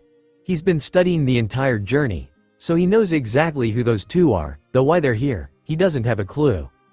Don Quixote Doflamingo crouches atop the very high back of his chair, perched precariously on the thin wood and with a dangerous smile on his face as he inspects the new arrivals, of which Kobe is one. The pink-haired boy determinedly looks away, praying he hasn't caught the attention of such a ruthless pirate. Instead, he finds his gaze lingering on Dracule, Hawkeye's, Mihawk. This guy, he's Zoro's goal. This is the current, world's greatest swordsman. The man Zoro has sworn to beat. And here Kobe is standing in the same room as him. So, Sengoku drawls out, voice taking on a sharp, threatening edge, it might be prudent for you to hear that we're investigating a young pirate known for wearing a straw hat, one that answers to the name Luffy. Garp twitches but, surprisingly enough, he's not the only one. Dracule Mihawk has come forwards from his steady recline on his chair, fingers interlacing to support his chin, elbows upon the table and a gleam in his eyes. What? At the sudden change in his fellow Shichibukai's attitude, Doflamingo jolts to attention as well, creepily long tongue licking at the side of his mouth. Yeah, that's the last pirate Kobe ever wants to be left alone with. It's not just the captain though, we've got these two as well. Two you were seen fighting, hawk eyes. Eyebrows shooting up, Kobe leans in to get a better look at the picture presented upon the table. The first is unquestionably Zoro, though bloodier and more exhausted than Kobe'd last seen him. The second has the exact same eyes as Hawkeye's. Dracule Riskua is printed across the bottom and Kobe's having flashbacks. Luffy'd mentioned having a first mate lined up, someone by the name, Skua. But this? How had Luffy managed to recruit someone related to such a fearsome person? Then again, Luffy's somehow related to Garp, so there was no need to inform you of Riskua, Hawkeye's muses, reaching out to twirl the sheet in question around, so that he might look upon the image the right way up. Beside him, Doflamingo leans forwards enough that he can smoothly transition from the back of his own chair to the one Hawkeye currently occupies, crouched over the man like some kind of terrifying pink vulture. This is nightmare fuel. Kobe's gonna have nightmares of this creep for weeks. From the pale tone of his skin, Helmeppo is in the same boat. "You got a brat, Hawkeyes?" Doflamingo peers over the top of Hawkeye's hat, then backpedals swiftly off the chair. It's only when he spots the plume of dust trickling down from the ceiling that Kobe realizes Hawkeyes must have taken a slash at the other man. The deep, deep gash in the roof is clear enough on that. It's all happened so quick, Kobe'd missed it. "Focus, gentlemen." Sengoku snaps, one fist pounding on the surface of the tabletop. Licking at his lips once again, Doflamingo chuckles, long legs stepping up onto the table in one long, fluid motion. "I see why you called Hawkeyes in for this. I'm glad I stuck my nose in. Well, make no mistake about this. The second the investigation on this crew is complete, these three will no doubt be wanted men. The world will know of your daughter, Mahawk." Hawkeye's laughter is so abrupt and sudden it startles Doflamingo right off of the table. Hastily scooping up the luggage he dropped in his own shock, Kobe valiantly ignores the way his neck burns. They won't be here long. He'll be away from the two Shichibukais soon. That time just cannot come quick enough. "Land ho!" Snapping to attention at the call from the crow's nest, Riskua stretches her arms up and above her head, rotating her shoulders about in their sockets. On her lap, Luffy yawns, scarred hands pawing tiredly at his eyes, effectively removing the sleep from them. "Nice nap." Flicking her eyes over to look back at Sabo, the redhead grins, pulling the brim of his hat down over his eyes. "Yes, thank you for playing pillow, Sabs. I've missed nap piles," Luffy declares, bouncing up onto his feet and adjusting the angle of his soon-to-be famed hat.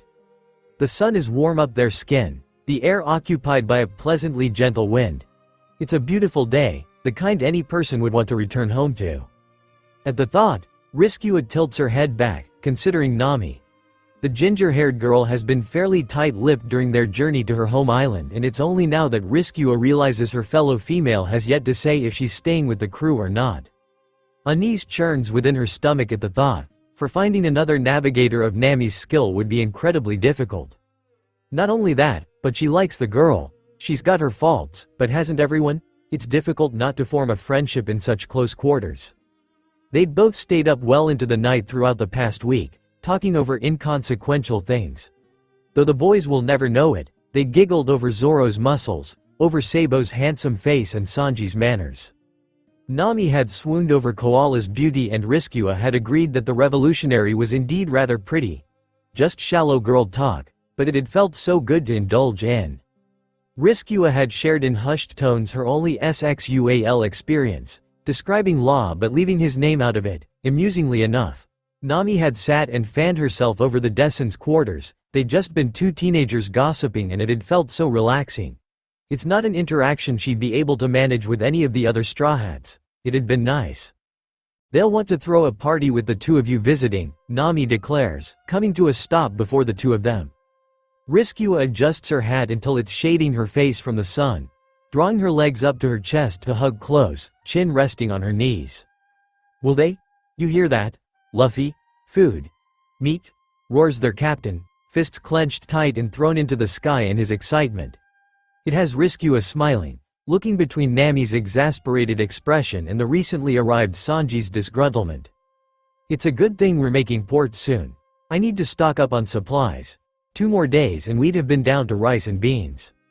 Everyone makes a face at the thought, though Riskua silently acknowledges Sanji would have probably made it taste good. Still, not exactly a substantial meal. A hand is presented before her and Riskua blinks, staring at the pale skin peppered with old burns and long since healed cuts. Sanji positively beams down at her, his lone visible eye curved up with the weight of his happiness. "Flower, may I help you to your feet? That'd be lovely, thank you, Sanji."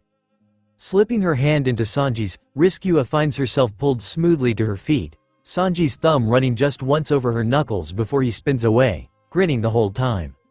"Well, he's a character," grumbles Sabo, having climbed to his feet just behind her. He's adjusting the pipe slung across his back, pulling on his worn black gloves and staring at the approaching landmass. "I get the feeling all the people Luffy recruits are going to be exceptional," Riskua muses, thumbs hooked into the pockets of her pants. "Well, he started off with you, so it's a good thing to keep that trend going." "Wah!" They all snap to attention, twisting to stare at Usopp, who hangs from the rigging, looking for all the world like his soul's fled his body. "I slipped," he stammers, eyes focused on absolutely nothing, and Riskua covers her mouth with her hand, trying to at least hide the girlish giggle she has no hopes of stopping. Sabo sighs, exceptional characters indeed. Luffy's eyes are round and he's only kept on the main drag because their arms are looped together. Everyone here is so friendly. He marvels, grinning wide as he looks from one stall to the other, seemingly determined to take them all in. Already more than one person has come up to herself and Sabo, pushing free goods into their arms, insisting they absolutely must try this latest culinary concoction they'd created. Upon the discovery that Luffy is their darling little brother, he'd been subjected to the same treatment, something he'd happily partaken in. They're all wolfing down the food on offer, even if the boys are consuming the vast mass of free goods at a far quicker speed than what Riskua can manage. Out of the corner of her eye, she clocks Sanji scribbling hastily into a notepad, inspecting every last item on offer. Probably taking note for future recipe ideas. "So, you're turned Arlong Park into a farming ground?" Sabo politely inquires, cocking his head to a side and smiling at the blue-haired woman that insisted on showing them around. Nijiko, Nami's sister. Riskua doesn't remember much about her. The first time they'd met, though, her hair had been shorter and Riskua had just stumbled out of a battle with fishmen. The gaps in her memory can be excused, as far as Riskua is concerned. "Well, we had to do something with it," Nijiko explains with a delicate shrug. Riskua doesn't miss the way the woman's eyes linger on Sabo's burn scar, on his broad shoulders, on his tall frame. How her flirt of a best friend manages to attract the attention of nearly every last, good-looking single in his age range, Riskua will never know. She is quite certain she'll be going to him for tips when she does inadvertently end up with a crush on someone, when she figures out that she wants to try a relationship. Right now though, she only has two goals. Ensure the Straw Hat Pirates survive Paradise and her personal target of becoming the recognized world expert on hockey. Romance can wait, quite frankly. She's already got enough on her plate looking out for Luffy. Zaw, at least it's not just a heap of ruins or something.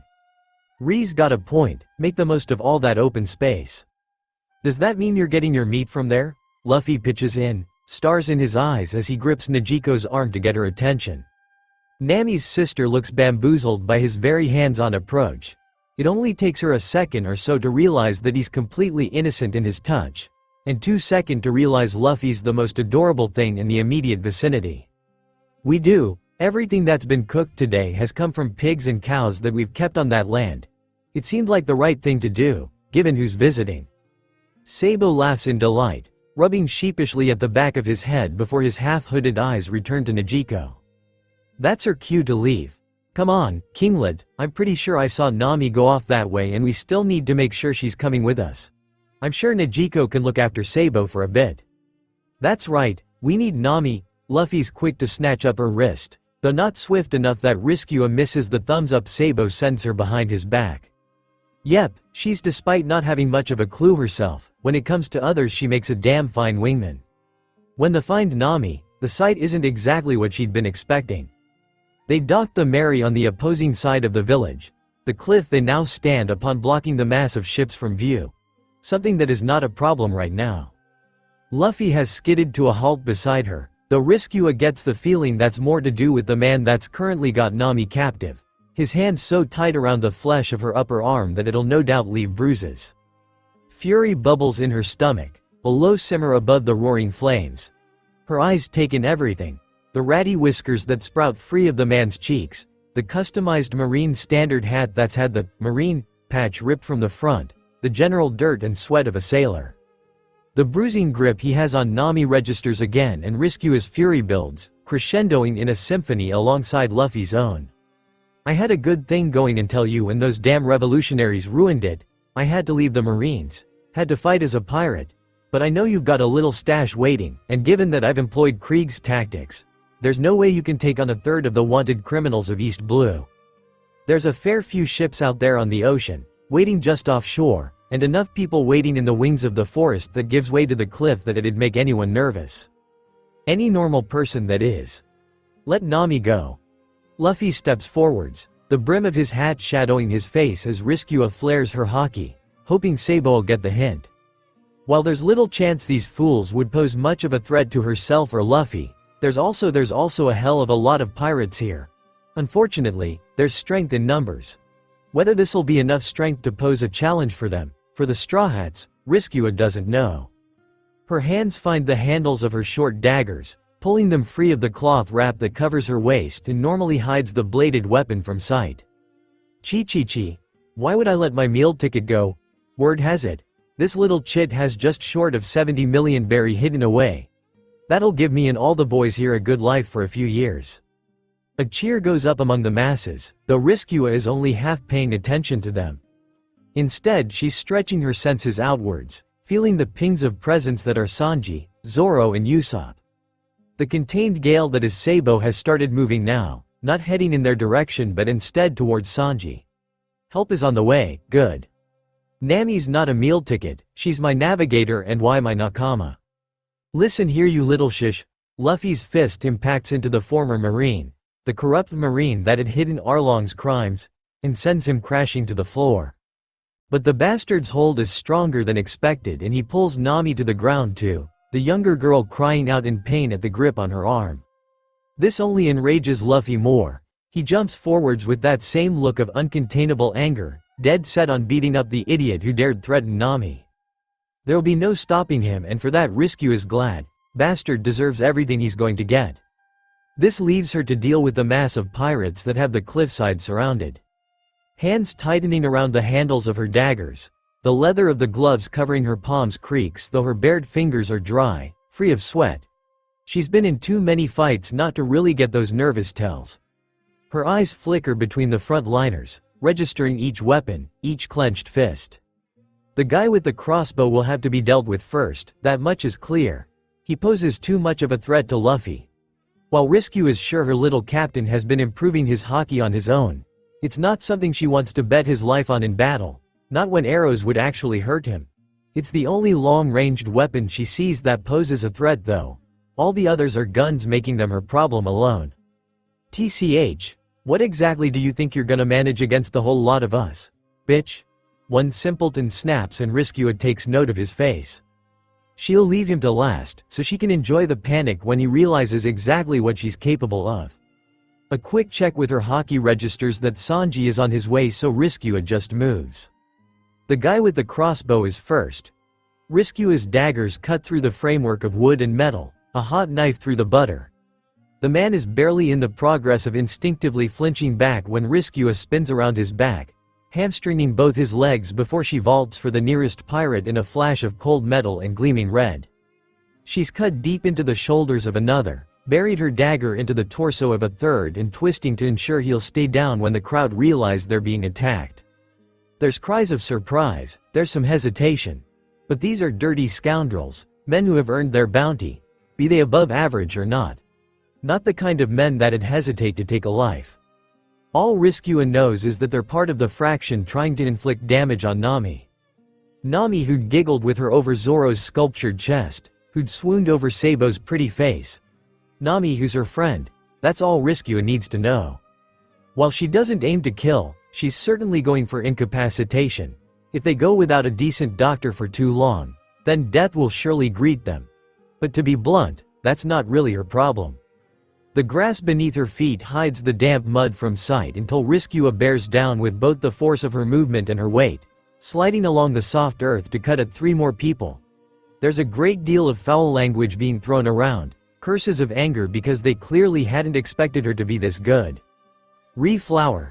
The booming thunder of Sanji's voice cuts through the air, followed swiftly by his sharply dressed figure kicking through the mass. There's just so many of them. Riskua rolls, coming up with a solid punch to the nearest guy's face. It's not even supplemented with haki, but he still goes down, blood bursting from the broken nose as she vaults over him.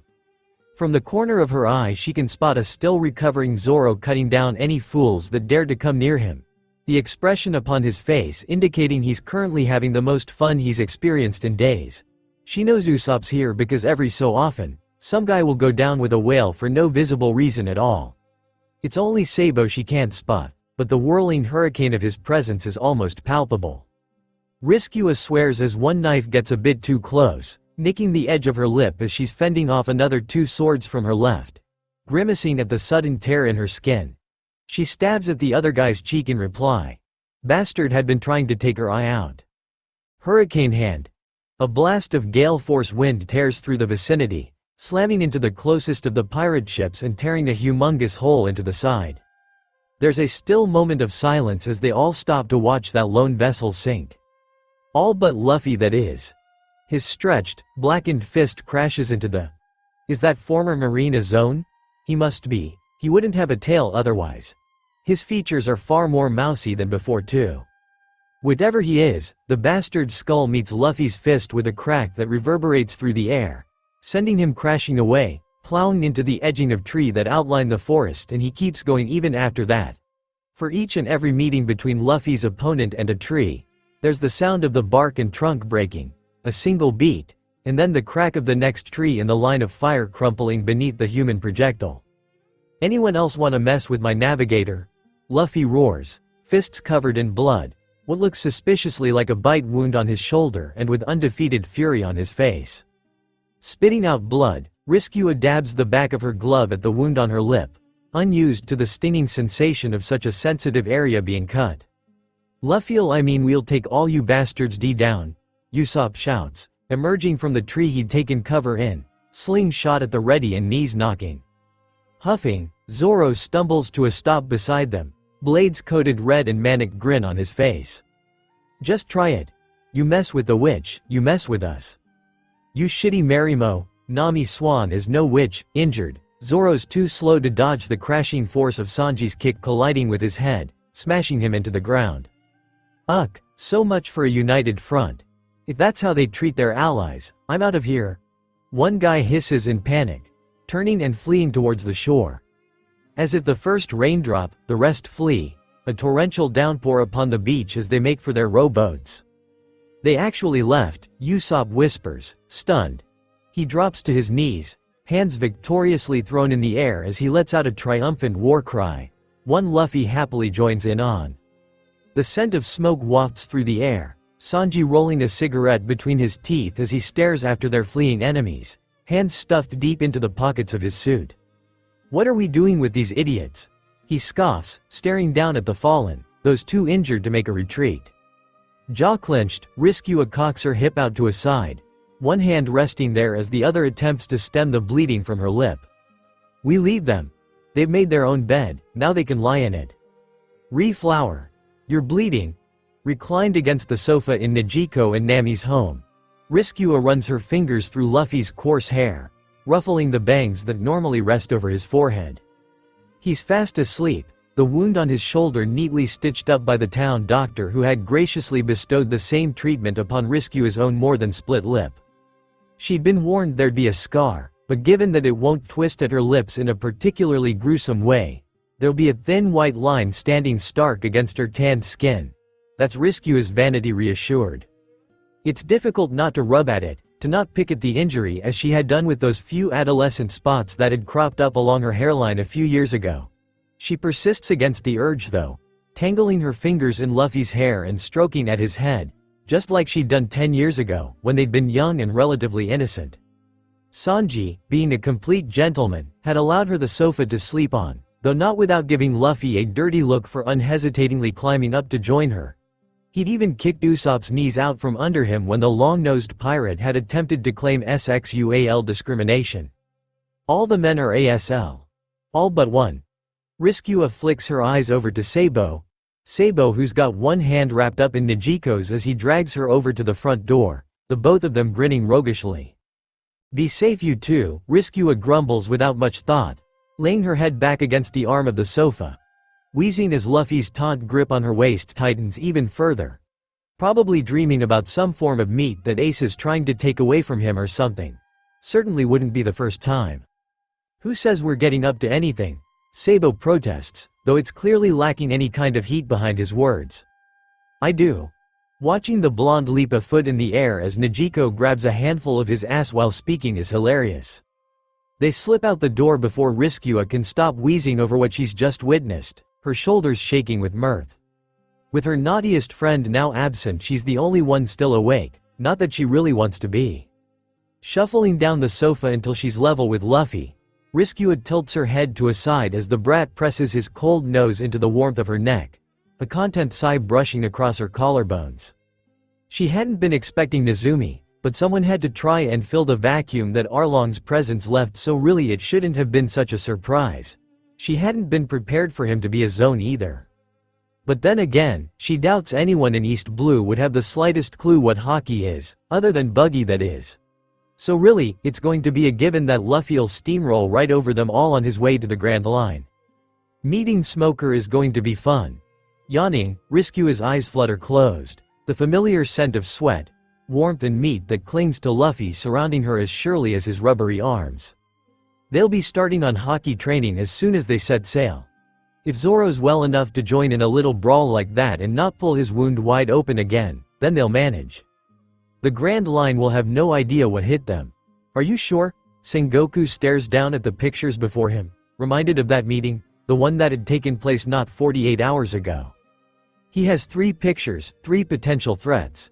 It goes without saying that Straw Hat Luffy, not Monkey D. Luffy, not yet, the world cannot know that a criminal is linked through blood to their hero. Will be graced with a bounty now. First Alvida, then Buggy, Kuro and Don Krieg. Now he's taken down Tsume. Reports from East Blue indicate the force had been aware the former Marine had gone rogue, but the only one capable of dealing with the bastard and his gathering of criminals had been Captain Smoker, and he was needed in Logatown, especially given that the last pirate to slip through from this sea to the Grand Line had been that damn Firefist. Smoker won't let another of those bastards slip through, won't let Straw Hat slip through, Sengoku's sure of it. The Logia captain needs to remain where he is. They'd had an undercover operative infiltrate Tsume's ranks, gathering information to overthrow him. As such, the operative had been in the perfect position to witness the Straw Hat pirates wiping the floor with Tsume's thugs, along with the former Marine himself. How the man had gotten his hands on a devil fruit, even something as insignificant as the mouse zone fruit, Sengoku doesn't know, but he wants answers. He also wants to know where the hell Arlong the Saw has disappeared to, and Tsume is his key to getting those answers. That, however, brings him back to his big problem. Because Smoker won't know to go for Straw Hat until it's too late as things stand, given the captain has no warning in regard to the monkey menace that is undoubtedly heading his way. Whilst Sengoku, begrudgingly, respects Garp, he can no longer afford to ignore this growing threat. Taking his pen, the Fleet Admiral scribbles down the number, disgruntled that he's personally seeing to these bounties. He should have more important things to do, damn it. But given the bloodline of these particular pirates, it's Sengoku who has to check everything over. Glancing at the sheet with Dracule Riskua's visage, the sharp yellow of those famous eyes, Sengoku pens another number out for the first mate of the Straw Hat pirates before he turns to the last image. The swordsman, the one who caught Mihawk's attention. He's dangerous. He attacked that Marine base where Garp picked up his latest victim students. He means students. One attack on a Marine base, but given the company that Roronoa Zoro keeps, better to be safe than sorry. He gets a number 2. Pops, pops, pops. Ace thunders down the hall, uncaring of the brothers he runs over, the ones he knocks to the floor if they're not fast enough to get out of his way. He's determined, hands clenched, and it feels like his cheeks are going to split under the pressure he's putting on them. But he doesn't care, he really doesn't care right now. There are much more important matters to address. He takes the corner hard, kicking off from the wall so he doesn't lose any momentum, having to plant one hand down on the floor as he lands roughly. He's not slowed though. "Out of my way, Haruta, squawking, the swordsman doesn't question Ace's demand and swiftly flattens himself against the wall, allowing Ace to blast past him. His arms strain with the effort at which he's pumping them, but time is of the essence right now. Pops. Kicking down the offending door, Ace barrels into the room, dropping low into a tuck and roll when one of the nurses pelts a very sharp needle at him on instinct alone. Son. His stomach still warms at the word. Grin stuck to his face. Ace jolts up so that he's standing, proudly presenting the sheet of paper to Whitebeard while his chest heaves in the aftermath of his mad dash. Look, he's a second away from smashing the poster into Pop's face when the Yonko reaches out and takes hold of it. Ace is all but vibrating, bouncing up and down, his body unable to handle all this excitement at once. He's already retrieved the second poster from his pocket, eager to show that one next. So, this is the little brat of a brother, Gurararara. Pop stares at the poster and Ace can't help it. He's still grinning like a loon, still grinning like Thatch slipped something into his breakfast for shits and giggles. But Ace doesn't care. Yep, that's him. That's my little brother. As if summoned, all the nurses gather around Pops, peering at the page and cooing. Luffy probably wouldn't appreciate that reaction. Ace doesn't care. Brat can suck it up and deal with it. And the other one, my son? It's Risku's, Ace proudly proclaims, thrusting the bounty forward so his father can inspect it. The nurses all giggle around him and Ace brow furrows. Why are they giggling? The back of his neck feels hot and Ace rubs at it warily. He's not getting ill, is he? He was fine when he was showing off Luffy's picture, so why did it only happen when he showed Risku's po? It's a crush thing then. Shit, he's not good at this kind of stuff. She's doing well too. Not bad for a bunch of East Blue runts, Pops chuckles, returning the posters to Ace, who accepts them reverently. He's going to get them put up in his room, right alongside Sabo's. It's about time he got a chance to put a photo of Riskua and Luffy up there too. Grin calming to a proud smile, Ace offers Pops a quick goodbye and good luck, because he knows the nurses have banned him from the booze, but Pops isn't exactly a man to roll over and just accept such a ban, before he strides out the door. The hell was that about, Ace? Instead of answering verbally, Ace thrusts one of the two posters into Haruta's face, the thick parchment sturdy enough to take such a punishment. A few of their brothers are looking over, are approaching to find out what the big commotion is, but Ace is so much more focused, so very proud. A bounty poster, whispers Haruta, pulling the sheet back just enough to get a good look at the image and words. Huh, Luffy, isn't that my little brother? Ace cuts him off, bouncing on the soles of his feet, watching to snatch the paper back and shove it under the nose of the next person he sees, to keep doing so until every damn person on this ship knows just who that is. Straw Hat Luffy, reads Haruta, testing out the name on his tongue, nodding slowly before his eyes land on the numbers and he lets out a slow whistle. Well, I'll be, a bounty of 40 million? Nami's lovely legs wobble dangerously and Sanji snaps to attention, ready to catch her should she fall. She doesn't though, still staring down in horror at the sheet of paper she'd received from the news coup. Nami Swan? Are you okay? I am most certainly not okay. Even as she screeches, her voice still manages to sound like the most wonderful bird call, drawing Sanji in with the promise of her fiery beauty. However, can I help? Nami Swan? Does she need him to cook her a 5-star meal? Dessert? Romantic candlelit dinner? This isn't something you can help with, Sanji, look. And then the poster is presented before him. Their grinning fool of a captain stares out from the ink and paper, looking oh so very terrifying with his toothy smile, the back of Usopp's head hanging about in the corner of the image. Straw Hat Luffy is the title beneath, along with, as Nami had pointed out, a reward of 40 million berry for his capture. A little less if he's brought in dead instead of alive. A 40 million bounty, Sanji utters in disbelief. That's the highest bounty in East Blue right now. Holy shit, Sanji's never seen a bounty this big in East Blue. That's a huge number, all for that grinning fool. That's not all, Nami wails, presenting him with 2 more sheets. 2 posters, so who? Sneering, Sanji very nearly crumbles the first as the visage of the shitty Marimo greets him. He's only got a quarter of Luffy's bounty, but 10 million's still a respectable figure. For an irrational millisecond, Sanji's disappointed to realize the final bounty poster is not his own. That disappointment is swiftly steamrolled by the fact it's Flower. They've caught her during that awful fight with those bastards that had tried to hurt Nami, when her lip had been cut so there's blood marring one edge of her jaw. Dragonfly Rescua, 20 million. Now that is a very impressive number indeed, befitting of such a powerful, intelligent woman. The world government should indeed be scared. This is terrible. They're wanted pirates now, which means we're wanted by association. Nami is crying and Sanji wobbles, torn between wishing to present Rescua with her poster or comfort the sobbing young woman. The choice is stolen from him though as Nami waves him off, proclaiming she's going to take a long, hot shower and think about her life choices, specifically why she'd caved and decided to join this crazy crew in the first place. As much as he wishes to do so, Sanji is far too much of a gentleman to even imply he could join Nami in her shower, so he instead scoops up their shitty captain's poster and makes his out of the kitchen, closing the window the news crew had visited during his exit. It doesn't take long to find the lot of them. Luffy's a massive loudmouth whenever he's talking, 90 to 95% of the time, so it's easy to conclude they're up on deck. Though really, Luffy's not a total shithead. He's caring, in his own strange way, and he dreams. Bleeding hell. He actually believes Sanji can find the All Blue, that he himself has a hope in hell of becoming the next Pirate King. Worse, he's crazy enough Sanji's really starting to believe him. There's something a little golden beneath those rough, impish features. It had shone through on that day with Don Krieg, had glowed when he took out that bastard threatening Nami. No, Sanji's left the Bharati with the right crew, with the right captain, he's sure of it.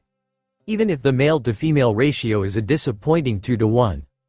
For his captain though, Sanji'll put up with it. That Luffy's got a goddess of an older sister certainly helps though. Hands curled around the freshly made mango juice, only the best for Rescua. If he's read her character right she'll no doubt be celebrating her status as a wanted woman today.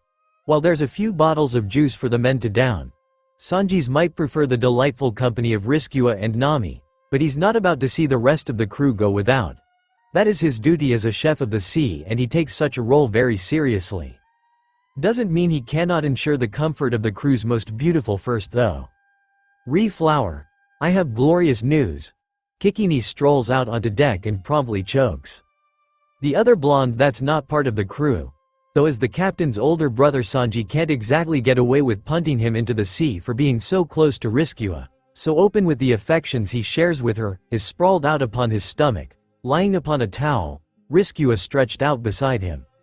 Both are wearing nothing more than their underwear. Nothing more than an exquisitely delicate thong covering Rescua. There's no bra in sight.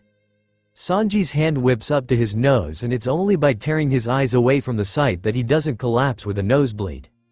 His eyes land on both the shitty Marimo and the equally shitty captain, who are in the exact same state as the elder two. What the hell's going on here? Why are they offending Rescua's pulchritudinous presence with their near-naked maleness? What the hell is going on here, huh? Luffy jolts up, rubbing at the side of his cheek before his eyes lock on the juice Sanji carries. Begrudgingly, the cook throws him one, another to the still recovering swordsman. Well, we're sunbathing, Sabo of the Revolutionary Army drawls, sitting up and taking a quick glance towards the lovely Rescua who's still gracefully laid out beside him. Then, to Sanji's utter astonishment, he slips a finger under the waistband of her panties and twangs the elasticated material against her hip with a sharp snapping sound. Sabs! Stop it or I'll wedgie you. The blonde's pale fingers leave the tanned skin of Rescua's hip and it's only because the woman isn't attempting to defend herself that Sanji doesn't snap to action. He's pretty sure if Rescua was uncomfortable then Luffy'd have jumped to her defense right away, brother or not. But these three have known each other years, 10 years of companionship according to Luffy's brief history. A brief history that had consisted of, Rescua found me when I was 7 and I knew Sabo not long after. Luffy'd also dropped the information that he was 17 years old at some point, so it's a case of simple maths. These three have known each other for a decade, have built a foundation of trust and camaraderie that Sanji can only begin to guess at. He's not exactly an expert of healthy sibling relationships after all. Flower. I have some freshly pressed mango juice for your enjoyment, along with the most recent release on the wanted men and women of East Blue for your perusal. Presenting the poster to Riskua with all the regard a simple man would give a priceless wedding ring, Sanji chucks the final 2 posters at their intended recipients as if he were throwing out the trash. Oh, a bounty poster? Really? Riskua has sat up now, mango juice in one hand, poster in the other and Sabo's head resting atop hers. That vibrant red hair covers her slender curves with the flowing ease of the graceful ocean. Mysteries too magnificent for man to witness hidden beneath its surface. 20 million. That's a really good starting bounty, Sabo declares and Sanji nods his head, in total agreement. It's the kind of number a woman as intelligent and driven as Riskua deserves. Luffy of course, shatters that moment with his own loud-mouthed cry, 40 million, she. That's a great number. Congratulations, Kinglet. Well done, Lu, 40 million? All of their heads snap up to glance at Usopp. The poor sod having driven the short straw hours earlier and subsequently ended up on watch duty. He's half hanging out the crow's nest, goggling down at them. That's insane, of course, you'd never have managed it without the tips the great Captain Usopp offered you. Sanji ignores the fool, far more interested on Riskua's reactions, how very open and emotional her face is in this moment. Her guard is down around them, she considers them safe. To be entrusted with such a thing is an honor, truly. Hey, someone's rode on your back. Luffy licks at his thumb and then presses it into Riskua's bare shoulder blade and Sanji sees red. Don't touch a lady so crassly, shitty captain, foot colliding with Luffy's head. Sanji takes a quick glance at the only woman among them and notes there is indeed a mark upon her back, but it's not something even genuine clearing products, never mind spit, Sanji is disgusted and his captain could remove from her skin. It's a tattoo, Kinglet. We've all got one, Sabo insists, twisting slightly to showcase the matching ink upon his own rib cage and Sanji's soul is leaving his body. Why do the 2 of them have matching tattoos? All of you, Luffy demands, face scrunched up as he looks between Sabo and Riskua, frowning deeply. Yep. I want one. Well, luckily we're heading to the exact spot where we got ours done. Nami said we were 3 days away from Logia Town. But for now, Riskua declares, standing up and dislodging the blonde revolutionary from where he was leaning on her, we're going to get started on our hockey training. This is fun. She. Armed with an elastic band each, Riskua and Luffy sit before the blindfolded, determined Zoro and Sanji for the 3rd day in a row. Both men have their forearms exposed before them, free of any protective cloth, and each one is covered in red lines. Nothing that won't disappear after a few hours, but the evidence of each twang remains. It's been 3 days. How do we know this is even going to work? Sanji grumbles under his breath, having somehow concluded that Luffy was the one working his arms over an hour or so ago. Despite his problem with Luffy being the one to motivate him into using haki, the chef hasn't fled yet. Probably because she'd been the one to start him on this training and he doesn't want to disappoint her. Riskua is not above taking advantage of that while she can. It's for his own good anyway. What? Can't handle it. Love cook. Shitty Marimo, I'll unlock my haki way before you do. Sanji snarls, pushing his arms closer to Luffy who just giggles in pleasure. It's the best motivator I can think of, Riskua admits, running one hand through her hair before twanging the band against the tender skin of Zoro's inner wrist. He grunts, mouth twisting at displeasure but his arms remain steady. When I was learning I didn't have anyone to practice with, so I just ended up tying loads of rocks onto rope, hanging them from a tree and then letting them come at me. At least this way you've got the intent from myself and Luffy to sense alongside the actual movement of the band. And how long should it take? It depends, everyone has a different aptitude for it. Some people lean more towards armament, others to observation. Sabo picked up observation first, but Luffy got armament, Riskua explains, shrugging slightly. There's also conquerors. At the sound of Sabo's voice, Riskua turns her attention away from Zoro to look for the source. There's still a light zephyr of wind displaced around him as he solidifies back into his natural state, his legs folded beneath him and elbows resting on his knees as he leans forwards. Conquerors? That one sounds important. All the branches of haki are important, Riskua grumbles, the crack of her elastic band twanging against the swordsman's inner wrist snapping through the air between them with a bit more force than it had done previously. Fuck, that one hurt. Anyway, Riskua continues, powering on right through Zoro's mumbled complaint, There's no point trying anything with conquerors. You either have the potential or you don't. Even then, you either awaken it or you don't. Short of throwing you into the most desperate situation that you could comprehend, you'll not know if you've got it or not. There's a moment of silence, broken only by the twang of Luffy's band against Sanji's wrist.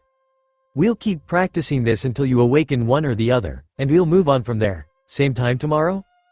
Pocketing her makeshift weapon, Riskua climbs to her feet, gathering the top half of her hair up into a low ponytail.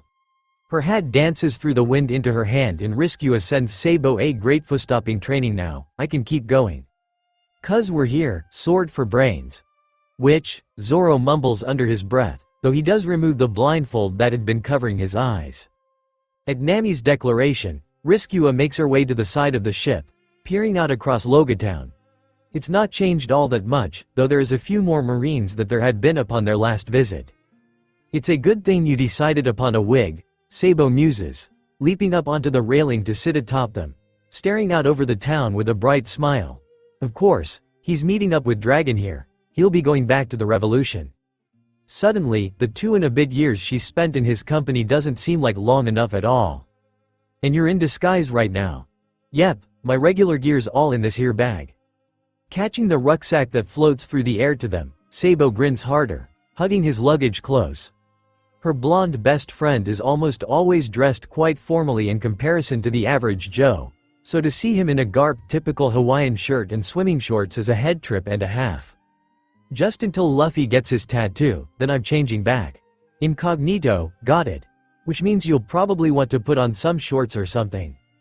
A quick look down confirms she's only wearing Ace's stolen shirt, held together at the waist by a thin brown belt, a black bikini beneath it. "Shorts, right. Does it hurt?" "A little bit. Nothing more than a nip for tough guys like us." Walking a foot or two behind Luffy and Sabo, Riskua keeps an eye on all their surroundings, though her ears remain upon Luffy and Sabo's conversation. They are, after all, wanted criminals now, with bounties and everything. Even if Sabo is in disguise, hat somehow forced into his backpack, neither she or Luffy are hard to miss. Her coloring is quite distinctive after all, and not even the combined force of the Marines and the Shichibukai would be able to part Luffy from his hat. It's only a matter of time until they get noticed, until the Marines are alerted. She's just hoping the concealment hockey will allow that to mean the chase for them will come later, after Luffy's got his tattoo. Hands hooked into the belt loops of the denim shorts she borrowed from Nami, she really needs to go shopping. These are a little tight on her hips. Riskua's booted feet eat up the distance between herself and the two brothers until she's capable of muscling in between them to throw both her arms over their shoulders. Sabo's own arm wraps around her back, hand settling on her hip, and Luffy takes one look before he copies his older brother. "You're not worried, are you, Kinglet?" "What? No way. If Sabo can get a tattoo, so can I." "Where are you gonna get it anyway?" Riskua asks, looking Luffy over. She can't really picture a tattoo on him in all honesty, but then again she can't picture him with any other scars other than the one that curves beneath his left eye. Her own stupid father is responsible for that one if she remembers correctly. It'd be just like Shanks to egg the boy on. "Round my arm." Thrusting the limb in question before both herself and Sabo, one of Luffy's fingers stretches from its place upon her hip to wrap around his bicep, encircling it perfectly. "But you won't be able to see all the tattoo at once."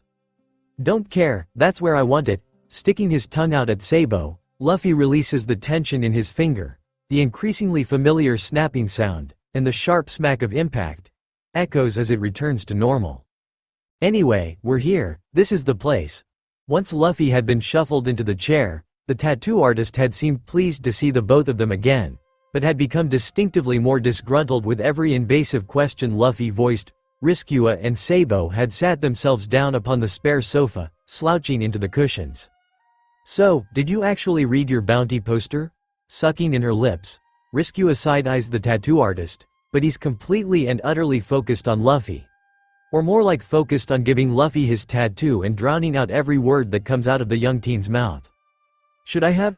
They've got you listed as Hawkeye's daughter, idiot," Sabo grumbles, folding his arms across his chest and looking incredibly ruffled over the bared skin of his forearms. The thought has Riskua pausing though, teeth toying with the inner flesh of her lips. They think she's Mahawk's daughter? When she's got hair this red?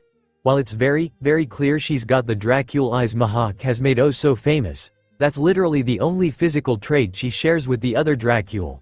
Her skin is tanned, her hair red, her face shape soft and jawline strong. She's the spitting image of Shanks if he got turned female and put in some colored contacts. How had they not made the connection? Sabo seems to agree, reading her expression and nodding along. You've got the eyes, but your everything else so clearly comes from Shanks. Maybe it's that you don't drink and party? Yes, it's true Shanks has a larger-than-life personality, but for that to hoodwink the Marines. Do they expect her to party like a wild animal simply because of who her father is? Then Riskua remembers exactly what the Marines think, that the son is the father and should be treated as such. Why should a daughter be any different? Yes, her personality is perhaps closer to Mahawk's than Shanks, but that doesn't mean squat really, does it? Luffy, after all, shows nothing of the solemn craziness his father is inclined towards.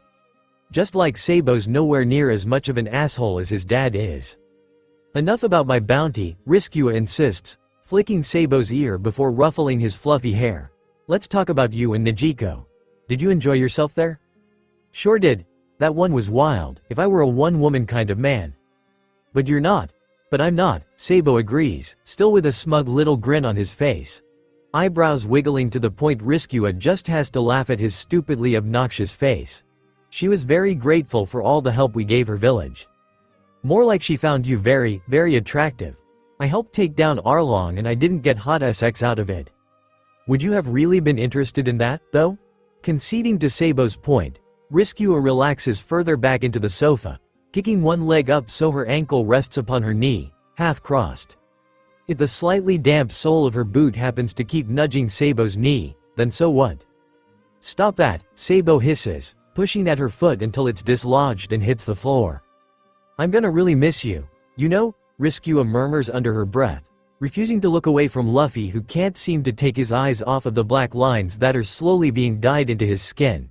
You just had to go and make yourself so damn lovable, didn't you? Nah. You love me. Sabo scoops her up into a rib-cracking hug, crushing the breath right out of her lungs, and Riskua scowls at the pressure, even as she hugs him right back with just as much force. I'm gonna go join Nami's shopping trip, so you say goodbye to Luffy, okay? Is this our romantic goodbye where I wave you off into the sunset? It's midday, Sabo, she grumbles but nevertheless presses a little kiss to the corner of his mouth, getting one last stronger squeeze in before releasing Sabo from the hug. Besides, who needs a romantic goodbye when we're undoubtedly gonna meet up again? Yep, you can bet your ass on that, Finding Nami is easy. She just has to follow the trail of devastated shop owners. Riskua finally comes across her fellow Straw Hat pirate in a rather cute boutique that's not so out of their price range as the last 7 she's visited. Riskua, finally, I've been waiting for you to get here. You can't keep going around in stolen shirts, though I do appreciate that you won't have paid for them. Stolen shirts? Until today. Riskua had only had the one stolen shirt from Ace, as in, singular. 1. Uno. Sabo's in for a surprise later when he opens his pack and finds Riskua's spare broweed of his usual white button-down. It had been too comfortable, made too finely, to resist stealing from him. She can see why Nami has a problem. Once you start it's a slippery slope. Well, I need one of everything, everyday wear, lazy day wear, summer and winter stuff. Riskua trails off with a helpless shrug. As a member of the Revolutionary Army, she'd been used to traveling light, having few real possessions to ever risk leaving behind. That's okay, I need all that stuff myself, Nami says with a sly grin, eyes shooting around the shop as her fingers twitch. And while we can't risk stealing what with those posters out, I'm one hell of a barterer. Yes, Riskua could have guessed that. Will Sabo need stuff too? Aw. Grimacing, Riskua offers Nami her most apologetic look, watching the woman's face fall. Sabo's not staying, Nami. He's off back to, that group today. Best not say it out loud, talking about the revolution in such a marine-infested town is a surefire way to end up getting shot at. He's not, her voice cracks, horror painted over her features, and oh boy, Riskua hates being the bearer of bad news. Sorry, he can't leave, he's the only one with a hope of reeling Luffy in. He and his gorgeous face can't leave. She breaks down into heart-wrenching sobs. One hand pressed to her chest and Riskua panics. What the hell? She's not equipped to deal with this. Ah, Nami? Kneeling beside the girl, Riskua hands twitch, wanting to comfort her the same way she once had Luffy in her childhood. The sales assistant beats her to it though. Miss, is everything okay? I just realized I left almost all my money on the cruise liner. We're due to set and I won't have time to go get it and come back and shop. Riskua's mouth drops open in sheer shock. That manipulative little demon.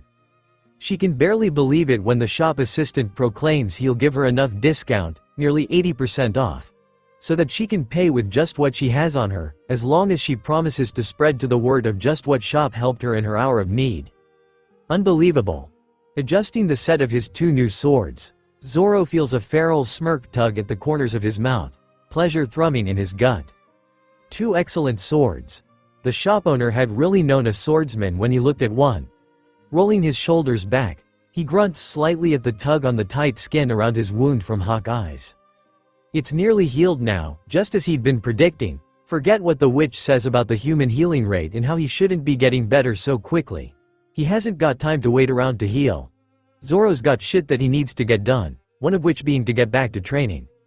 He's got a half-decent sparring partner now. He'd barely been conscious at the end of it, but he'd witnessed some of Hawkeye's duel with the woman, with Riskua. She who dreams of becoming the world expert on hockey.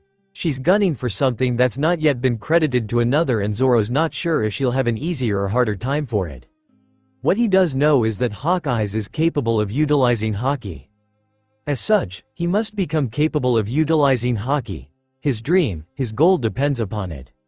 So, if that means spending a few hours a day sitting on deck, getting twanged with an elastic band until he can get it working, then by damn he'll spend a few hours a day sat on deck getting twanged with an elastic band. He'll get it working, he'll master it as much as he possibly can, and then he'll defeat Hawkeye's. He's a simple man with a simple goal and nothing is going to stop him. Even if he has been dragged into all this craziness. Though really, Luffy had been a surprise deviation in his plan. A good surprise, but a surprise nonetheless. Zoro's made more progress towards his goal in these past 2 months than he has the whole 2 years before that. Even if there's been more pirates, more stretching, more meat, than what he'd expected from his journey upon the ocean. Now he just needs to find his way back to the ship, given that his mission to replace his swords had been fulfilled. The 2 the cooks at the Barati lent him had been workable, but nowhere near what he needed. Now he feels complete. He can spar properly with the woman that shares Hawkeye's most distinctive feature. That's something he's looking forwards to, crossing blades with Riskua. She might not be a swordswoman, but she works with blades. That's good enough for him. Having someone to really spar against on board, someone to train with will undoubtedly increase his abilities. Smirking, Zoro takes another look around the town, grimacing at the many buildings. Why are repeating the same street patterns again and again? That's the 5th red house next to a green shop he's seen so far. Doing shit like this is in a town is how idiotic tourists get lost. If your boss is in prison, interest pooling in his stomach, Zoro tilts his head to a side, scanning the crowd for the origin of that voice. When he'd set out and the island kept moving around, he'd had to pick up bounty hunting in order to earn his keep. Listening out for criminals or those involved in criminal activities isn't a trait he's managed to drop just yet. But it's when his eyes land on the girl, it's a greater punch to the gut than he's ever received. Zoro's not even sure what he plans on doing until it's already done, until he's taken the 2 thugs down with a flash of 3 swords. People are gaping in shit, that's right, he's got a bounty now, hasn't he? Bollocks. Damn, he hopes nobody recognizes him. Why would you do that? I could have handled them. The woman who wears Kuina's face glares up at him from behind black-framed glasses, looking as fierce and proud as his old friend once had. Only to trip as she tries to approach him, hitting the floor and knocking her glasses from her face. Against his better judgment, Zoro's lips twitch up as he crouches down, offering her the spectacles she's reaching for. If you're only helping me because you don't think I can be strong as a woman, then I've got news for you. That's not it. You just reminded me of someone I used to know, Zoro grunts, looking her over and shaking his head. It's not Kuina. Kuina was a preteen when Zoro had last seen her, had been near flat as a board and shorter than him, even at that age. This woman. Well, she's clearly a woman, for starters. She's carrying a sword too, he notes, and if those thugs had been getting on her back about taking their boss to prison, she's probably a marine to boot. Time to go. Fleetly rising to his feet, Zoro offers the woman a nod, one hand resting on his swords as he makes his way down the street. He's taken 2 lefts since he got off the boat, found the shop that he just got his swords from, so now he needs to take 2 rights and he'll be back at the Mary, won't he? Hey, you with the 3 swords? It's that woman. Well shit.